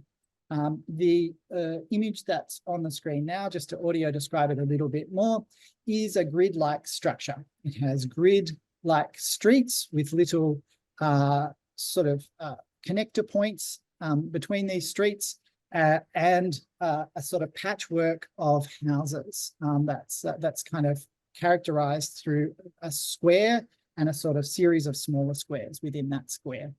In this image, there is a dominant larger square in the middle of the image with the urban population, with all of the houses and the streets that are connecting them. And then next to that is a smaller rectangle, and that's the industry part of the city that's developing here. And so this is one of the things about these games. They're often about developing a balance between resources and the kind of town design itself. So on the left-hand side, you can see the factory and industry part of this city as it's growing. And you can even detect, I think, a faint sort of fuzz of pollution around the industry part there. So that leads me to the kind of menu that you can see underneath this city. And you can see that it's highlighting things like utilities. What sort of utilities do we have in this city? How do we build roads? What are the kind of resources, the fire, the police, the ambulance, things like this, networks like this. And as the city becomes more complex, the options grow. You can create libraries, universities, you can start to develop public transport systems, bike lanes, and slowly, you might even broaden out to kind of renewable energy to power your city and change the types of resources that you need. Below the kind of menu at the base of the page, you can also see that there's a budget. These city builder games are often tagged to a certain budget that you're spending all the time. And just a few kind of points across to the right, you can see the number 2,337, which is the number of citizens living in this city at the present time. And sliding a little bit across to the right again, you can see that 74 of them are feeling pretty happy at the moment. And that happiness register makes me very much think of Peter's paper just delivered, and thinking about, the problems of happiness, the idea of happiness as it's conceived in these ableist spaces. Who's happy and why? How are they happy? And who is not happy, I suppose? Who's being excluded from this picture? So landmark games such as Cities Skylines not only show the design and building elements, but they also allow for zooming in on individual citizens and showing how happy they are and how they are negotiating challenges such as broken power lines, pollution, crime, and more. I'm going to show you the next slide, which is a couple of very, very realistic finished cities. So these are both images from Cities and Cities Skylines. The one on the left is an exact model of Cape Town in South Africa, built by one of the players of Cities Skylines. The city image on the right is an exact model of Chicago, Illinois. And I lifted these images from a Guardian article, which showed around about a dozen cities that had been modeled in City Skylines, and there's more than that as well. So city builders like City Skylines are frequently played by city planners, designers, and architects, and they enable both fantastical visions of future cities and innovations, but also accurate replicas of existing city spaces. But here is the nub for us. To date, there is no city builder game that focuses on the experience of people with disability and the diversity of disability experience. The most that these games do is retask an individual avatar and potentially pop them into a wheelchair. And that avatar can move exactly the same ways and can access the exact buildings in exactly the same ways as the avatars that can move without a wheelchair. There is no acknowledgement that any other infrastructure might be needed. There is no acknowledgement that there are other types of disability. And so really, really interesting gap in this market of city builder games.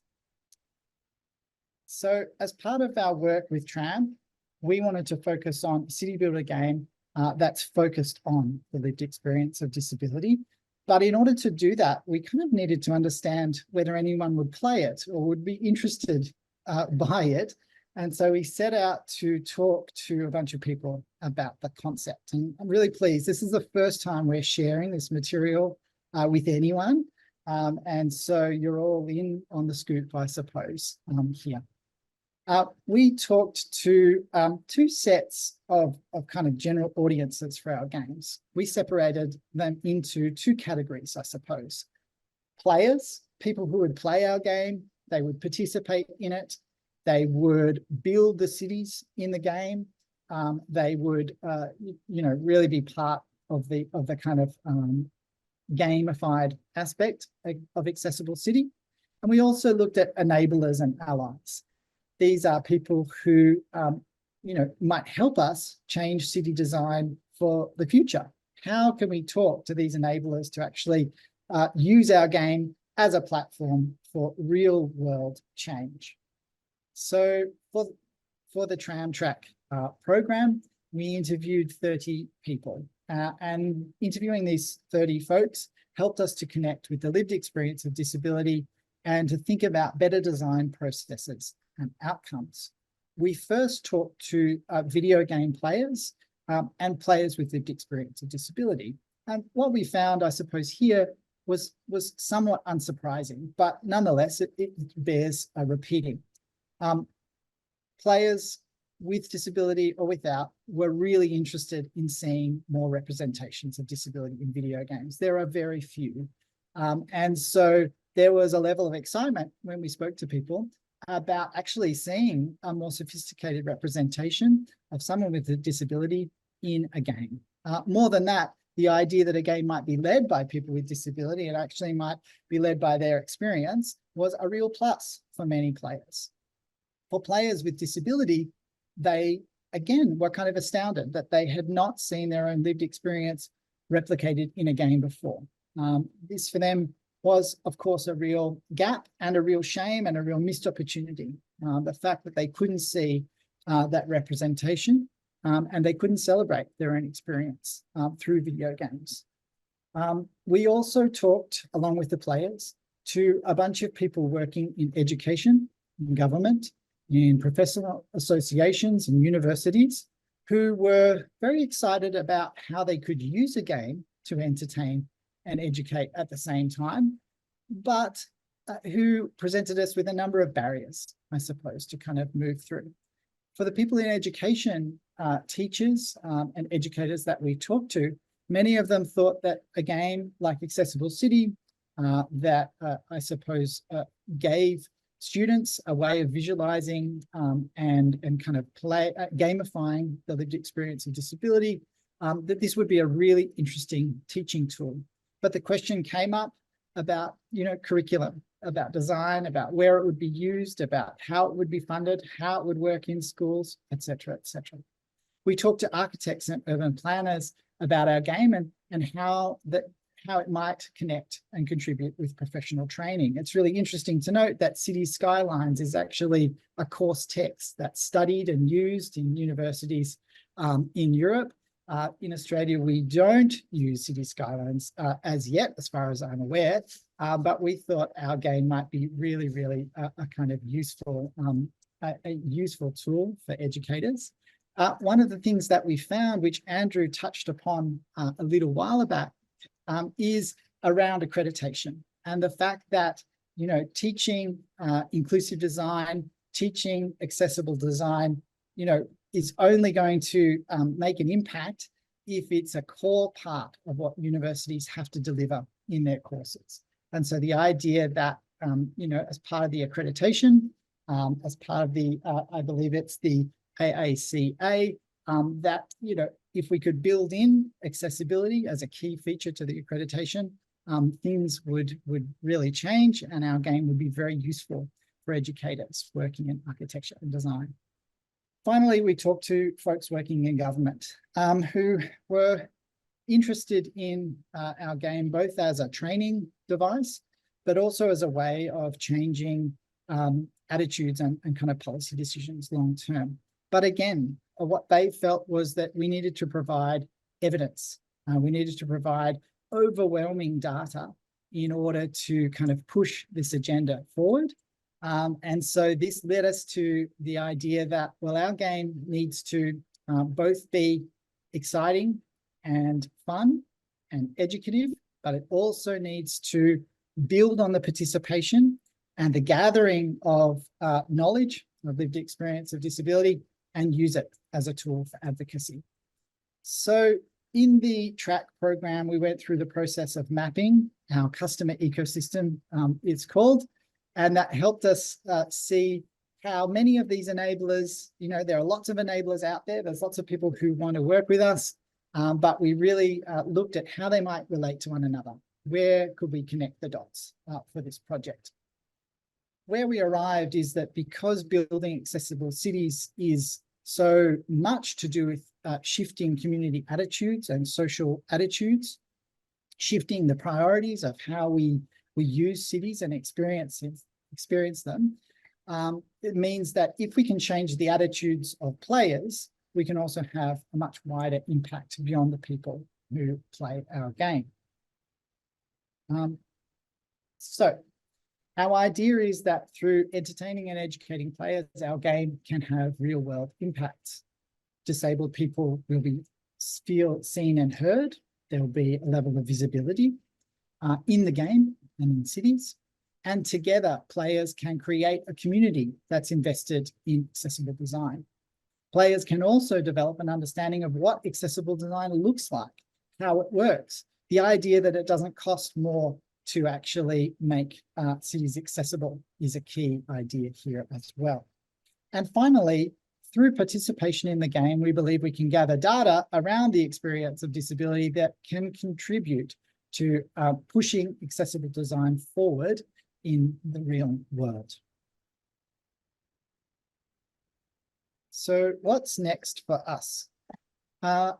Well, we're at the stage where we have quite a clear creative vision. We have an idea about what the game will look like, what it will feel like to play, what it will sound like. So the sonic ideas and the way that time works in the city, whether, as Lauren mentioned, the idea of, in inverted commas, a kind of crip time or how time is used differently might be a really nice addition to the game. But the game will certainly have, you know, a meditative quality, a creative quality, a fantastical quality. And we know that these things are really interesting for people who play city builders because we've talked to them. Not everyone wants to play the grey road building city builder of city skylines. They'd actually also like something a little bit more fun and fantastical as well. So we know with much greater clarity the things that people are looking for when they might play our game and who might play our game. And we've developed a stronger understanding of how our game can contribute to changing real world design and the experience of city. So here are our next steps. Firstly, we're about to create a company led by our own lived experience, led by lived experience of disability, with a governance structure that accurately reflects that mission. We want to continue to connect with our audiences. We want to expand the scope and strength of those connections with the wider disability community, which is part of the reason why we're here today. You are all part of that community. We're hoping to connect with you, but we want to also include policymakers and advocacy networks. And finally, we really want to collaborate with more disabled creators from the community. This includes game developers, graphic designers, architects, urban planners, and so on. We believe that the more people we can talk to and who can contribute to this work, it's only going to make the work stronger. One of the things that we've also learned in our kind of customer interviews, and this is a lot to do with our discussions with Accessibility Unlocked, which is an association that supports disabled game designers and developers from Australia and New Zealand, is that we also need to build visibility in order to build trust. And so part of our building a company and kind of reaching out to community is that we want and need that visibility. We want to design a company that has very strong disability governance at its core, because we need to be led by disability culture in order to build that trust. That's very key for us. And so our final theme is, can you help us do these things? Well, potentially. We have a lovely team. We really have a great team. And we, of course, need a little bit of funding to employ our team through the process of game development. We're in the process of hopefully entering into the next phase of the TRAM program. So after the one that we did, which is called TRAM Track, there's a program called TRAM Runway. We're very much hoping to join that program and to develop a prototype of the game. Alongside that development of the prototype, we're also hoping to apply for some funding through the university to develop a proof of concept, and that's going to help us along the way. But if you know other ideas for how we can support our team, that would be really wonderful. We also are really looking to collaborate with developers with lived experience of disability and bring them on board. We understand that we need to, in a sense, create the company, create the visibility first, but nevertheless, it doesn't hurt to reach out in forums like this to see whether there's people we can connect with. And finally, we're really looking forward to, I suppose, collaborating with community more broadly and drawing on the wonderful lived experience and the expert knowledge that everyone in this room, both the Zoom room and also the physical room, no doubt has. So that's some of the reasons why we're delighted to be with you here today. Once again, I'd like to thank you for your time and for your attention. It'd be great to hear from your comments in the questions as well. We are Accessible City. We're reimagining space through a video game. Thank you. Do we have any questions? Oops, don't put things down there. Was that a stretching or is that a question? No. Yes. Oh, there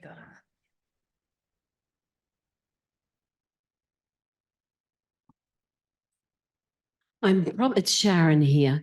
I'm probably showing my age by talking about SimCity, but I'm just wondering, with this game, are you aiming at having it for children? Because to me, if you've got 8, 9, 10-year-olds playing it, then you're embedding the principles of accessibility right from the start. Yeah, I'll jump in there. Yes, absolutely. We have the same idea at the core, which is that we think disabled kids will have a lot to say about making a world that's accessible to them, and that enabling all kids to play with accessibility and see how it works and see its effects will be really important effect of the game. Yes. And so we have, because we think it's really important to address kids as a key part of the audience, we also are thinking about, what that means for our aesthetics, for our gameplay, how we can make it fun for kids.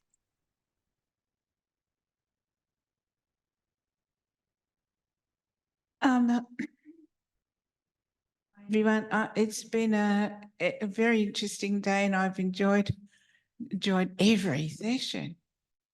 Every session.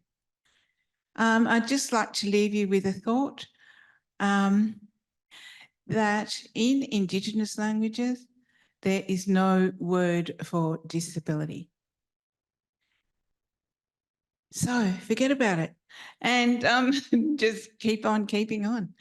And I'd just like to, from Peter's session, I would be absolutely terrified if I regained my vision for a while. And then I would be completely free, completely independent. So there's, you know, two thoughts there that I'd just like to leave with you.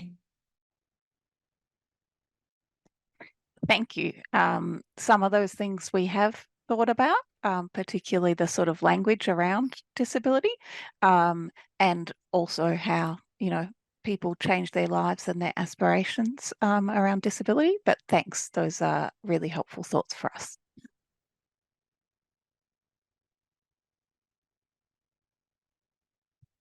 Hi, so I am a disabled gamer with limited hand movements, and I'm sure you've thought about it, but would it be over multiple platforms because I'm more of a console controller person, or would it be simply one platform?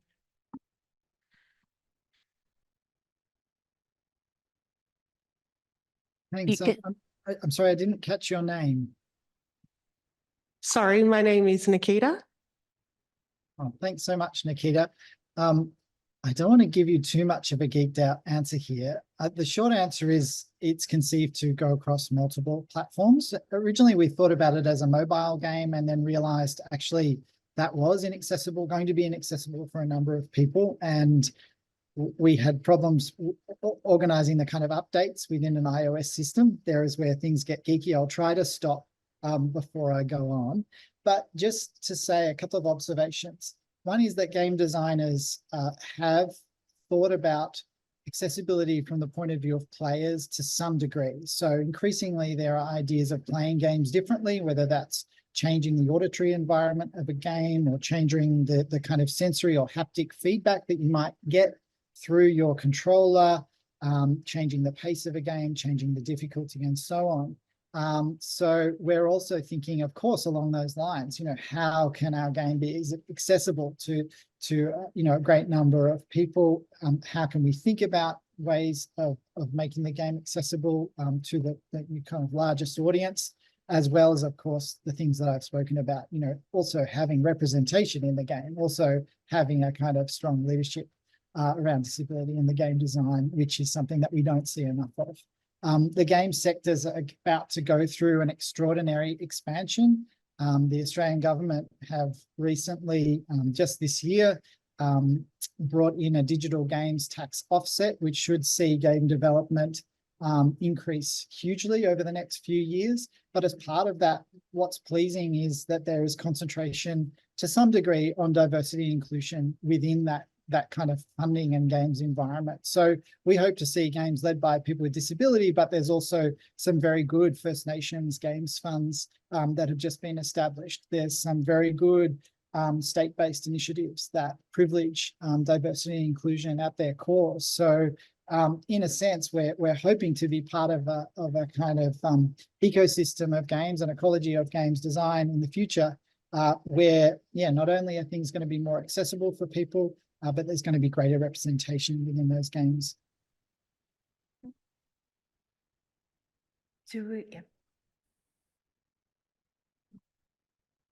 It's Lauren. First, I want to just extend tired person solidarity to Rada. There's the more people talk about this, the happier I get, which is odd.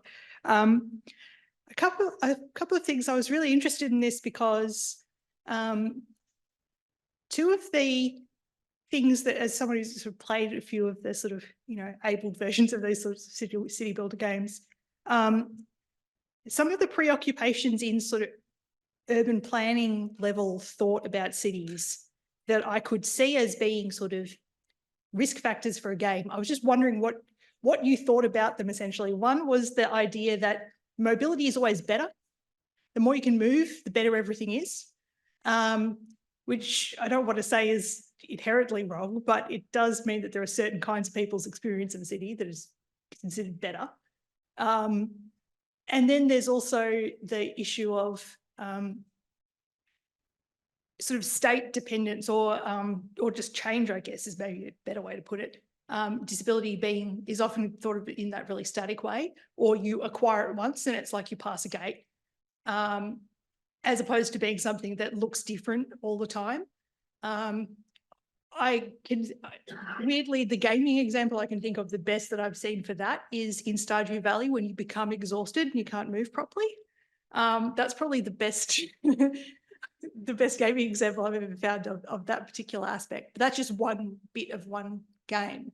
I don't know if there are answers to that, but how does that fit in those games? Because I've personally, like, I guess. And thank you.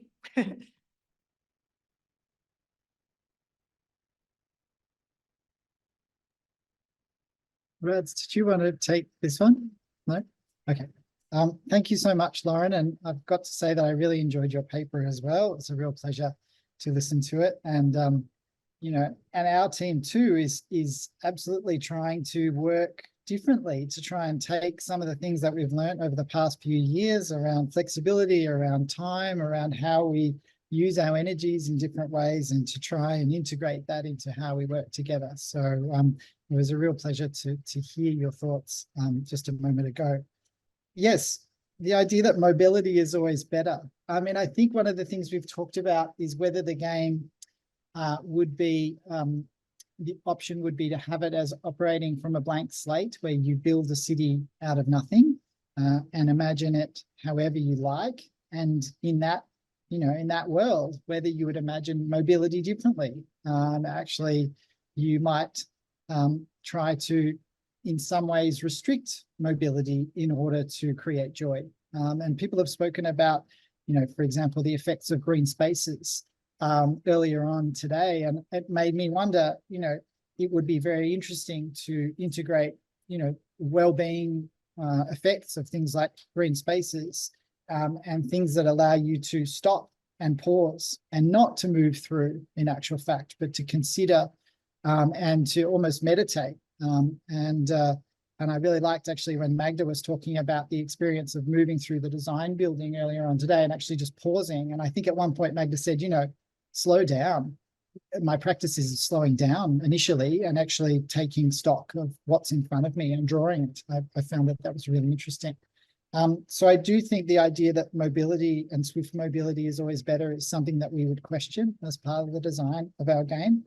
And we're also, but that said, I think we might replace it with something like belonging. So, you know, maybe it's not mobility, but maybe it's belonging, and maybe it's feeling a part of the city rather than feeling like you need to be moving through it in the most efficient way.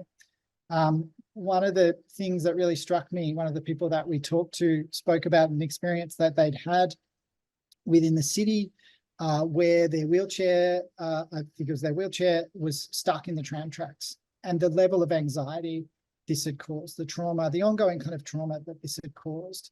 And this person now lives in a rural environment because the experience of going into the city caused such a level of anxiety.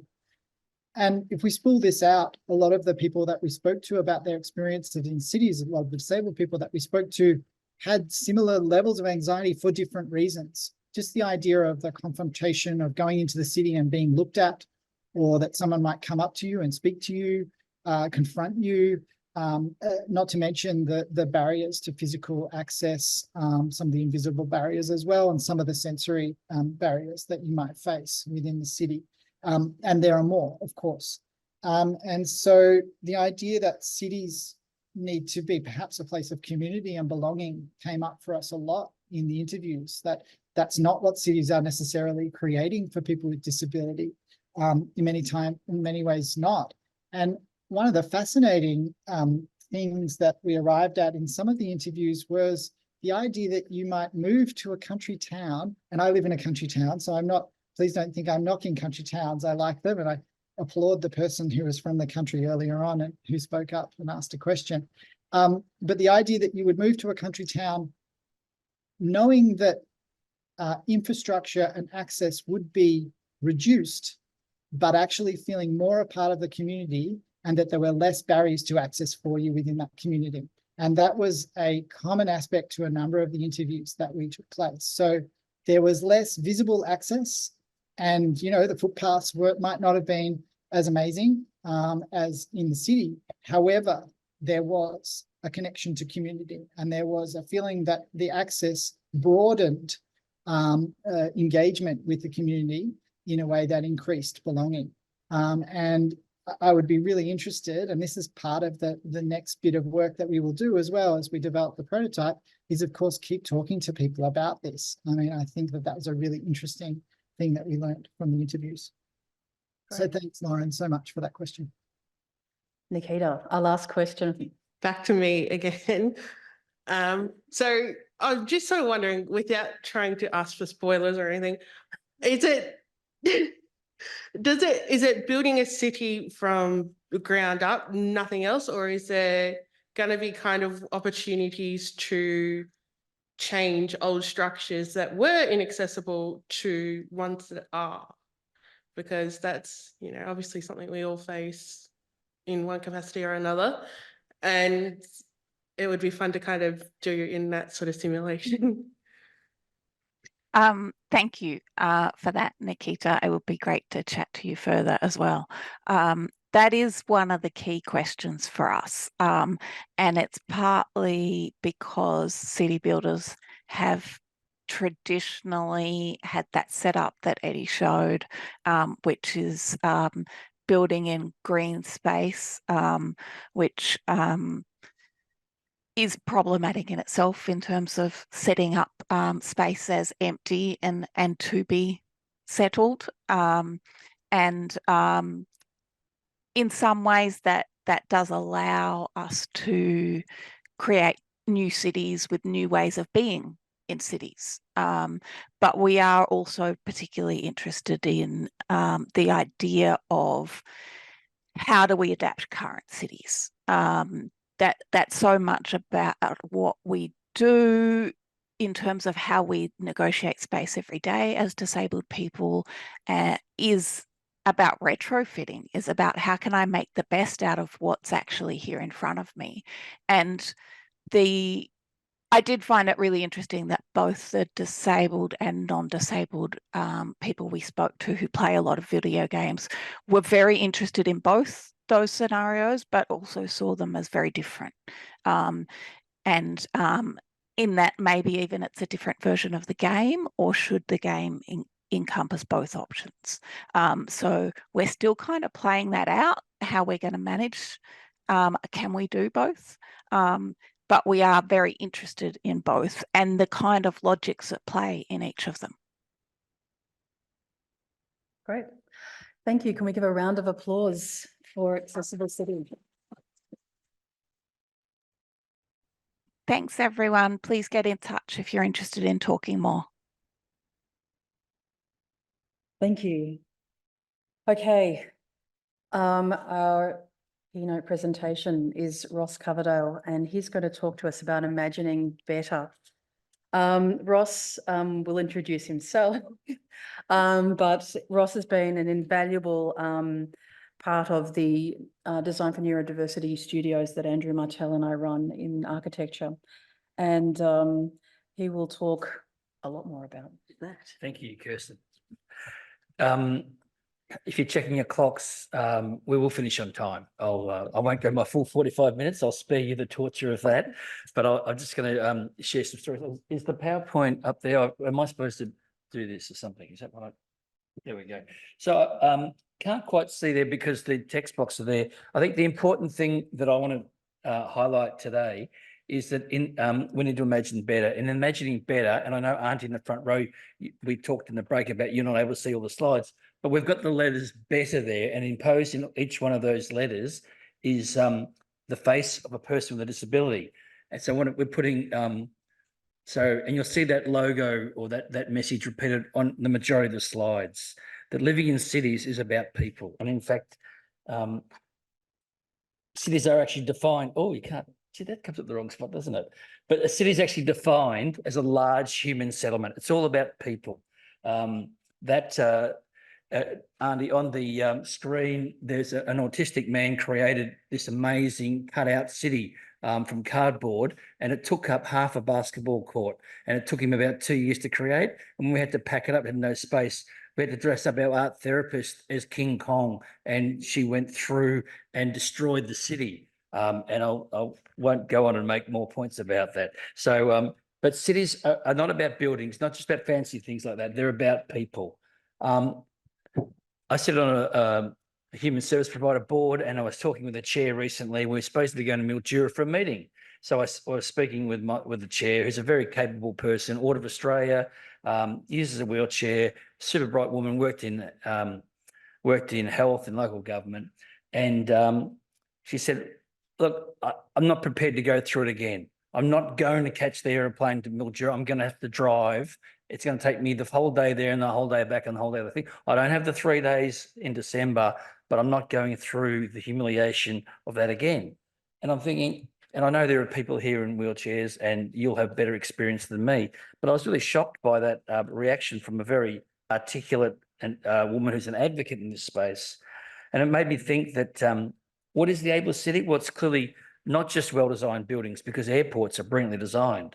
It's not just about ramps and grab rails, because they're everywhere in airports. Not just about technology. You can't think of a place that might have more technology, or maybe Melbourne Uni, I don't know, than an airport. It's not about regulations and policies and audits, because all that would be done to death at an airport. It's not about staff, because everywhere you go at the airport, you're understaffed. It's about attitude. So despite all of that, a very intelligent person who's going to further the causes of disability and inclusion isn't in the 21st century, in 2023, doesn't feel she can get a flight. So that tells me, what is the Ableist city? It's got to be about attitude. And I need to flick that, I just not turn that there. So I think Dr. Martel spoke earlier about, we don't put people in wheelchairs and say, run around Melbourne Uni and, see what you can and can't do. But we used to do that at our site in Eltham, and it was amazing what we kept hearing from people who said, it's, the city is really quite inaccessible. And I guess, what is the Ableist city? Well, I think closed minds and closed systems are as useless as closed ramps. And Auntie, on the screen there's a picture of a ramp that's got a sign saying this ramp is closed. Many people can't proceed. And there's many, many closed ramps and blockages to people, not just in buildings.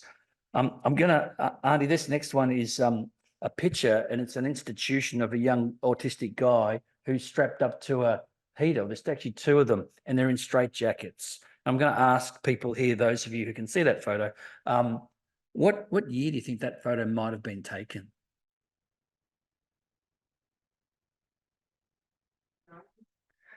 Yeah, 1982. So the majority of us here, not all of us, were alive at this time. And what were we doing? We were creating the Ableist city, or we were creating cities where we wanted to exclude people. And as we go to the next slide, and this is only a bit more difficult for me to explain, but I've got 4 circles up there, and we're talking about people being excluded because they're different. And I guess that the picture of those young autistic people in 1982 is how we built cities, which was, let's exclude them for their well-being because they're different and because, it's not safe. And then as we deinstitutionalized and we then created this idea of segregating. Let's put everybody together because they've got the same disability. We're all the sight-in people live together. All the deaf people could live together. All the people with Down syndrome could live together. That would make sense. And I'll tell you a story in a minute of how it doesn't make sense. It's a convenience for those of us that have the power to create a city. And we think it's being ableist because it must be nice for all those people to be together. And then we said, well, let's not just congregate and segregate, let's integrate. So rather than going the full way and thinking about, well, what does a great life look like for you? What is it that you really want in your life? We put people in groups and said, surely you'll exist really well. And when we deinstitutionalized through the 80s and 90s in this space that I work in, which is intellectual disability, the surveys show now that people have less connections than when they did in the institutions. And we had a Royal Commission, and it says many things in all those 22 volumes. But one thing we learned is the greater the segregation and the greater the congregation of people with disability and segregating, the more the violence, abuse, neglect, and exploitation. So it's about inclusion, which is the fourth circle there, that we need to see people as equal, as having rights, as having preferences, as needing to be consulted. But my main project I work on these days is that and I've created a word. I don't have a PhD, I want to apologise. I barely got through Wattle Park High School, to be perfectly honest with you. But so I've invented the word reinstitutionalised. So what we know from people like Professor Chris Bigby, who's at La Trobe, and has done all this work on saying that when we deinstitutionalise people into the, we actually reinstitutionalise many people into the community. And now with the National Disability Insurance Scheme, I'm working with a number of group homes that really run as mini institutions, and we have the chance for the second time for some of these people to say, what does a great life look like? How can we create great housing for you so you can access the community, so you can actually truly be included and not be segregated and congregated with others with disability. So I'm calling that the reinstitutionalisation. And I'd love to tell you it's easy, but the amount of blockages and barriers that policymakers, including the NDIS, create, and even in those of us who work in the care industries, the barriers that we create is a legion. So I don't know if there's a better word than reinstitutionalizing, but that's what I'm doing at the moment. Let me talk about, we've talked a lot about lived experience and co-design. This is my brother-in-law, and Auntie, I don't know how to describe my brother-in-law to you. He's very mentally unwell. If you think about a person you might see on the street begging, this guy's from Central Casting. Is my brother-in-law Andrew, and particularly unwell. And this photo was taken when he last jumped the counter at Centrelink, and he punched out the guy at the front, and the police had him tested and found out he's the top or the most he was in the highest 10% of psychosis, and he was totally unmedicated. And we'd been working with Andrew and my sister-in-law, who has autism spectrum disorder. And this was Andrew's ableist city. Andrew and Monica, who, life hasn't been easy for them. They live in a bongo van, and they have their dog, and they travel around northern Victoria, and did so for 13 or 14 years because Andrew, with his mental health issues, believes that all the neighbours wish to kill him. But they know where all the toilets and showers are for free. He doesn't pay, they know where all the free barbecues are. They know where to park their car, and they'll sometimes be up there. And their favourite, if you're wondering, is the Chiltern lay-by up near Albury. That's where they would stay most of their time. Dogs are allowed, and that's their ableist city. If anyone asked Andrew what he had wanted, it would have been really easy. He just would have liked to live in a place where he had no neighbours, where he could afford to, but no one ever asked him. So he found his way into a bongo van. And our contribution as family was to pay the rego on the bongo van because they could, and that's what we did for many years. And sadly, Andrew passed away last year. It makes you think of all the studies you've done about what makes a great life for somebody. It's a bongo van and a free dunny. That's all he wanted. I think in terms of bureaucracy and government, and I've had a bit to do with that over my time, we always talk about, it's got to be equal, we've got to roll it out, it's got to be fair. And what I'd say is it's not about equal support, but tailored support. What do people need to have a great life? And it's not the same for everybody. Not all people with Down syndrome, not all people who have ADHD need the same thing. So what is it about the tailored support that allows me to really enjoy that football match? And so the premise that's built upon is this: that one size doesn't fit all, and it never has, and it never will.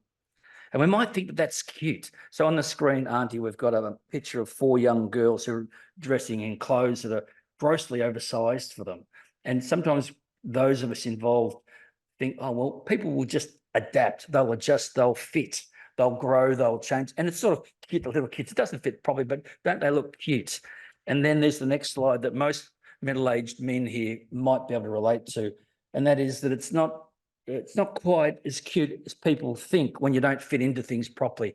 And Auntie up there, I've got someone who's got a big tummy like mine trying to squeeze into jeans that are about 2 sizes too small. And we can see a little bit too much of things. So getting it right is important, and getting it one size fitting all is just lazy. It's lazy and it sets people up. You wouldn't walk down the street with your tummy hanging out like that, or you hopefully you wouldn't. But that's just sometimes what we do to people because it's just easier for us if we do it that way. So why bother consult? Why would you bother to listen to people with disabilities who are neurodiverse? Well, I think, and Auntie, I'm now going to go through all sorts of pictures of famous people that have made a difference in the life of all who present on the autism spectrum. So we've got, I won't go through what it is, but it's Einstein.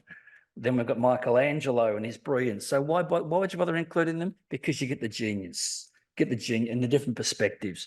Then we wouldn't have our iPhones without Steve Jobs, Bill Gates, and that's Temple Grandin, who did the amazing job with looking after, what's the word? Is it the calves? The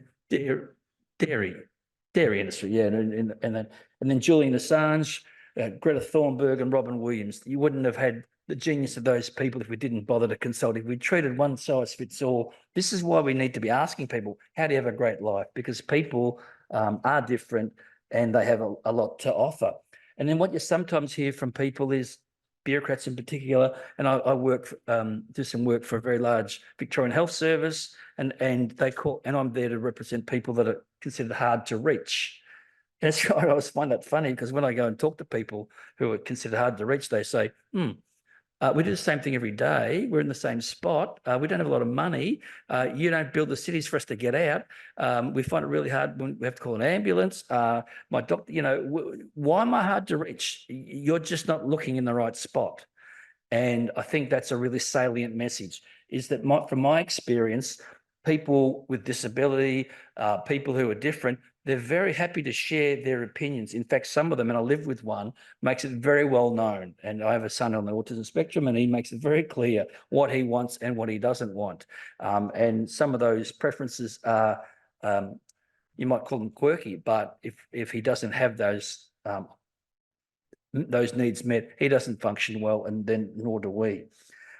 This is possibly my most favourite photo ever that I'm going to show in my next slide. And Auntie, I don't want to do a spoiler alert, but I think it might be the last time because this Prime Minister's gone, but he's standing here with the Australian of the Year, who was a domestic violence campaigner. And it's safe to say that not all Prime Ministers actually tell the truth all the time or follow through on their promises. And this Prime Minister actually backed down on something with Grace Tame, who was the Australian of the Year. And Grace Tame was happy to give her opinion, not by any words that she spoke. But I think, and Auntie, let's just say that Grace Tame is the Australian, is giving the Prime Minister of ScoMo a greasy. Yeah, I think that's a technical term. And I find that, in fact, many people who might identify as being disabled or whatever, find it hard to actually hide their opinion. They are the easiest people to consult with if we want to try. And I'm going to finish up with a story. I had a video that I won't go through. This is my friend Joyce. I got to call her Joycey. Joycey is sight impaired. She's in a wheelchair, and she's just passed away recently, actually. She lives in upstate New York, and I went to visit there to look at disability housing, and I ran into Joyce. And when you run into Joyce, you run into a power of a person who just an amazing woman. And when I think of that logo there, imagining better below it. So Joyce, as a young woman, was institutionalized because, she is sight impaired. So what do? You put them with all the other people that were sight impaired. So she was in the institution, and all of a sudden more children were born with sight impairment. And so from the age of about 4, she started to share her bedroom with a woman. The woman was a bully and kept pushing her over and beating her. This woman also was blind, but was not happy with life, and they fought for 14 years until Joyce reached the age of 18. And then she said, thank Christ for that. I can now go into the adult system and get away from that woman. I've broken bones. And Joyce didn't start off life in a wheelchair, but by the time she was in her early 20s, was in one, but had mobility issues. And certainly her co-resident, who was also sight impaired, bullied her and harassed and what's the word? brutalised her for 14 years. So she had a bureaucratic moment when she met the officials of upstate New York, and they said, because you're blind, we're going to put you in the blind home in the community for adults. And you'll be really pleased to know that everyone else there is blind. And she ended up living with the same person again.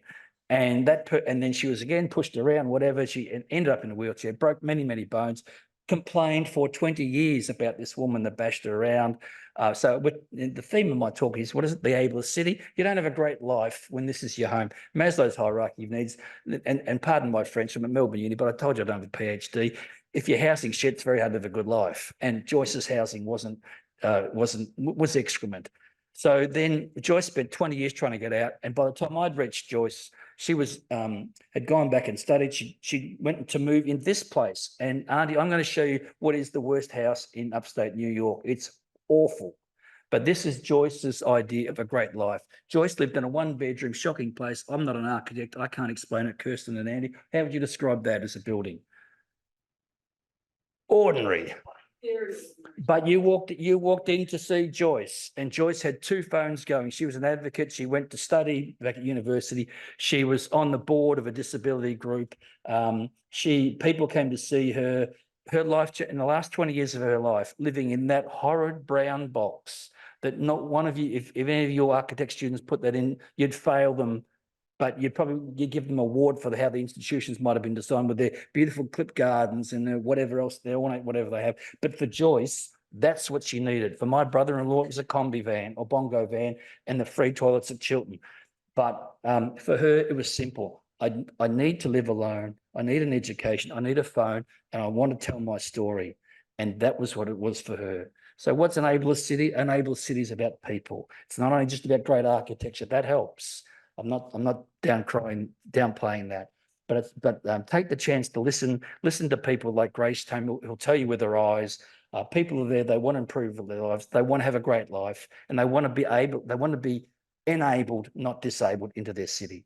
So with that, thank you. I'm done.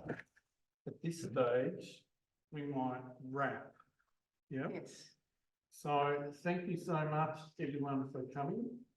And it's been great, and certainly I think the diversity of lived experience and the diversity of voices that we've had here today has been absolutely fantastic.